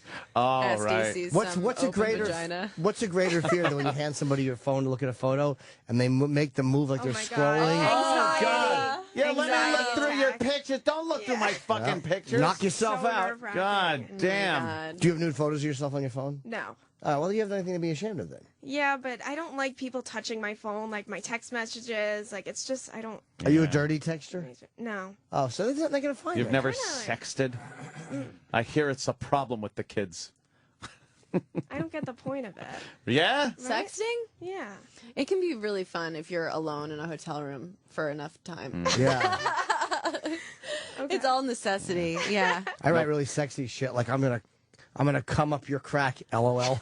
Oh, so cute. The LOL is the hottest part about it. Yeah, the LOL is hot. I had the worst sexting experience with a guy lately. I had plans. I was gonna have sex with this guy. Like it was going in that direction. no. Okay, Another but that's guy how bad the misses out. phone sex went. Oh no. Yes. Wow. Okay, so I wrote something to him like something like I'm gonna sit on your face or just something really beautiful like Of course. poetry. I was writing Shakespeare.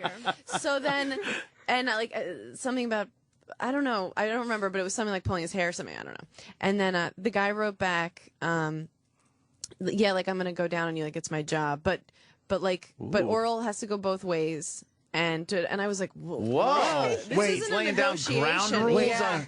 He said I'm gonna go down on you like it's Like my it's job. my job. That's a and horror. First of all, It was bad. that's stinks. That is terrible. It was so bad, and Yeah. then I go, this isn't a negotiate. Like I feel like I was on a used car lot, and he was like, well, I'll throw in the free air conditioning, but and I was just like, you know what, this is. He goes, do you want to try again? I was like, no. Oral goes both. Who would say Oral that when you're go being both dirty? ways. I My was just- client would like to receive some oral. I was like, guess who's in the friend zone? Yeah, that was it. I That was like, oral goes both oral's ways. gonna go On a both text ways. message. A text. It's not like you're even in the room trying to Yeah, avoid yeah. some It was- cocksucking. It was the worst. I was just like, ugh. That's fucking awful. I don't think I even masturbated for like a week after that. Wow, I that was got just you like, fucked no up. thanks. That guy fucked He up. does, and he knew it. The next day, he's like, yeah, we really blew it. I go, whoa, Wait. you blew it. Yeah. Let's call a failed. spade here. It's like the Kobayashi Maru. There's nothing worse than a terrible dirty texture. I can be nonstop. Like I'm an addict, so I can see Yeah, somebody yeah, going yeah. just pretending they don't see it. Yeah, just like, all right. All right, already, we get it. You want to smell my ass? I fucking heard you. Dear mom. That's amazing. But it's the fucking ones that are just duds and don't know how to write. It's like, you're horrible. That sucks. Yeah. Oh, yeah. They won't even send you. I hate when people that won't send you a dirty, like any type of photo. Oh, come on. Come on. Have fun. Live your life. Yes. Oh, God. I have to really have a good relationship with every ex, or like God knows the shitstorm that would hit the internet. I fucking was talking to this one girl, and she was just really pretty, and I liked her, but she was such a fucking dud. I didn't even try to talk dirty to her. I mentioned something about sex, like something sexually, but I wasn't. And she's like, talking about, what did she say? Talking about sex, I'm going to take a big pass. Ew! And I said, I feel like I'm talking to my grandmother. Yeah. And I never spoke to her again. I'm going to take a big pass. Yeah, just like, No wonder you're single, Right. stupid. That's why you're 30 and awful. single, you unsexy dud. That's awful. Because her boyfriend had cheated on her. That's why he fucked somebody else, idiot. Yeah. Because you're a dud. You're Was a that in a fucking text? dud. Yeah. I'm going to take a bit. I would save that. Dude, I wasn't even being dirty. Right. It was literally, she was such a fucking lump. That's so funny. Jimmy gets so It made me He's so annoyed. bad. He's physically pissed But off. I so understood why her boyfriend cheated on her. I'm like, that's why he fucked somebody else. Like I That's don't why. cheat. But I'm like a monogamous whore. Like if a guy cheated on me, it would be to have just normal sex with somebody. He'd like find some nice girl where it would just be normal vanilla sex. A little too outrageous. I met her at church and I took her home. Yeah, I find myself on just Christian Mingle. Yes. On Christian Mingle. There must just be some horrendously like crazy sex going on that though. Yeah. Repressed God. fucking. Oh, that's the creepiest. Whenever I see that commercial. Yeah. Yeah. It's like, Let who's on Jesus match you The up. guy from religious backgrounds, Yeah. they are the wildest in bed, I find. Girls too. I've totally. really, like found that they're really fucking crazy. Yeah. I don't know why that is. Something about like Catholic school. They just. I don't know. They were they're those just like, fuck you, Mom. bunch of bunch of sisters. They're not nuns. They were literally sisters. Sisters. Years Black ago. and sisters. Huge Catholic upbringing was crazy. The parents had to know everything they were doing, and they were insane. Yeah.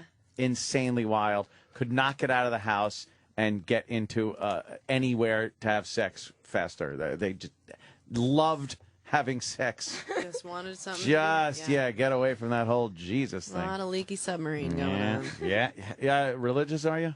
No, No? not really. What are you supposed to be? I'm Catholic. Yeah, Italian. That But, kind of goes with it, yeah. I guess. I don't go to church and stuff, but No? I'm not super religious. I mean, I believe in God, but I'm not. Yeah, you got to believe in God because you're afraid. You need some kind of hope. Yeah, exactly. You can't think it all just ends. God's not going to help you on the subway when you get raped. That's true. That's true. Repeatedly by 13-year-old Latin girls. we learned, yeah. Latina chicks. Oh, my God. Yeah. I'm annoyed at that guy. What guy? The fucking I know. The guy orals are two. What do you say? It's going to go both ways. It's going to go both Oral's ways. going to go both ways. Why would you say that? I just was like, nope. I go, you're ruining this. You know you're ruining Did you say this? that? Yeah. Good for good. you. I could show you the conversation if I didn't want you to see the name. Oh, no. Oh, no. Oh, Amy. Oh, Lenny Marcus. I'm kidding. I'm totally kidding. No, Lenny's a great guy. I know, He'd be an Lenny's- awful dirty Oh, texter. can you imagine trying to dirty text with Lenny? Oh, Yeah. that'd be amazing. I kind of want to do that. You'd write something like, I want to suck your cock, and for an hour he'd write back, you're crazy. Yeah. It's like, I'm uploading software on my computer right now. You have to know iPad where you just ignore it and pretend you didn't see it? Oh, no. So change the name. Put a different name. I don't care. Okay. All right. I'll show it to you.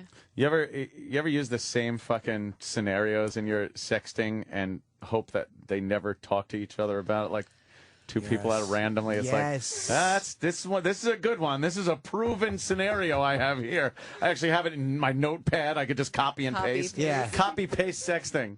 Yeah, that's a good one. All right, I'll throw the hands against the wall thing. Yeah. No, it's got to be genuine. Yeah. It's that same thing with if somebody's like kind of like, oh, I guess I'll try to spank you. You feel it. You're like, oh, come on, you hack. You're trying, all right. Do it or don't. You're failing. No, I personalize it. I'll write things from today's paper. I'll be like, I'm going to push your face into the March Madness bracket signs. Suck my cock where the poo comes out. I know he wrote it today. Look, it's today's headlines. Suck my caucus. Political humor. that was Political great. humor. It's Too political. Oh boy. Yeah, that way they know it's that day. Do you have a boyfriend? No. Aw. She said she has some relationship troubles. Why? What's wrong with you in relationships? You're afraid of guys too? Are you afraid of everything? They pull their penis out. She's like, You're like a chihuahua in a thunderstorm. Yeah. She screams like Fay Ray. Run into the bathtub. Good reference. The worst. Really the worst. So, really? Are you a bad girlfriend? I'm a good girlfriend when I have a boyfriend, but I just never have a boyfriend. Why? Oh, man. Are you prudish? No, It's got to be an issue. I don't, I mean, I have a hard time, like, actually not getting sick of someone within, like, a week. Oh, wow. Yeah, that's kind of my thing. How do you refer to his penis? Like, what word will you use? I guess his penis. I don't know. What do you mean? He wants you to say cock. But I'm not, slowly. No. But it's regular. Like, that says a lot. Some people won't talk like that. Yeah. They just won't. Like, at all. When a girl's like, I want to, and she won't say it. Like, you want to what? I want to, You're a member. Yes, remember. Your member. Your thingy. You're a member to join my club. Call it a pud or don't call it nothing at all. The old AIDS dispenser. Yeah, exactly. You want the life changer? Get on it. Put the life changer in your mouth. That is horrible. Unbelievable. Man. Life changer. Yeah. When was the last time you had a boyfriend? Jimmy. Jimmy, you're not a queer. Oh, I almost got him year that ago. time. About a year ago. Oh, a no. year ago. Well, like, I date people, but I haven't been in a relationship. Yeah. For a year. And what did he do? I just got over it. Like, I was over it. We You dated didn't for a want to while. have sex with him I anymore? mean, like, I did he just do didn't anything? like Was he a him student, or did he do like have a job? He was a student. A student. Oh, yuck. Have you been Yuck. in love yet? Like, No. fucking love? Oh, 100%. man. Or you just want to You're be missing having sex out. with a person all the time? That's all All you can the think time. about? Oh. So you're missing out So you on haven't lived, heartbreak. Yeah, your comedy's going to change once you start really living life and getting disappointed. Yeah.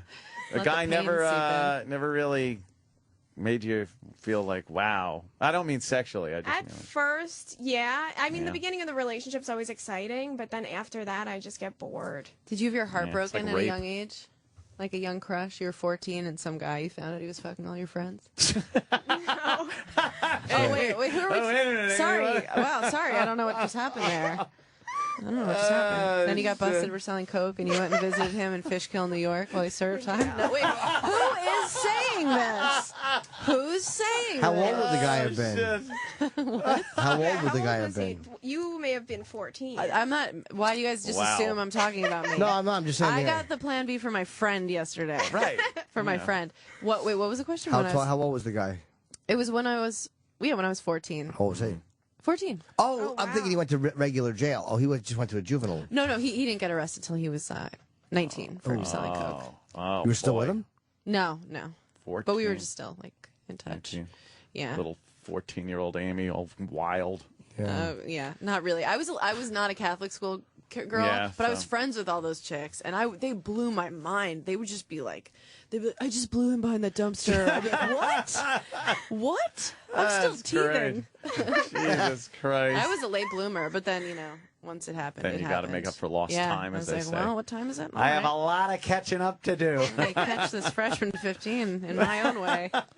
Well, don't forget, oral is two-way street. Two-way street. That's exactly how I read it. It's gonna go both ways. Yeah. Let's get this straight, Missy. ways. I'll do you if you do me. Yeah. What a mistake. Quid pro quo on the oral. Quid pro Yikes. quo. But especially since the thing is, you don't say that. You can think it and go like, all right, but when it's happening, but when you're talking dirty, you don't have to be so literal. It was Sometimes an immediate negotiation. I mean, when you're going down on a girl, you're hoping that it will be reciprocal. Oh, I'll say it like if she's Some like I'm about. point. If she's like I'm about to come, I'll be like, well, that's to be determined. Yes. Yes. I'll well, say let's discuss you're the. Two-way either going to street. come really good or your clit's going to get pinched between my fingernails. I'm going to flick your clit like it's a fucking marble.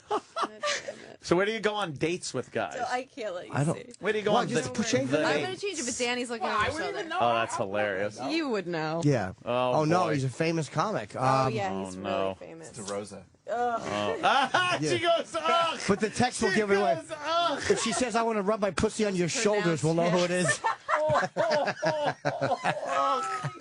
Poor Joe. Yeah. He just got an ugh. I'll know who it is by the context. I'll know who it is by the yeah. I'm not doing it. No, I'm kidding. I won't. Oh, man. No, I was gonna make a Bob Kelly joke. Like, if he says something like, "Boom, you lay back, you get your pussy eaten, you get your nipples slit. Boom, you come on my fingers. We'll pet my dogs." No, change that. I won't always my contact. I don't know how these guys talk dirty. Oh, God. You know, oral goes both ways. Yeah. If there's a lot of misspellings, I'll know. Oh, man. People are just terrible at it, though. People are fucking terrible at it. Yeah, really bad. You got to have some panache. When people take it too literally, it's like we're playing. It doesn't mean anything. Right. It's silly banter. It's fun flirt. It doesn't mean we're actually going to do all this stuff. A big no. Sometimes I'll take a big pass. A big pass. That's it. You want to take a big rope and hang yourself off a big bridge. That's why you're a big age and you got no big significant other. You fucking big zero. Good. Keep playing with your dopey pussy. That lonely. Keep fucking dry humping your clit, you fucking zilch. Hope a fucking dog steps on your twat. She made me fucking sick. Oh, God damn. You unsexy lump. Oh, that is just horrible. I was talking about sex. I'll take a big pass. Oh, it bothered me. It made me so fucking angry. Because it was such a fucking... First of all, her age annoyed me. Right. 30 and single. You better be fucking nicer. Yeah, you something better going, right. You better be fucking nicer. Mm-hmm. I don't talk to chicks that age anymore. I really don't. I tried a few. Yeah, they get a little fucking... You're different though, Amy. You're fucking... You're not a civilian. Nah, and you're an exception, I think. You're different. Yeah, she... But I'm talking about... She fucks around. But the women I've spoken to who are that age, as far as being like, you know, could we do it this night? It's like, no, go fuck yourself. I'll never speak to you again. You're fucking 30 and you got nobody and you wonder what. That's why. I'm amazed you got to the point where you were actually texting. That entails like exchanging a number and stuff like that, to where you didn't know her enough to know that she would say like a big pass on sex. Like, she was fun to talk to in person. Yeah. But just a dud on like, you know, like a couple times, like, hey, you want to meet up and have lunch? No. Okay. Goodbye. Ugh. You know, go fuck yourself. Exactly. Keep doing what you do for a living. She's doing right now. So dating, no, Jimmy. So dating, how do those go? Where do you go? You beat Where do they somebody, pick 'em take up? you? Oh, Jimmy. Never anywhere Pay them. good. Never anywhere good? Where? Just like whatever, something like if you're just meeting up for drinks, just Oh boy. any kind of. You need a sugar daddy. You know what I'm saying? Oh, my God. Did you find it? I'm looking. Come on, but Amy. I changed the contact. Now I don't see the... Yeah. Oh, wait. Okay, I got it. Uh-oh. Oh, boy. Look, she's smiling over here like... She's nervous that you're going to know who it is. I really don't want you to know who it is. I will have... Danny, cut it out. I won't know. You will know. I will not. Is he white? Okay. Yeah. What are you talking about over there? Exactly. That's what I like about Amy the most. Okay.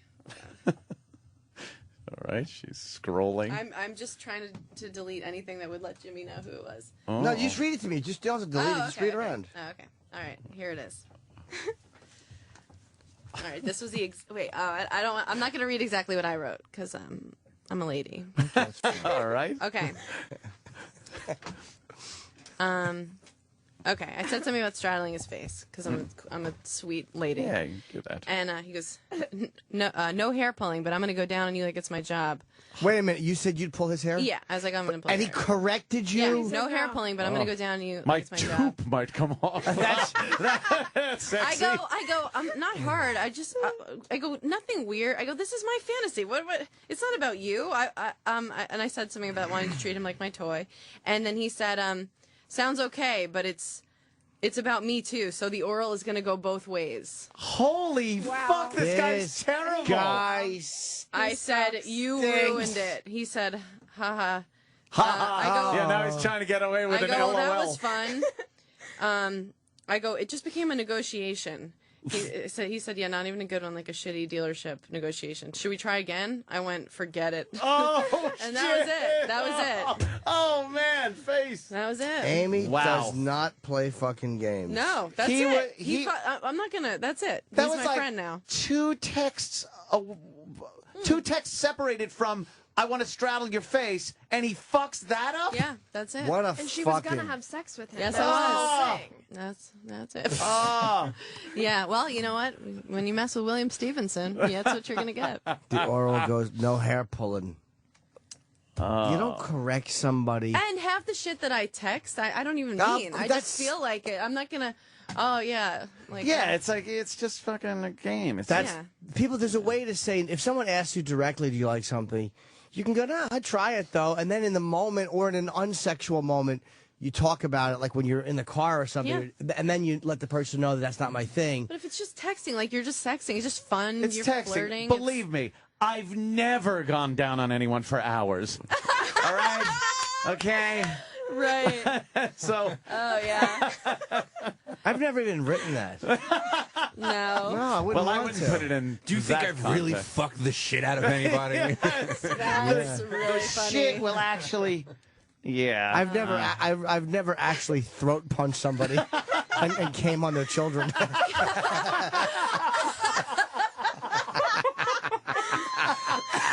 Oh my God, that's amazing. Well, kids are fast. Yeah, They get away. That's how it goes. Oh man. Oh, there's is that not the worst? That annoys me. That's most annoying.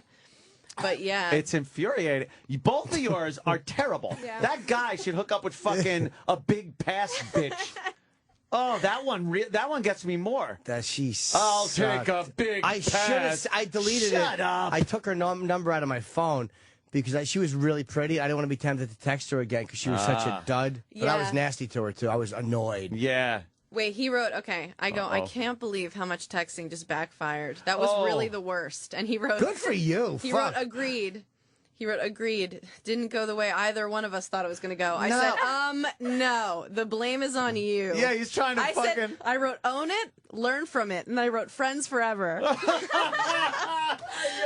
And then he said, good point. I accept me being awful at texting. I really did botch it. That was it. All right, I forget the fact that he said botch it means he must be a great comic. But he tried to share the blame at first. Yeah, both, like oral. Yeah. It goes both ways. No. I was like, own it. Learn from it. Yeah, you got friends for life. There's a way to sneak things in there because you don't want to come out and go, "Do you like this?" Because it's just I like things to kind of feel organic, but sometimes you take too big a risk. There's a way to let somebody off the hook. If they go down a road you don't want to go down, or you just play with it. Texting, anything goes. It's anything like goes. You're texting. I'm not. Yeah. Ugh. If you actually go from texting to in bed, I think some concessions can be made as to what well, that's a verbal contract in the text. I will now read from paragraph 3, section 2. Exhibit You did A. say you would lick my asshole. Now you're denying that? I'll write something really sexy like, I'm going to put you on your stomach and fill your buns. How are you single? What? I know. What a catch. I'll say Chivalry. I'm going to put my hard hot dog in between your buns. Oh my God! You're honestly going to leave here a lesbian. I'm going to pound you, and then I'll say I'm going to pound you slow, then fast, then slow, then fast, and I'll write it like 30 times. Keep going, yeah. Slow, then fast, and I'm going to tease you with my fucking helmet. And I'll say fucking helmet. Fucking helmet. Oh, these poor women. Yeah. And men. Yeah, I'll say dear androgynous. What women like too when you tell them, my tongue is going to be all chafed and shit like a cat tongue after I'm done licking down there. Oh, God. I want the first text to be right when she goes, so what would you do? Where it just starts getting into it, I would dry dick you in the ass hard and deep. The first fucking one. Right out the gate. Right out the gate. See how far that goes. Or just fire out a dry dick you. Terrible. Any girl that doesn't just block you is a keeper. Come on, definitely. Or like, you fire out random what ifs, like, not that I'm into this, but do you mind if a guy shits in your mouth? If a guy shit in your mouth, would you swallow it, spit it out, or just comment on the girth? God damn it. See, but that would be at least funny. Yes. She goes, what are you doing? Right into, I'm going to dig you your ass. Hard and deep in the ass. Oh, my God. And then like ... blood? Question mark. Yeah. See, that's fun sexting. Like a better way to address Amy's thing about sitting on the face would have been to say, well, tit for tat. Jesus. That would have been better. God. I mean, I was angered. I would be too. It's no reason for that. And then when he tried to share the guilt. I was yeah. No, motherfucker. He can't even fucking own up to the fact that he screwed the pooch on that one. Oh, man. Yeah. I guess we'll take a break. Yes. Right? It's 10 after. And then is Will Ferrell coming? Will Ferrell. Yes, he is. Cool. Whisper his name. Ooh. And Carly, Will thank Ferrell? you, by the way. Carly, you're going to make it in Thank this you, business. guys. the fact You're you had not the balls to do judgmental. material was good. And you're welcome to sit and hang out Yeah, you can hang out and watch Will Ferrell. if you like Will Ferrell. You know. Everybody loves him, right? Okay. Yeah. And what's your name on Twitter? So people. Oh, can yeah, I was on follow Twitter. you? My Twitter is twit for Scared, tat. scared for shit. tat. It's Twit for TWIT for FORTATT. There's two T's at the Hold end. on a Twit. second. Hold on, For I just fell tat. asleep in the middle of that. I know, right? No, it's so annoying. Use your name. God, you got any tats? Right? Yeah, my whole. Oh, really? Oh. Yeah. Let me see. Well, let What me are your see. arms? The ones on your arm. I'm wearing. I thought you were afraid of everything. I'm not afraid of. She's so you're so pretty. I like a second a girl has believe you don't have any tattoos. issues. Everyone's interested in. Yeah, now it's like, oh, wait a minute. Oh, wow, shit. it's really beautiful. Whoa. I have a bunch. Holy fuck, I man. can't really. Oh my God, I can't believe you have a good relationship with your dad. I know, that They're doesn't, I don't gorgeous, look like but it. no. doesn't figure. You look like hot girl interrupted. Twit for tat. I just feel like there's something you're not telling us. Like Right. you're a burn victim, but just over your ass or something. Yeah. Well, I there's was a born with secret. no vagina. Yeah, she's got no holes. Is that it? FOR, not the number. Oh. I like your boots. Oh. Thank you. Everything's going good for you. I didn't get down to the boots.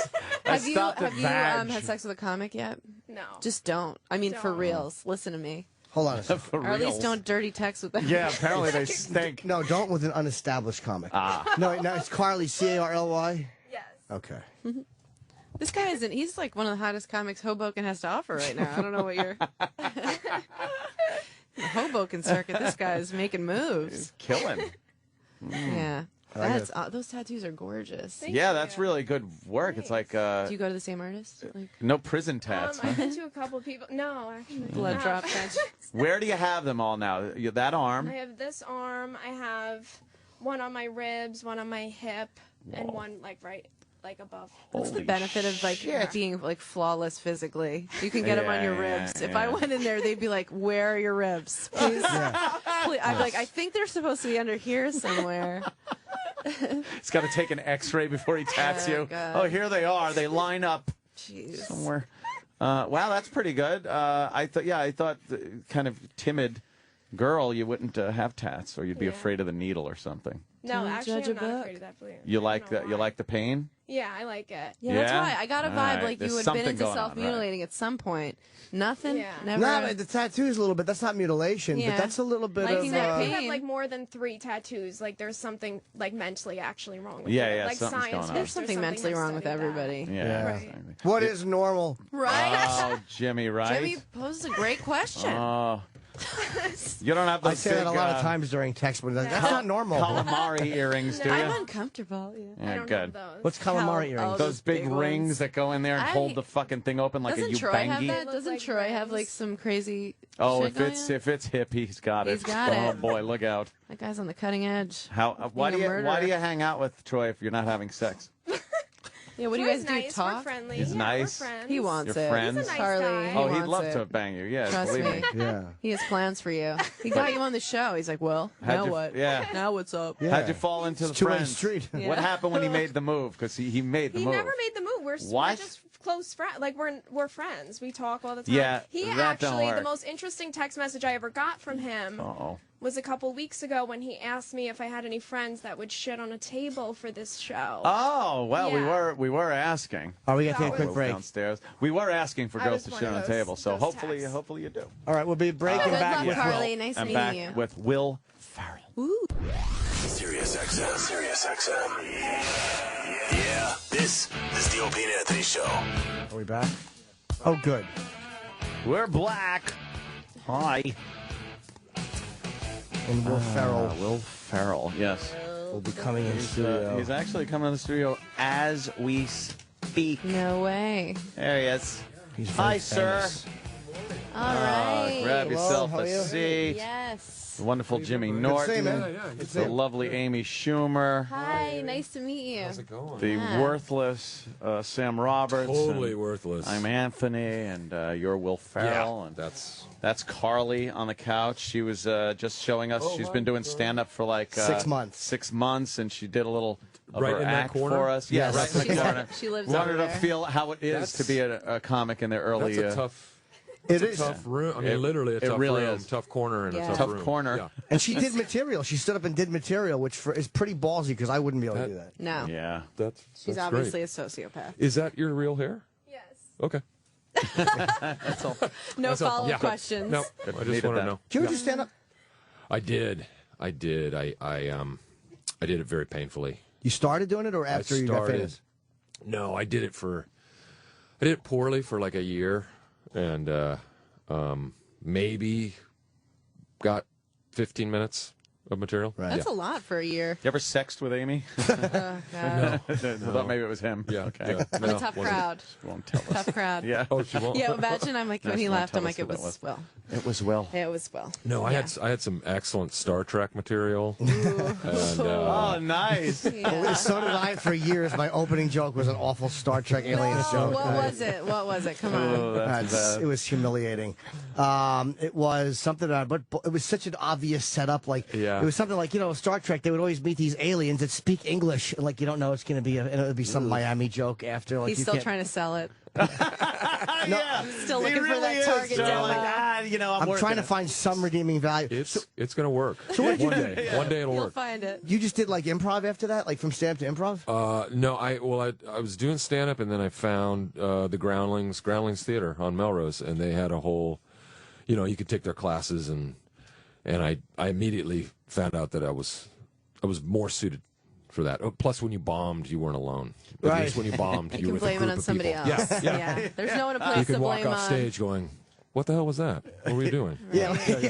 Immediately point the finger, and What's the rule in improv? You don't say no, or you always go with you what can someone else is always doing? exactly. You can Yes, never and. deny something. Exactly right. What's Yes, the and. word, Amy? Yes, and. Oh, yes, and Yes, oh. and. Which is how sexting is supposed to go. Yes. Right? You that's say right. something, and then And then somebody's someone's supposed to continue. Yeah, Oh, okay. they She had a continue terrible it. Yeah. sexting experience recently. Yeah. and The guy was an asshole. Yeah, The guy he just did not really yes and was. me. Yeah, he's like, excuse me, but Yeah. which was really unsexy. I have other ideas where I want this scene to go. Did Yeah. he write my word? Might What's as well going have on been. here? Pretty much. He just Yes. wrote back question marks. I am fanning myself Yeah, right now. it was Yeah. really disappointing. Yeah. I think improv is harder. Like I find that scarier than stand up. Like to be able to go out there and just.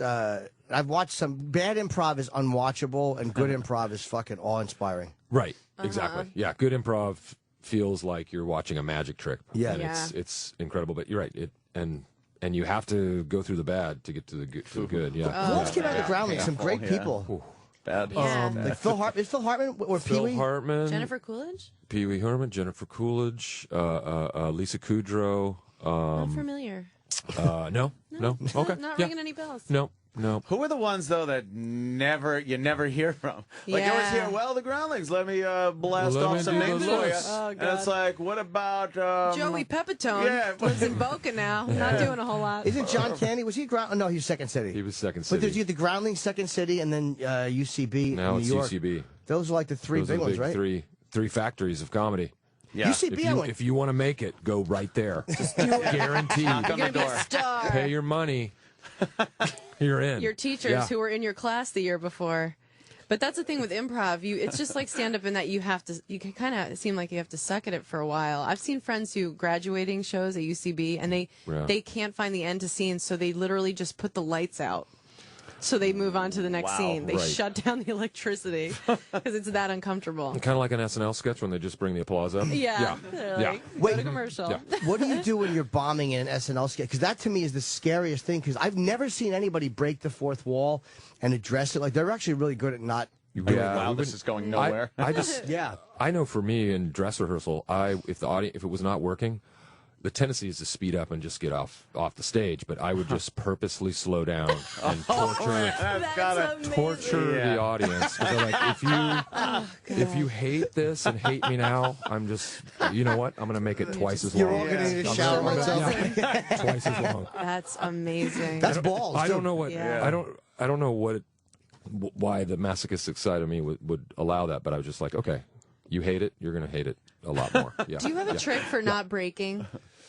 Do you think about something really sad, or you just when you're in the scene you don't? I'm always thinking about things that are sad. Oh my god! I found out he was the darkest dude ever. Fuck. No, I don't know. I just have been able to kind of commit to something, but yeah. Oof. I'm not immune to it, but Yeah. Have you ever?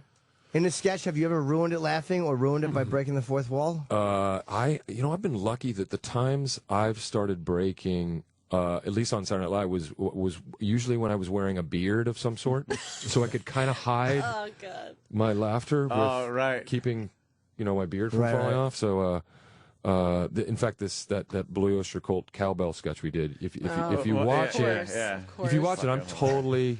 I'm just laughing, but I have a big beard on, so you can't tell. And everyone else is fucking laughing. Yeah, at that one. That was one that really got through. I'm okay, but That's a hard atmosphere. We've been, Daryl's been on, Colin obviously a million times. That's a really you can either take that or you can't, because that seems like a very, very hard atmosphere to survive in if you're not thick-skinned. Yeah, you have to be. It's just you're shot through a cannon in that thing, and you have to.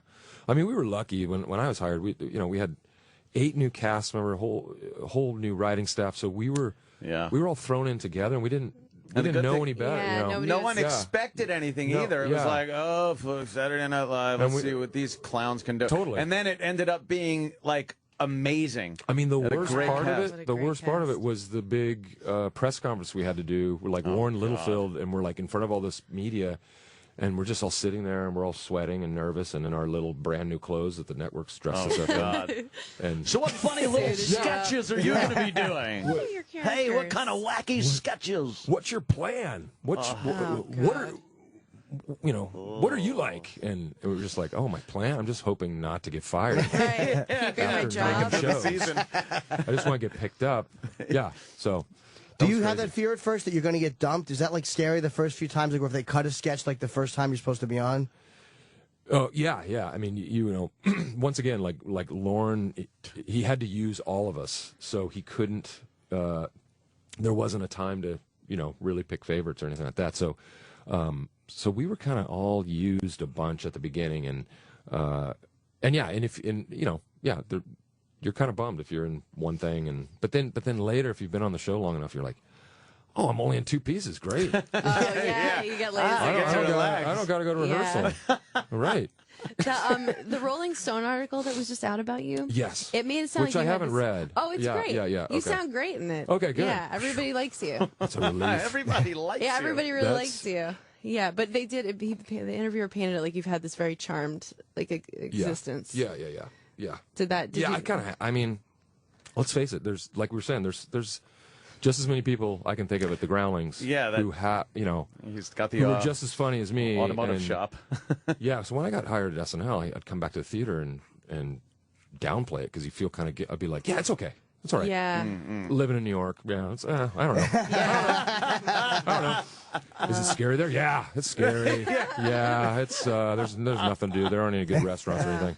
Anyway, how are you? You good? Yeah. Yeah, Wichita's been really good to me. You got that Geico commercial. Okay. Yeah. Great. Yeah. So so tough. It's like it's tough to stay in touch with those friends, right? It's But I just did a movie with Zach Galifianakis, and we were just talking about how you know, it is a game of inches, and that we both just got any other move or false step, we literally could be doing, you know, being extras and whatever, and just trying to make a living. Here's how you know Zach is famous. Yeah. Yes, I'm working on my extra. Here's how you know Zach is famous. I was in a casino recently, and I fucking saw the Hangover pinball machine. Slot machines, and yes. Zach is on a slot machine. I'm sorry, yeah. Yes. I'm like, that's how you know you're famous, when you're on a slot machine in some random casino. The Hangover He is so famous. slot machine. Yeah. What happened with Joan Rivers? She said something recently, and it's like, how can anybody be pissed at you for real? No, not recently. nemesis. That was a long time ago. It was a long time ago. And this writer was like, anyone ever say anything bad? And I just go, well, there was this one time, this weird article where, Joan Rivers called me out of nowhere and for what? Talked about when we met, and I was rude to her, and I'm like, I don't even know, I don't know what she's talking about it. And then I was trying to figure out, when did we ever even meet? And then I figured out the only time was on when she used to do the red carpet for like the Golden Globes. And I the only thing I could track it back to was we were doing the red carpet, and the time was running out for when you had to get in, because the show was about to start, and her producer was like, just walk in, go into the live shot. And she's talking with Mike Nichols and Diane Sawyer. So I just walk into the live shot thinking she knows I'm going to do it. And she's like, hello. Do you know who these people are? And I was like, yes, I do. They're very famous. Oh, hello, Mike Nichols. Hello. Yes, very important. Yeah. We are all important, famous people. They're totally laughing. And they're like, well, hello. And then she's like, but what are you doing? What are you doing? Hilarious. I think she just didn't know. Taking her red carpet duties very seriously. Yeah.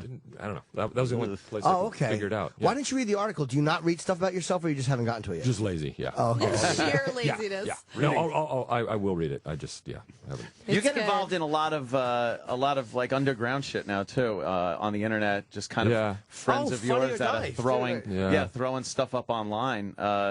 What made you go down that road?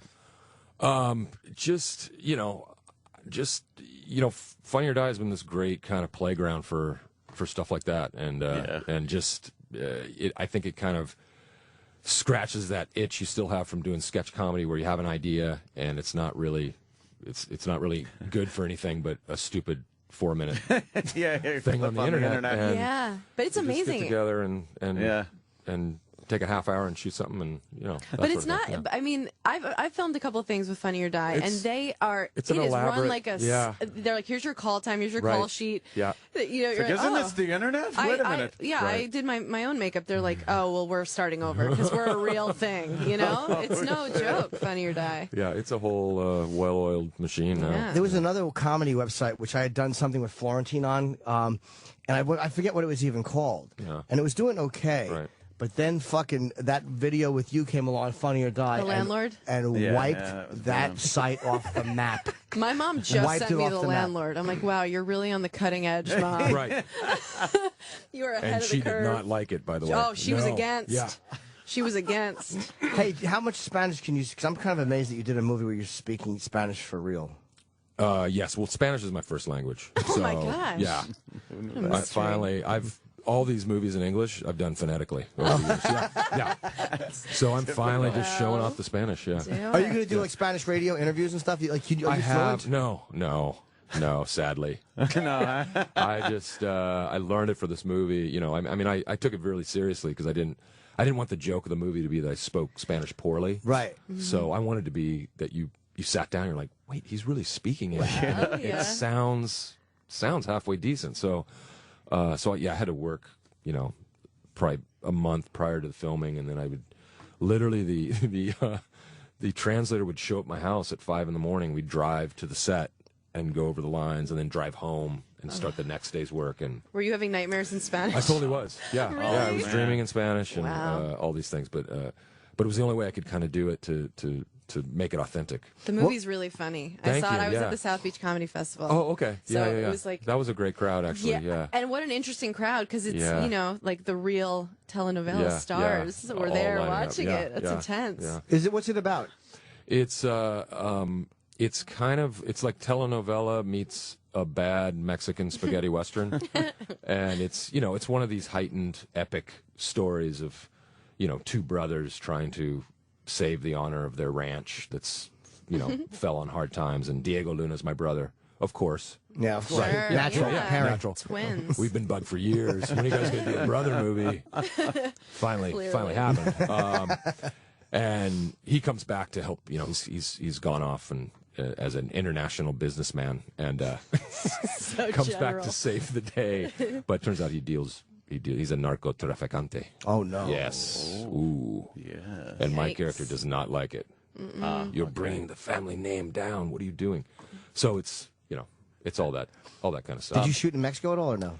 We shot in the Mexico of Southern California, Chatsworth. Okay. Chatsworth, California. Simi Valley. Difference. Simi Valley. Yeah. Mexico's scary lately. There's a lot of stuff happening that's kind of dangerous. I'm not so familiar. Yeah, right. Frightening, man. Yeah, I would no not go spring there. break in Mexico City. No. I feel like I'd be a good drug mule, just for in case anybody's Well, interested in that. simply for the room you I could could offer. hold the balloons. I just feel like I'm equipped. She's the only one that can bring a hail of pop. Fucking hail. A bale of. I don't want to pat myself on the back, but if you're looking for a balloon holder, why not network?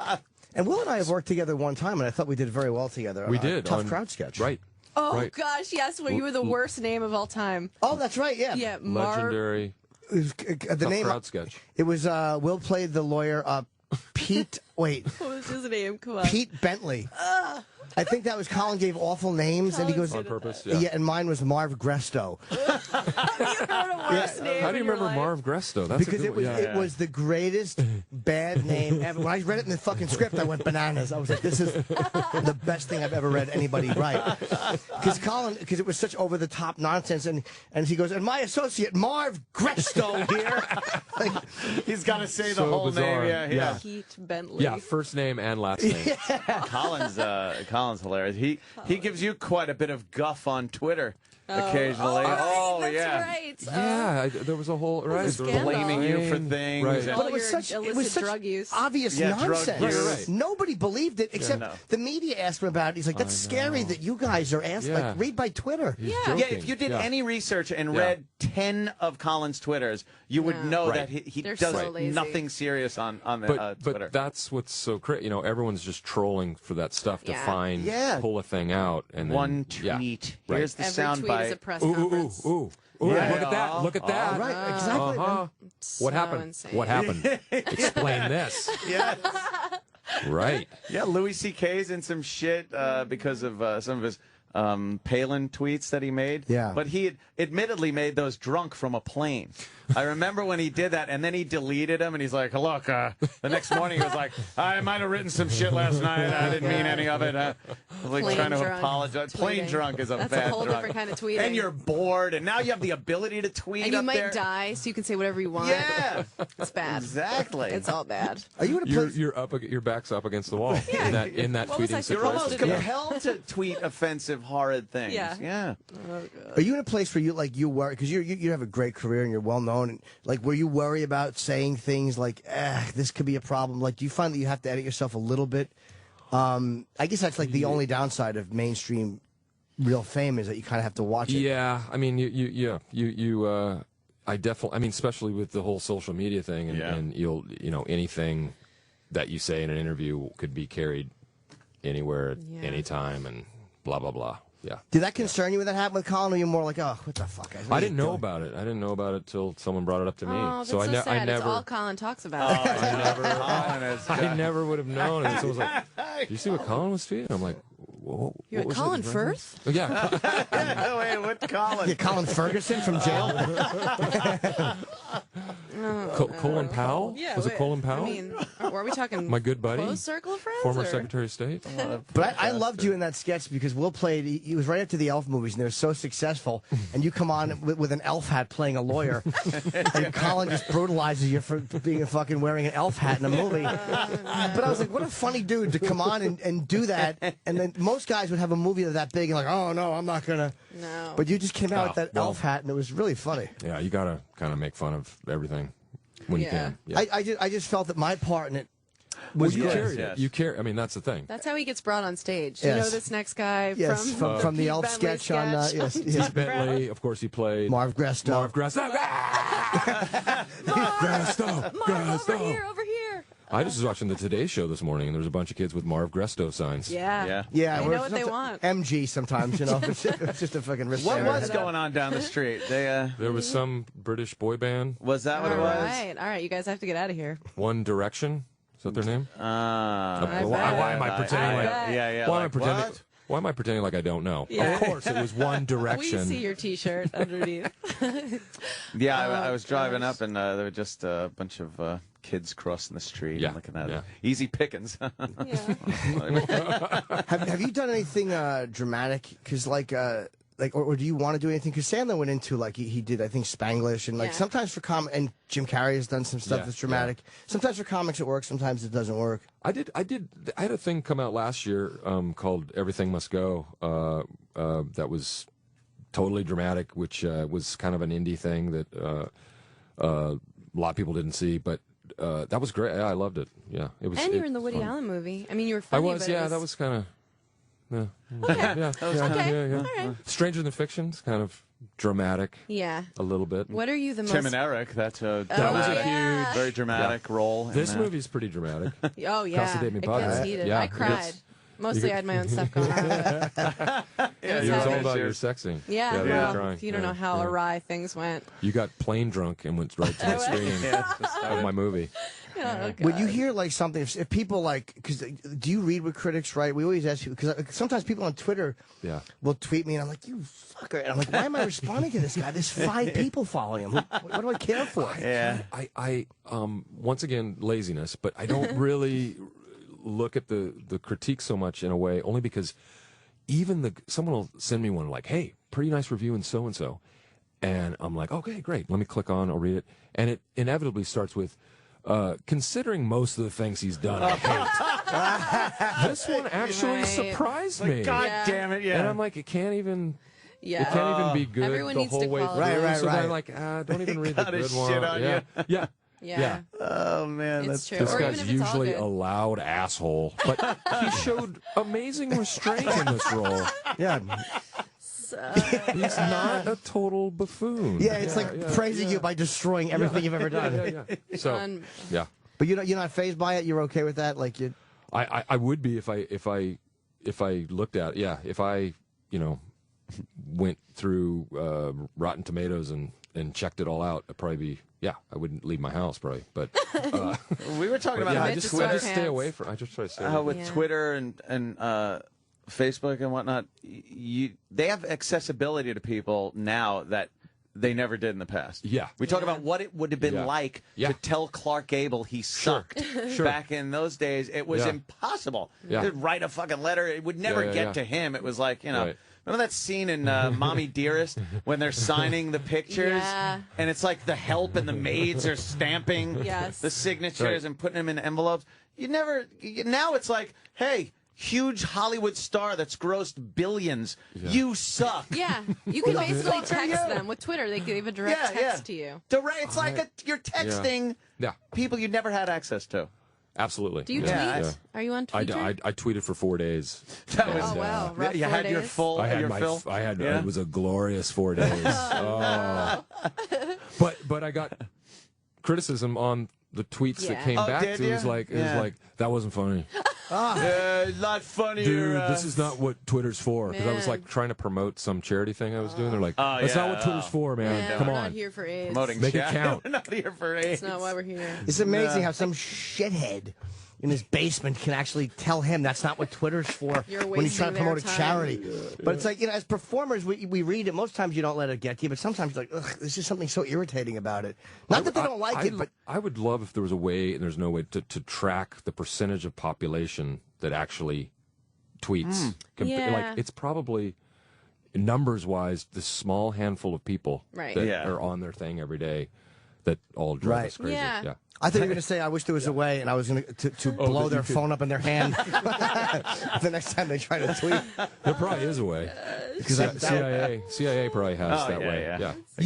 You make funny films look easy, which is really it's a like you make it look like, that's an easy thing, and it's certainly not. You have this. I don't even know how to describe you. You're the fucking amazing deadpan. Yeah, I think legendary deadpan would be the way.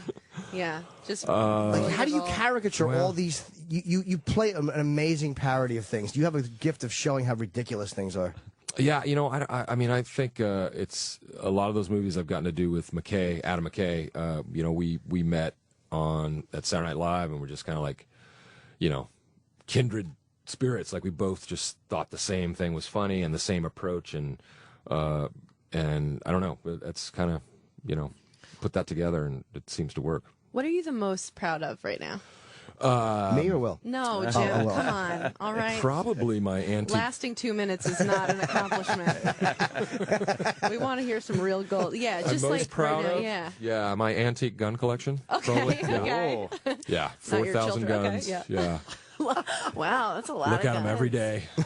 They're my children, actually. They're my children. Wow, that's great. Yeah. That's really great. Yeah.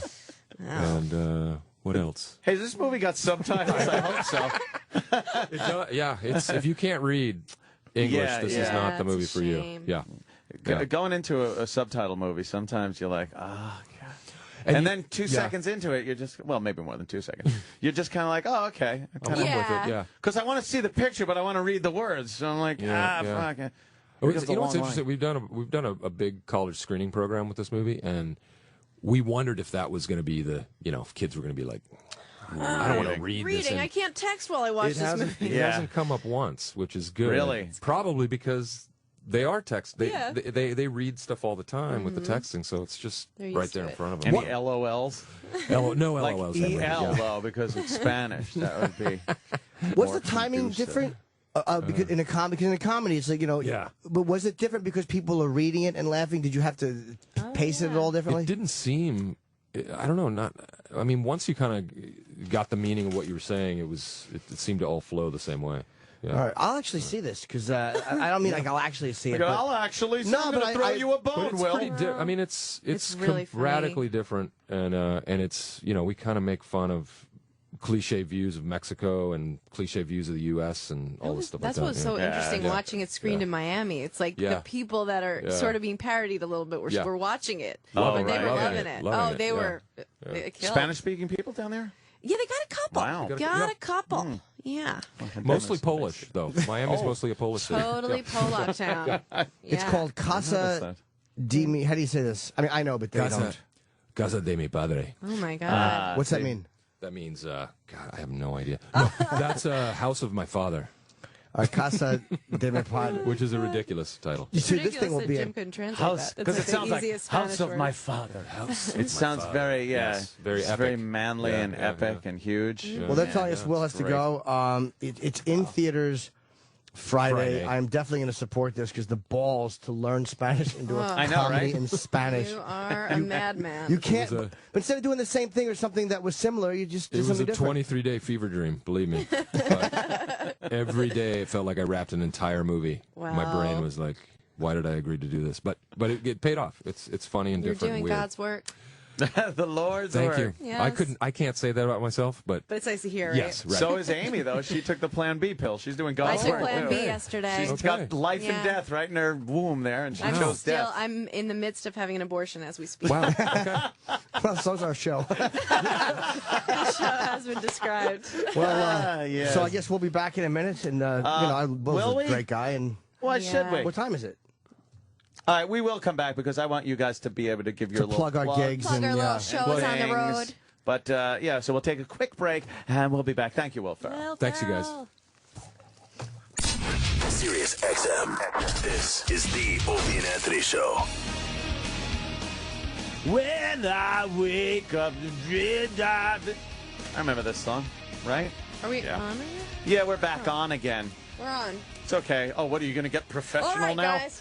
Is that- I'm ready. Oh, I didn't Here want. comes the funny. I didn't want off-air Amy to be on the air. Off air, I'm just a sack of shit. He's a funny guy, man, Will, and he's a nice like Will. dude. He's Yeah. just not. He doesn't give off that big dickhead celebrity vibe. He's a great guy. He's and the he's been best. some entertaining stuff. Yeah. For the love of Pete. Casa de mi Padre in theaters Friday. It sounds racist when you say it. Casa Sounds de like mi a racial Padre. slur. Racial slur? Casa de mi. Get him out of our country. You fucking Casa de mi Padres. Go build a fence. Yeah. It's like a He will. Casa de mi Padre.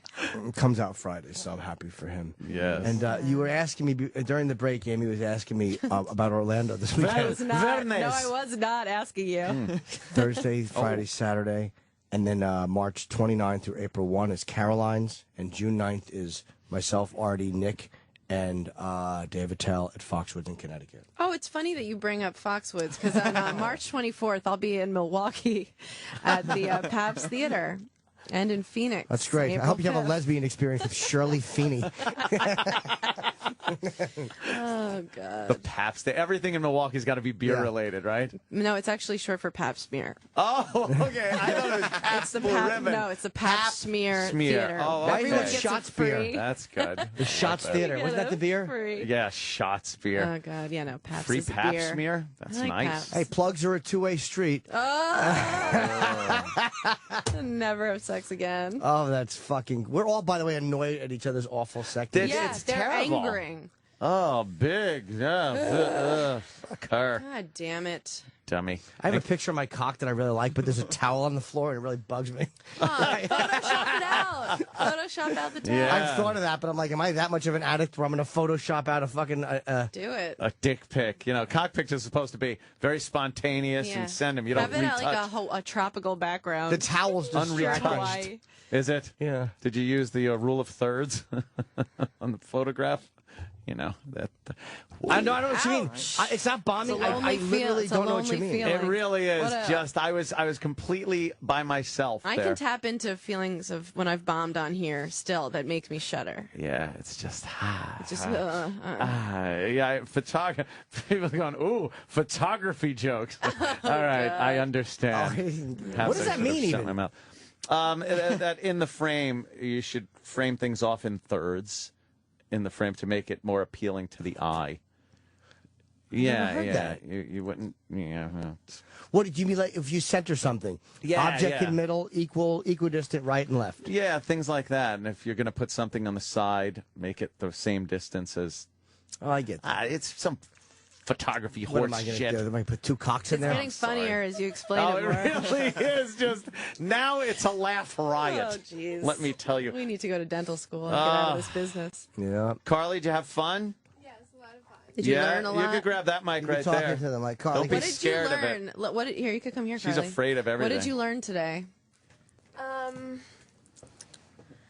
I learned a lot. I learned to basically, not that I was into it, but now I'm never gonna sext. No, Sexting's no, out? don't No, I've let heard that. too many You know No. what? Don't let it too many bad drive you stories away. about it. That's Embrace sad. it and be good at Just be it. good at it. And that Organic. I'll be way, a champion at it. yes. Apply the yes and rule, Yes no matter and. what happens. And then if Okay. things get too weird, Yes. you know, Yes, you just could say, fuck me in the ass, and I'll suck your dick. Yeah. Yeah. Yes, and. Yes, That's and it. then I'll watch your shit out of my hair. Right.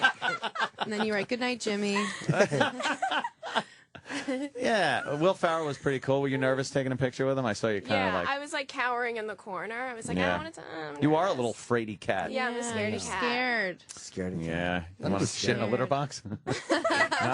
That's my Yes. texting. I sext that a lot. Yeah. Yeah. You want to shit in a litter box? That's Just hot. no hair pulling, There he though. is. No hair pulling. No, No, don't no. be weird. Yeah. No hair pulling. Did he actually correct you and say no hair pulling? Yeah. Yeah, on a text message. That's the weirdest part. This guy should be shot. Yeah, anything goes. Is he a funny comic? I really don't care who he is. Is he funny? Yeah, he's funny. Is his Oh, act? Jesus. No. Is it centered around him being a gay Italian? Is his act? Is he in a car insurance commercial right now? Is his act? Because to me, to be that unsexy, is his act revealing about himself at all, or is it just a fucking Like, he might be funny, but is it more like, hey, have you noticed when you gamble? No, he's funny. Okay. I wouldn't want to fuck somebody if they weren't funny. I could care less if I'm fucking a chick. It's different. Yeah. I don't care if she's reading the Unabomber manifesto. No, I don't care how hot a guy is. If he opens his mouth and he sucks, then I'm really? done. Yeah, I mean, obviously, because I'm attracted to this guy, but he just was the worst. I was like, oh. Well, you didn't know that when you started sexting with him. How were you supposed to know? There was no evidence that showed that. But yeah, fucking Bill Oral's Burr. a two-way street. No, you keep saying that. Oral goes both ways. Goes both ways. Come on. It's the same basic thing, but he didn't even say two-way street. Two-way street would have been funny. I would have thought he was joking. It's like, hey, two-way street. That's kind of like, huddle. No hair pulling.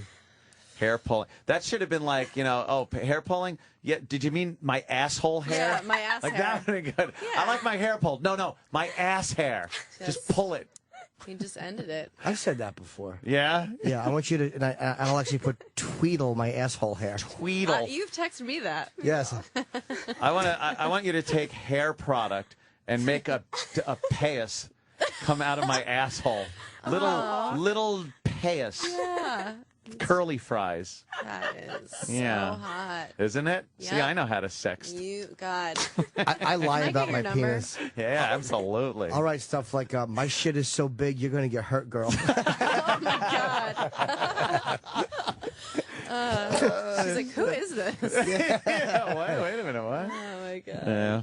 Well, that was a fun day. It really is. What a bunch of fun. Thank you again, Sam Roberts, for working the board. Thanks for doing his job. Good. Well, you really sat there well. Sam Roberts and board go hand in hand. Yeah. Oh. And that's what I am. While you're talking. Oh, shit. Oh. See how he turned that right around on me? Turned it right around on me. Damn. All right.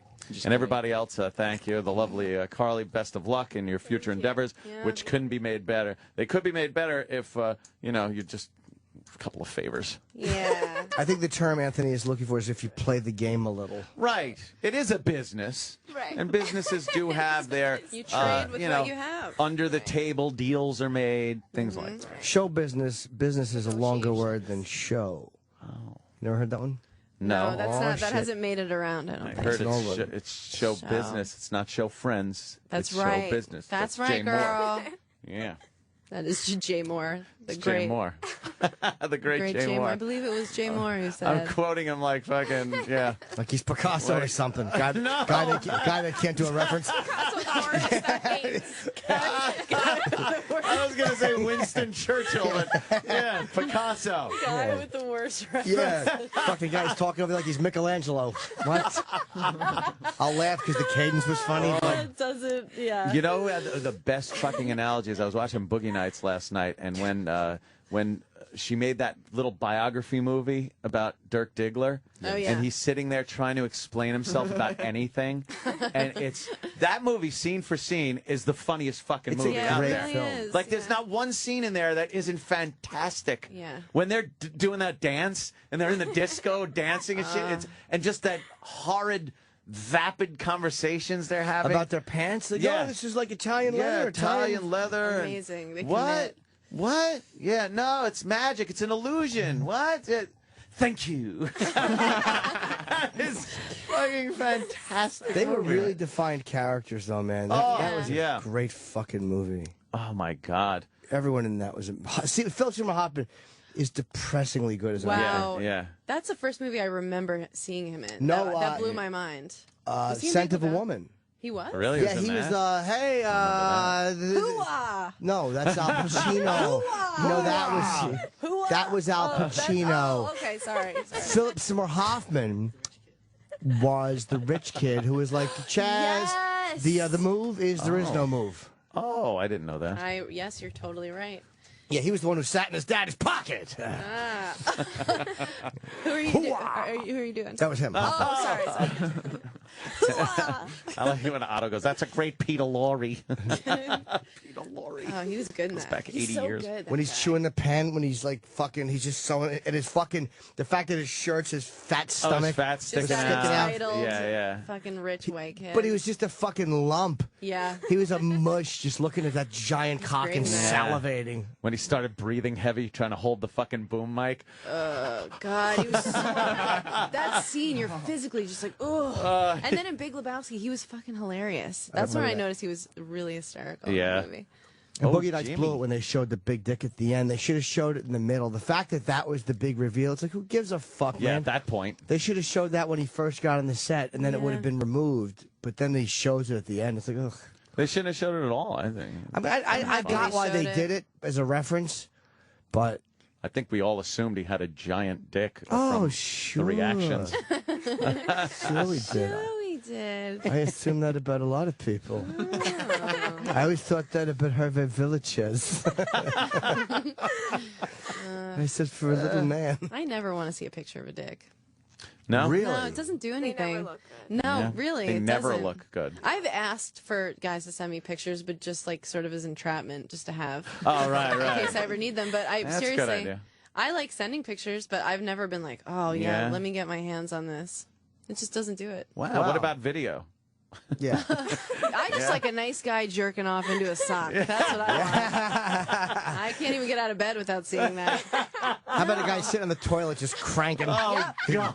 My fucking your legs up on a fucking like that little thing that I use when I shit because it balances out my intestines. Don't talk about it like everyone has one. Yeah, You know that little your thing you shitting put your stool? legs on? Because it's better when you shit with your. I have a little stool I put my legs on when I make doo-doo. Yeah. And it's because it's better for your intestines, your legs to be up a little bit. Your How do you know? intestines Who are told built. you this? It's common knowledge. Fucking That's why astronaut.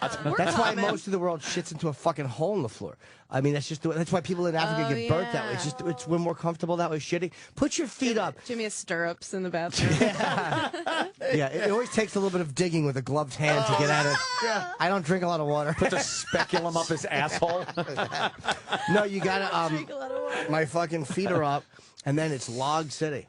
Log City. Welcome to Log City, ladies and Was that germs. Seattle back in the Hop on the log 1800s? flume. Not sure. Wow. All right, kids. I had fun today. I did too. That was good. Yeah. Yeah, that was good. Amy Schumer, thank you you so for much. I having won't be me. here tomorrow. I'll Jimmy's be not going to be in. Jimmy. Rats. But, never fear, people. Never fear. I'm still coming in. Do you know how mad I am? Boy, Shane am is I here tomorrow. fucking coming in. Shane. This I is know. an actor I want to meet, but I won't be here, so I'm Shane. fucking pissed off. From Walking Dead, yes. He will be in tomorrow. Very excited about that. He's hot. He's gonna take a picture with my cardboard cutout if they got it done. Oh, they're what supposed to are get a you cardboard That's not cutout? scary. Yeah, I know. Way too expensive. How much is it?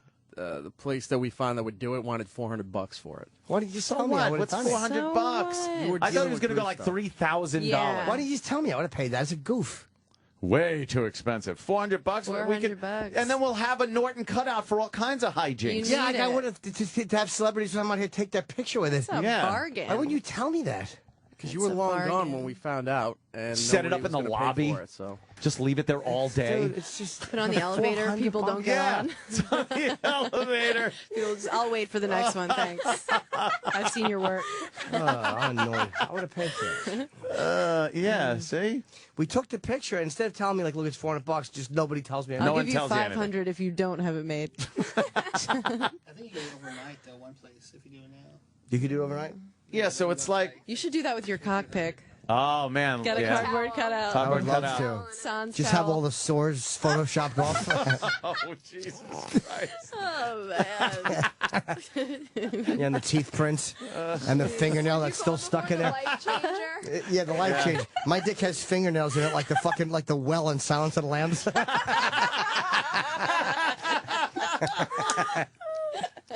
Oh, shit. Jimmy. Yeah. Where are you going anyway? You're out to. I'm doing Leonard on Mars, I know. but it's only it's the I don't mean it's all, but it's that coulda, woulda, shoulda segment. It's not my own segment. No, but it's fun. They bring me out to do it. And Who else is doing it? Is it like people? I never know. I guess Ross Matthews and usually it's Heather McDonald from they're always on Chelsea lately. It's usually those two lately. It used to be Ross and Rove McManus, but it's now I think it's Ross and And Heather, but you never know. Heather. But the lead guest is Jonah Hill. Oh, well. What's left of him. You'll And, be, yeah. you'll be talking with him? I'll say hi to him, sure. I mean, I like the guy. I do like him. Yeah. It was a politics thing why we didn't have him on the show. I do, absolutely. And I would tell Between him that. him if he and asked his me. management or the fucking publicist. Had nothing to do with him or us. No, I mean, Weird. Yeah. I was fine with saying no to that. I Yeah, was fine with it. yeah. I'm putting the blame on both people. Okay. And everybody involved except me. Yeah. Wasn't my fault. I pushed for that one. I pushed for that one. Yeah, you certainly did. Yes. And as we noticed on Twitter, the vote was 2-1. As was duly noted. Duly noted. All right. Well, I guess we'll never get out of here. let's take a night off. All right. Whatever. I'll see you guys Wednesday. I'll see you tomorrow, people. Wow. But then You've heard about it. You've waited 4 long hours for it. Finally, the moment is at hand. After Opie and Anthony Live is coming up next.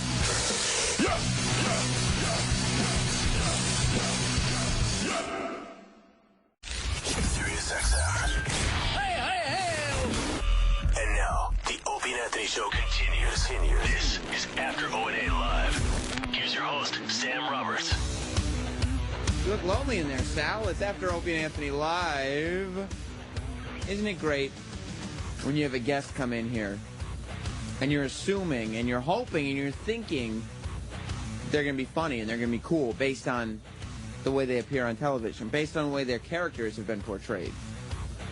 And then you meet them, and they're both funny and cool. That was Will Ferrell today. Very much a treat having him in studio. He's been in more movies.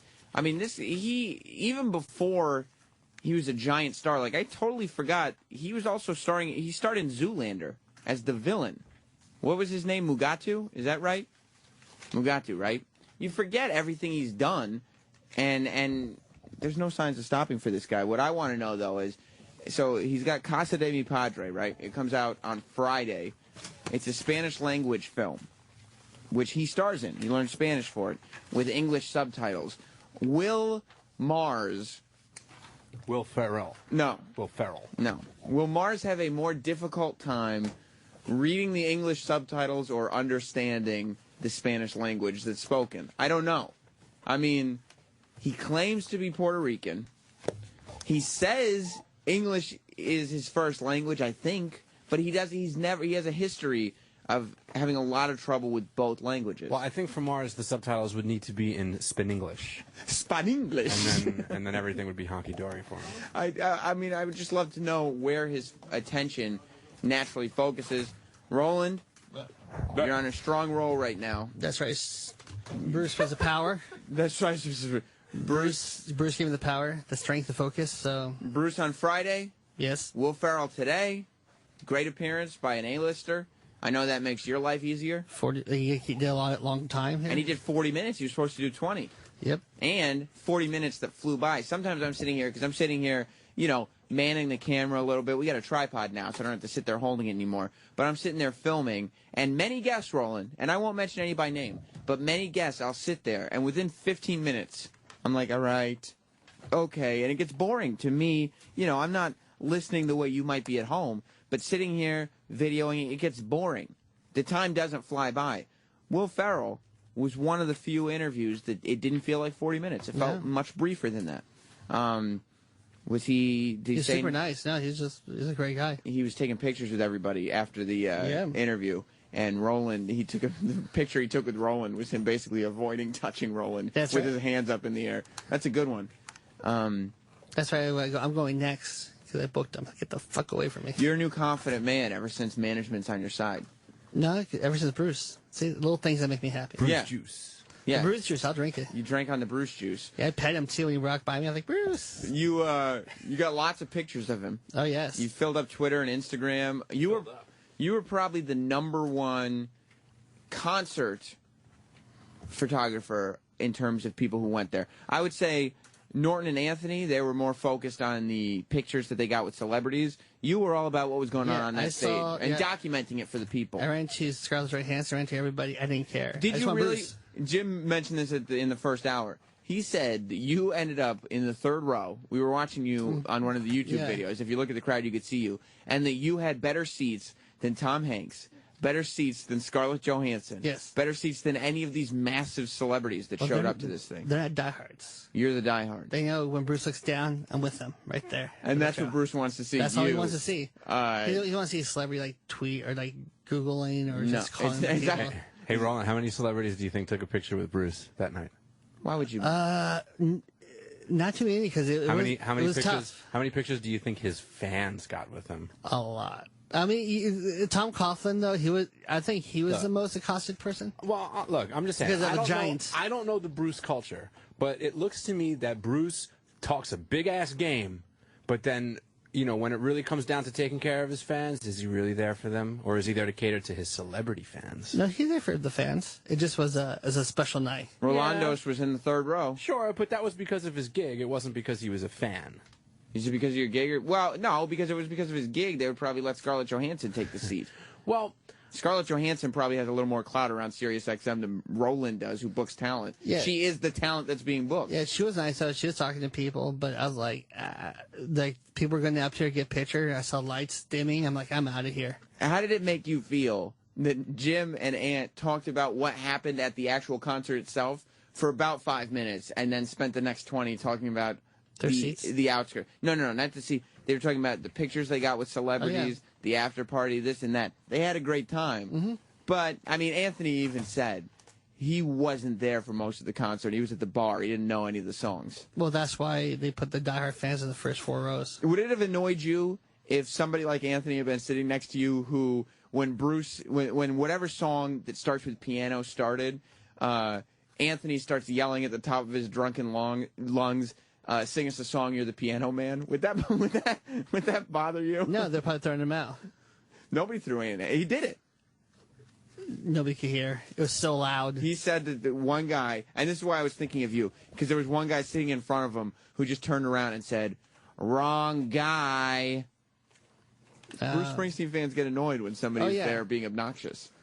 Because they don't get the humor in it, because they're all just New Jersey people who just too dumb to understand humor. Yeah, but if you were at a Primus show and somebody was shouting the lyrics to another band's song, they wouldn't be able to shout lyrics because they would be too high. They wouldn't be able to put sentences together. Well, maybe that's true. Some woman was at my seat though when I went to get water, and the woman goes, "This is my seat." I was like, "Look, you got 2 seconds, woman, before I become nasty." Was it her seat? No, it was my seat. And she goes, "How nasty will you be?" I said, "You'll see in 1 minute." Because Bruce is your shit. Yeah, and she looked at me. I go, "I'm not fucking around," and she got her stuff and left right away. I give the death look. Yeah. Did you leave that seat all night? Fuck no. No, you would have pissed yourself. No, like some girl tried to crowd in next to me, and I said, "Look, honey, I'm here for Bruce. Get the fuck away from me." Somebody actually called in to my show on Sunday because they were so curious. You didn't end up getting a photograph with Bruce this time. No, but it wasn't the occasion to. Wasn't about that. No, I was just very grateful that I got a great seat. That's what I was asking Jim about. I had a great time. If I got the picture, I sent the cake. If I didn't, I understand. I'll try another time. To you, the experience is what you valued. Yeah. And, I mean, you didn't need to take a picture standing next to him because you're sitting there watching your idol, the greatest musical influence in your life, which, if you know Roland, obviously you can hear in his speech, he's a melodic guy. The greatest musical influence in your life, he's 3 rows away from you. And he ran by me, pat my stomach when he ran by. He didn't. Yeah, I pat him on the back. Did he really pat you on the stomach? Yeah, because he ran by twice. So I was like, "Hey, I'll be your Buddha." That's a pretty valuable commodity, isn't it? So I didn't care. I had a great time. A hell of a show. It seemed like you were having a blast. And then on Saturday, the day after the concert, you decided to take all the pictures that you had already posted on Twitter and post them on Instagram. And I posted most of them on Facebook. Then people started tweeting them like their own pictures. They started getting like, you know what? Fuck everybody. I took them all down. You did? Yes. Because you didn't want them No, because those are yours. They're taking credit for it. I was like, assholes. Roland was very excited about this Springsteen show. And sometimes when Roland gets excited or he gets sugar in him, very much like when we talked about Roland completely trashing E-Rock's office and smearing French fries everywhere. That was because he was excited because he had Wendy's and a Frosty. And a large Mr. Pibb extra jolt. Imagine how excited he would be for a Bruce Springsteen concert. So on Friday, Roland and me were in the office, and I was scolding Eric because or not scolding him, I was questioning as to why there was no phone screener while the after show was on, which, Eric, is that something that's been addressed? No, I forgot to talk about because I found out supposed to be on the phone. Clubsoda Kenny was the one who was calling on the hotline, but nobody picked up his call because they decided they had better places to be while a live show was on. Eric, you know I'm not blaming you because you're there. I see you in the monitor. Mm-hmm. But I need you to... and we were doing something. I was looking over here while we were talking. You can't have your eyes in all places at once. Yeah, you were bugging out during my Bruce moments. I wasn't bugging out. I was simply saying it's a live show. You were having a woman phone moment. Screener. And Roland started saying, we need a phone screener. We need a phone screener. Yeah, shut up. I'll leave it to Bruce. Right. So what did I do? I started taking every item off your desk and throwing it around your office. Yeah, and then Rob and Gary goes, like, what's this mess? And you go, we're rolling through it, which I did, and they didn't believe me. No, what happened was Rob and Gary, our bosses, walked by, and they said, Roland. And you go, Sam was throwing things all over my desk. And I looked at them, and I said, yeah, guys, I was throwing all Roland's stuff on the floor. Now, I was admitting guilt, but when I said it like that, for some reason, they didn't believe you. And they thought that you were doing it. Yes. Hang on, we have a hotline call. I guess this is in reference to what we were just talking about. You're on After Opie and Anthony Live. Yeah, I've been on hold since Friday. Well, I'm sorry, we didn't have a phone screener. All right, I got to go anyway. I just wanted to mention Clubsoda Kenny on Facebook, and I got to hang up before somebody gets mad. Oh, that's obviously thank you, Kenny. That's obviously in reference. Eric, you remember when Danny and Troy were saying they didn't appreciate Clubsoda Kenny calling into the show.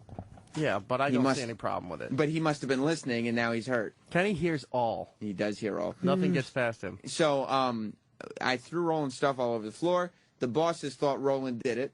Roland then... Wait, was I in the office while this was going on? Yes, you were. And I didn't notice this? No, you were just trying to ignore all the bullshit that was happening around you put your headphones on and you ignored us. So I went to Roland after the bosses left, pointed my finger in his face and said, ha, you've set up a reputation for yourself where no one believes you.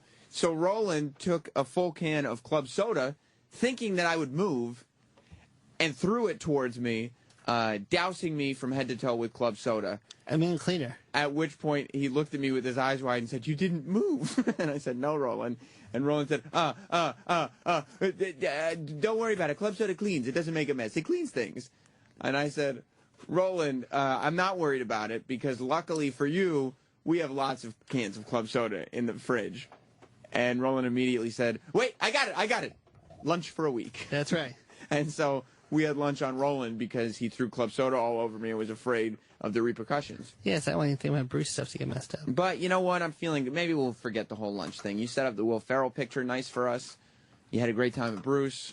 Maybe we'll forget all about that. You have your interview coming up with CJ. Right. You set that up. So, you know what? You scratch my back, I'll scratch yours. Maybe we'll forget all about the whole lunch thing. I'll do at least 2 days for you. You will? Yes. You're good. You have a good heart. Hey, Bruce was awesome, so I was so excited. You're still getting over that. Dude, when John Landa walked up to me and said, "Who are you? You're in every shot." That made my year. We were just watching a video. I love John And Landa. I immediately saw you in the crowd with your Bruce shirt on, of course. Oh, yeah, I was so excited. Oh, my God, it was hilarious. But, I mean... Because he said, he asked Jimmy, how many shows have you been? One. He goes, what? And how many is that for you? I go, way over 200. Then John Landa goes, yes, my boy, and I was so happy. I loved... Listen to the first hour of the show if you missed it. I loved hearing Ant's stories about just how obnoxious he was. Because he was drunk. Yes, I know. He didn't know the songs. And so he said if he didn't know the song, he was going to go to the bar, which meant he was going to the bar a lot. 95% of the time. And he started, not only was he singing the Billy Joel song, but he started, when there were horns on, he started doing that, burp, burp, burp, burp, like singing along with the horns. Oh, man. I'm so glad. And just pissing off everyone around him. I'm so glad he nested next to me. Because the Bruce fans... It's beyond nuts. And that's what I was saying to him. That's why I thought it was so funny, because this is a once-in-a-lifetime thing for a Bruce fan. It's the Apollo. It's Apollo. How many people? 1,200. 1,200 seat venue for Bruce Springsteen and the E Street Band. He's played since like the 70s for one night off, and now that they're massive. So you were in the third row. That's something that management hooked you up with, correct? Yeah.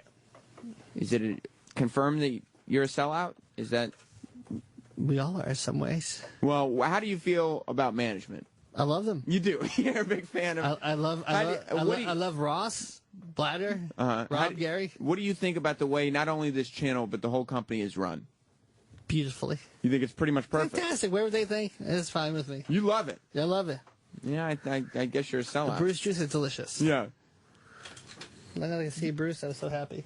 Roland's still excited about the Springsteen show. That was a great show. But I was talking to him because he wasn't here at the beginning of the show, and he couldn't be happier that he was seated far away from Anthony and his obnoxious behavior. Oh, yeah, of course. It wasn't that bad. Yeah, but Roland says that he doesn't even like having people sing the Springsteen songs. I want to hear you if I have to. If I hear you, you're going to hear from me. Yeah. Like, enough. Yeah. But did I not try to get you a picture of Springsteen? You were beyond amazing. I mean, even at the party, you were like, Bruce, and you just turned around. I was like, what? He turned around. You're like, huh? I was pointing at Roland. Yeah. Well, you got your Bruce shot in the elevator. Yes, but even in that, if that situation, I would still try to get Roland first. I would want one, and I would get one.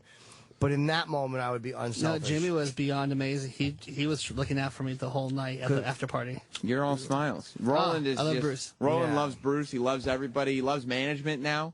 I mean, Roland. That's all it took. Roland, yeah, and I guess that's a lesson for everybody to learn. Just give somebody a nice pat on the back. Not even that. Just give me a Bruce ticket. I'll be out of your hair. Well, I meant in a more general sense. Because I was looking right down. I was right above Roland. Oh, that's right, because Troy, you were at the Bruce Springsteen concert as well. And I could watch Roland the whole time. And it was almost like a religious experience for him. What's he like at these concerts? You could tell he's like way into it, and he's just kind of moving. I just saw the back of him, but there were times that like his hands were up, like there was a preacher in front of him. You have to when Bruce goes. Does he dance? Who, Roland? Roland. He moves around. Like, you could tell he's into the music. Yeah, He doesn't. He's not like acting. And ridiculous. then when Bruce goes for Clarence, you have to raise your arm. And did Roland? Yeah, Oh, yeah, it looked like a religious service. Now, It was Roland's focus ever removed from the stage or wherever Bruce was in the venue? Well, Bruce came down a couple times really close to him, and you could just see him like scrambling for his phone, and like he was just freaking out. And then Bruce came running down the aisle, and then Roland goes and like pats him on the back, like there he is, like you're doing a good job, buddy. Yeah, attaboy, Bruce. Did you freak out when he came into the crowd? Like, oh, what am I going to do? Just pat him on the back. If I was a woman, I'd be soaked. Yeah, you would have been very well. Would you give Bruce Springsteen a blowjob? Yes. You would? I'm not gay, but if he needs me, I'm there for him. Not even any question. Not even if he does. If Bruce was like, hey, Roland, why don't you come blow me? And I go, do you know what? If I get a picture afterwards, What if you get a picture with Bruce, but the only picture you get with Bruce is of you blowing him? What a great shot, dude. I would do that. If I get a picture of blowing Springsteen, I'd take that in a second. So you would blow Springsteen if somebody could take a picture I would just of hold it in my mouth. I wouldn't fucking pump up and down, but I would fucking tug it and get a heart and then just put it in my cheek and then thumbs up the camera. That would be my Twitter pic. And then I would go, would you play Incident for me? What's that? Yeah. Would you play a song request? If he was humming Incident on 57th Street while you were... I would. He was good, man. I'm actually looking to go and download his song now. Which one? We Take Care of Our Own. That's the new big single. I don't think you got the melody a little wrong Yeah, I there. do. It's like, we take care of our own. We take care of our own. That's what Ant was doing while the trumpets were playing. Yeah. But even he did a Smokey Robinson song, which was amazing. Yeah, I would rather have heard fucking My Hometown, which I love. Did he do Incident on 57th Street? No, this one was mostly he really focused on the sellers of what's going on, the recession, and what's going on now. He made that sellers particular. He didn't do No Born to Run, No Glory Days, because it wasn't. I wouldn't even known who he was. It's a small. I didn't recognize any songs, but it's a small venue. So for you to get Bruce in the Apollo, for us it was. I saw Michael Douglas walk in. I was like, and Tom Hanks. Yeah. See, Catherine Zeta-Jones was there. She could have took a fucking. She could have laid naked on the floor, would have stepped on her face to get a picture with Tom Hanks or fucking or the. I didn't care about. Yeah. Really good. Was she in Wall Street? Exactly. But what were you going to say, Troy? Well, it was funny because we went out to get some barbecue beforehand. Oh, okay. So he's hooked you up with the steak. Now all he owes you is the. No. We split the bill. This wasn't. No. Oh, this doesn't count then. So No. When is steak and a hand job day? I don't know. We'll figure it out. We'll figure it out. But he was giddy. He's just sawing through his steak, and he's talking about Bruce. And then we got into the taxi, and we're paying the bill for the taxi, and he's already out of the taxi, like out on the curb, like ready. And then we're walking, and people are like, "Do you have an extra ticket?" And he looks at them and he goes, "Bruce!" And then keeps walking. And the next person's like, "Does anybody have an extra ticket?" And he'll be like, "Bruce!" And he was just walking like a man on a mission. Yeah, if we had to walk up this long hill and the people were walking by me, I just screaming at them. Just scream Bruce in the middle of Harlem, by the way. Like a madman, like a lunatic. I have a jacket on, and just screaming like a madman up the hill. Was it possible to have any conversation that didn't revolve around Bruce during dinner? No. No, it was pretty much focused on Bruce, which was cool. Are you a Bruce guy? You know what? I don't really care for Bruce, but after seeing him, he's a great showman. He put on a great show. His band is amazing. He looked great too, right? Yeah. He comes out, he's wearing like 62 years old. I know what the song sounds I like it. I didn't know it. We played it on the show. It sounds amazing live, though, too. Does it? Sounds way better live. We take care of our own. Something you should work on while you're listening to it. We take care of our own. You got the lyrics down. The melodies are still, you're struggling with. Yeah, and he opened up like what James Brown opened up back in the 60s, where he introduced himself. Oh, James Bruce Brown did it? introduced himself? Yeah, that's why he did it. Oh, was he doing James Brown's intro for himself? He did. Yeah, he just tweaked it. Yeah, because James Brown did that when he first did Apollo. Was this the best Bruce show you've ever been to? It's up there. Just like one of the classic ones that you're there. Not too many people were able to get in. What's the best? Does this beat? Because you went to the Today Show and saw him rehearse, correct? Yeah. Does that beat the Today Show? I or went to no? a bunch of rehearsal shows. I'll tell Each you show's what, different though. Springsteen will remember this one. Yeah. If you see McCartney or Springsteen 10 years from now, and say I saw you at Yankee Stadium, they're like, "Oh, which night?" Yeah. Mm-hmm. But I see you at the Apollo. I know exactly the moment, the show you met, and I'll probably remember most of the songs I did. Of course, for McCartney, Roland would have to say, "I saw you at the Apollo. I fell asleep during your sound check." Exactly. He doesn't do it for me. I need Bruce. Right. Bruce has pumped, man. I had blood going through me. After Troy, you saw both McCartney and Springsteen live at the Apollo. Yeah. This is quite a feat. Yeah. Who was better? Oh, I mean, he's a fucking Beatle. You know what I mean? You don't get any better. For me, in my musical world, you don't get better than the Beatles. It's hard to say because like Springsteen was so high. McCartney did a bunch of classics. McCartney did Beatles songs.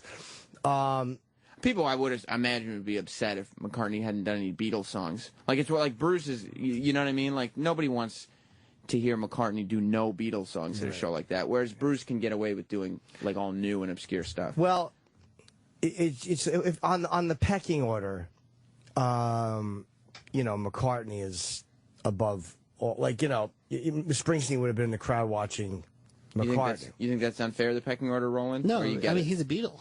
Right.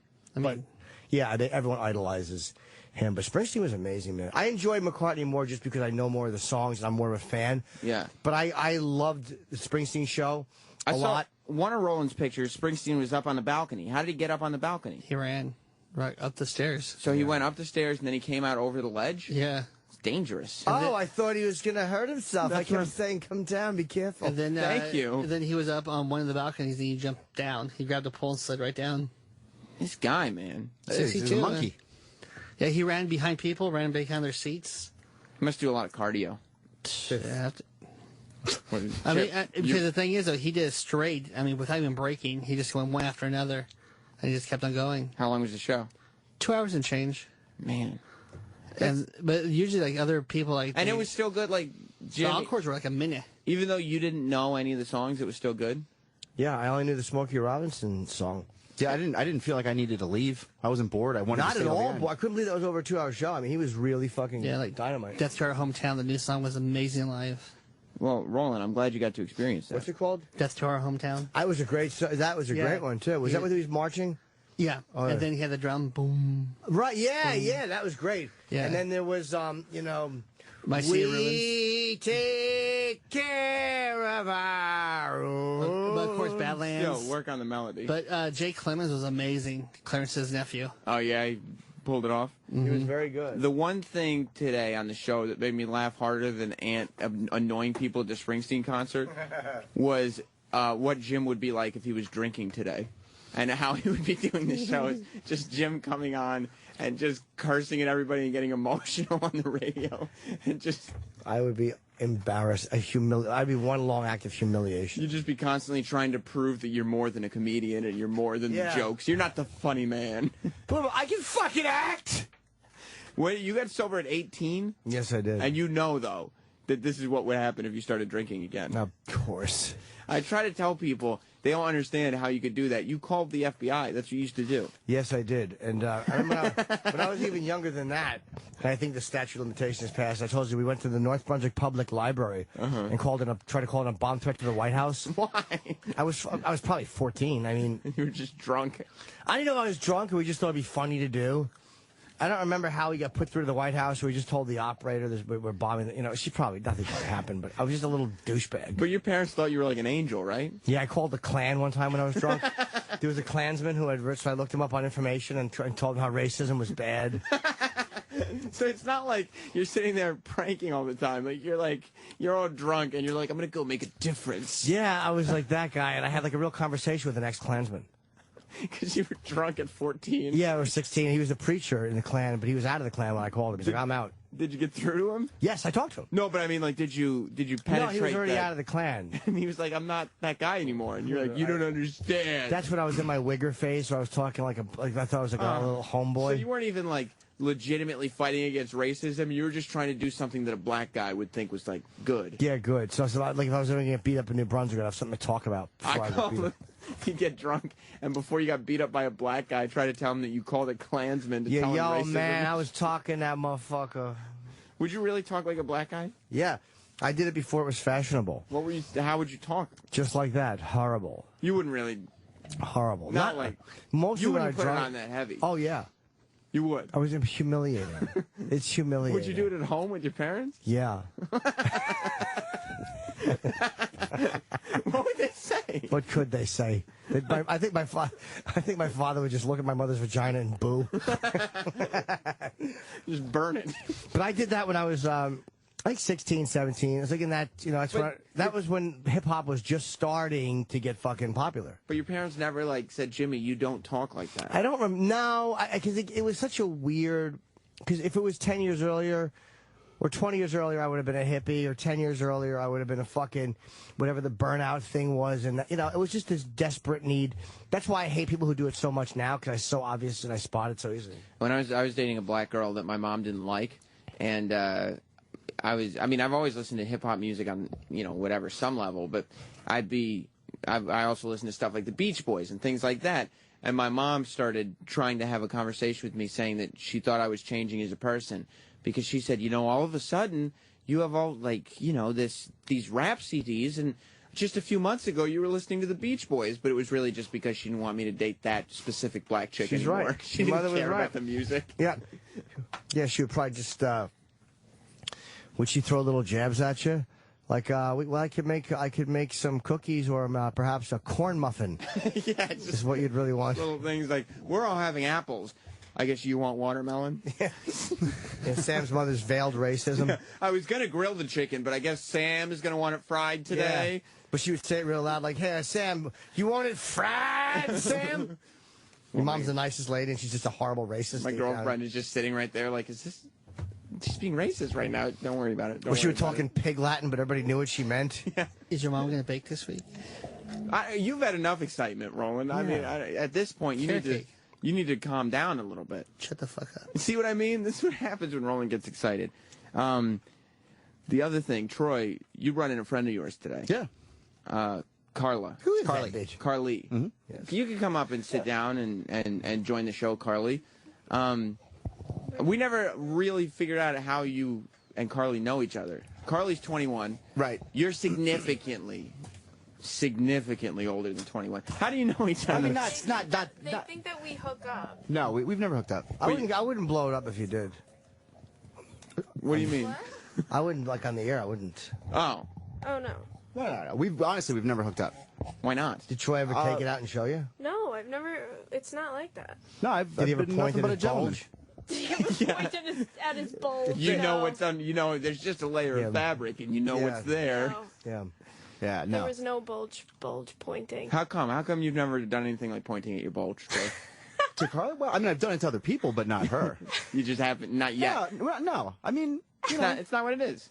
Well, I mean, we're just friends. Where did you meet each other? Well, we actually met on Instagram, believe it or not. Really? Yeah. And then we started talking on there, and I forget who started following who, and then I just started following her on Twitter, and I thought she was funny. And Carly, what's your Instagram name? Carly Fries. Carly Fries. I like that. Frys. It's like curly fries. Yeah. So, so we just started talking through there, and she was doing comedy, and then she told me she's a huge Amy Schumer fan. So I thought, well, if she's on, I said, would you mind doing this on the air? Doing your stand-up on the air? She's like, no, I'll do it. Was that nerve-wracking for you, Carly? So nerve-wracking. Like, it seemed, like you say It's like super intimidating. Yeah. Because is she your favorite comedian? Yeah. I'm sorry about that, Jim. I'm not offended at all. I understand completely. Amy's very funny. She's very funny. So funny. Yes. So, she's super cool. like you say, like you're so afraid of everything. That seems like a very outgoing thing to do, though. I mean, I feel like when it's doing stand-up, it's different because I want to do it and I like doing it. Yeah. And I feel like this was a really fun thing and a really great thing to do, and it was something that was so awesome, a really good opportunity. So it was definitely really nerve-wracking. Do you get stage fright?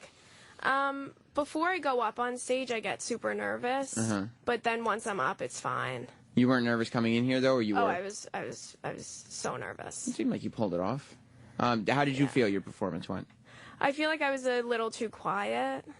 Because I was nervous, so I think I kept out of the banter a little. Well, what about when you were doing your minute, though? That was good. Yeah. I felt okay about it.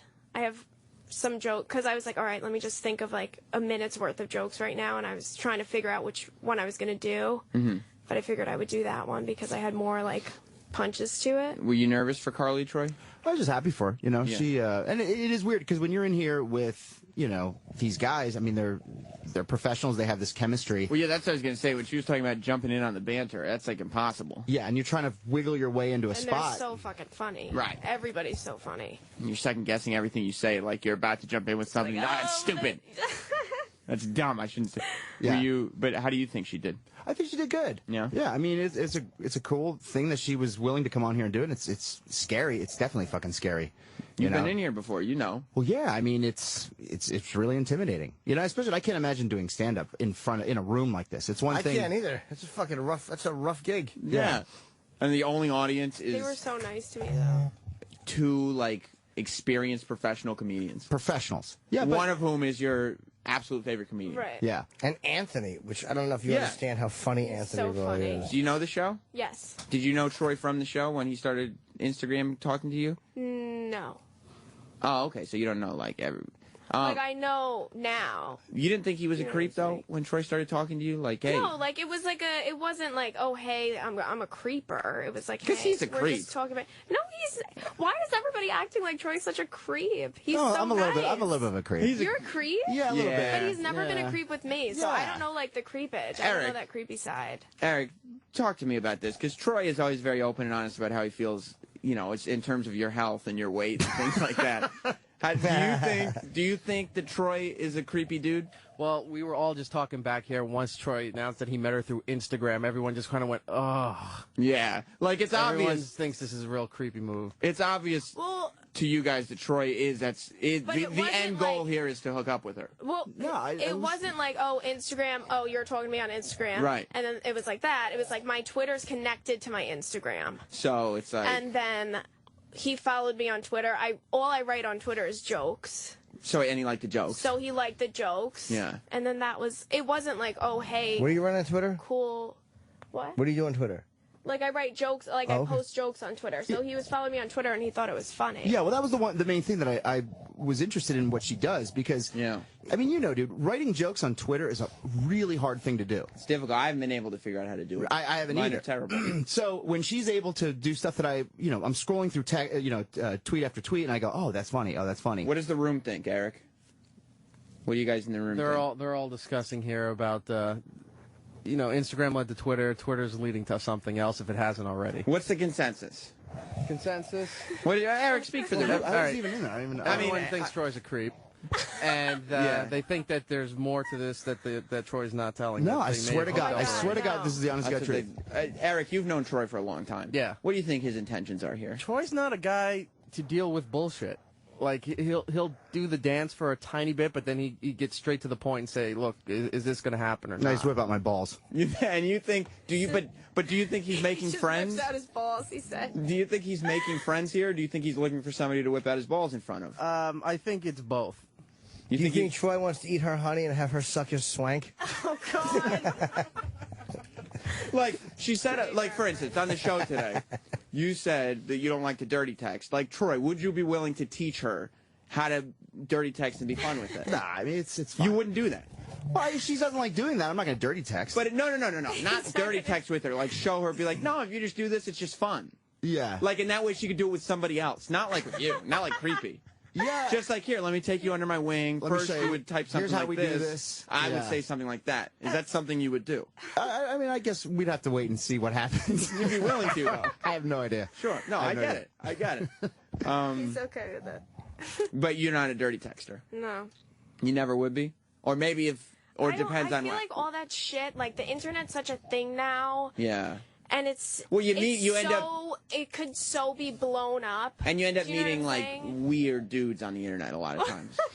Like Troy. I mean, I didn't even actually put two and two together. I'm so not weird in this situation. I've Troy's been not weird. in this I've been a total. No, this is. I've been a total creep.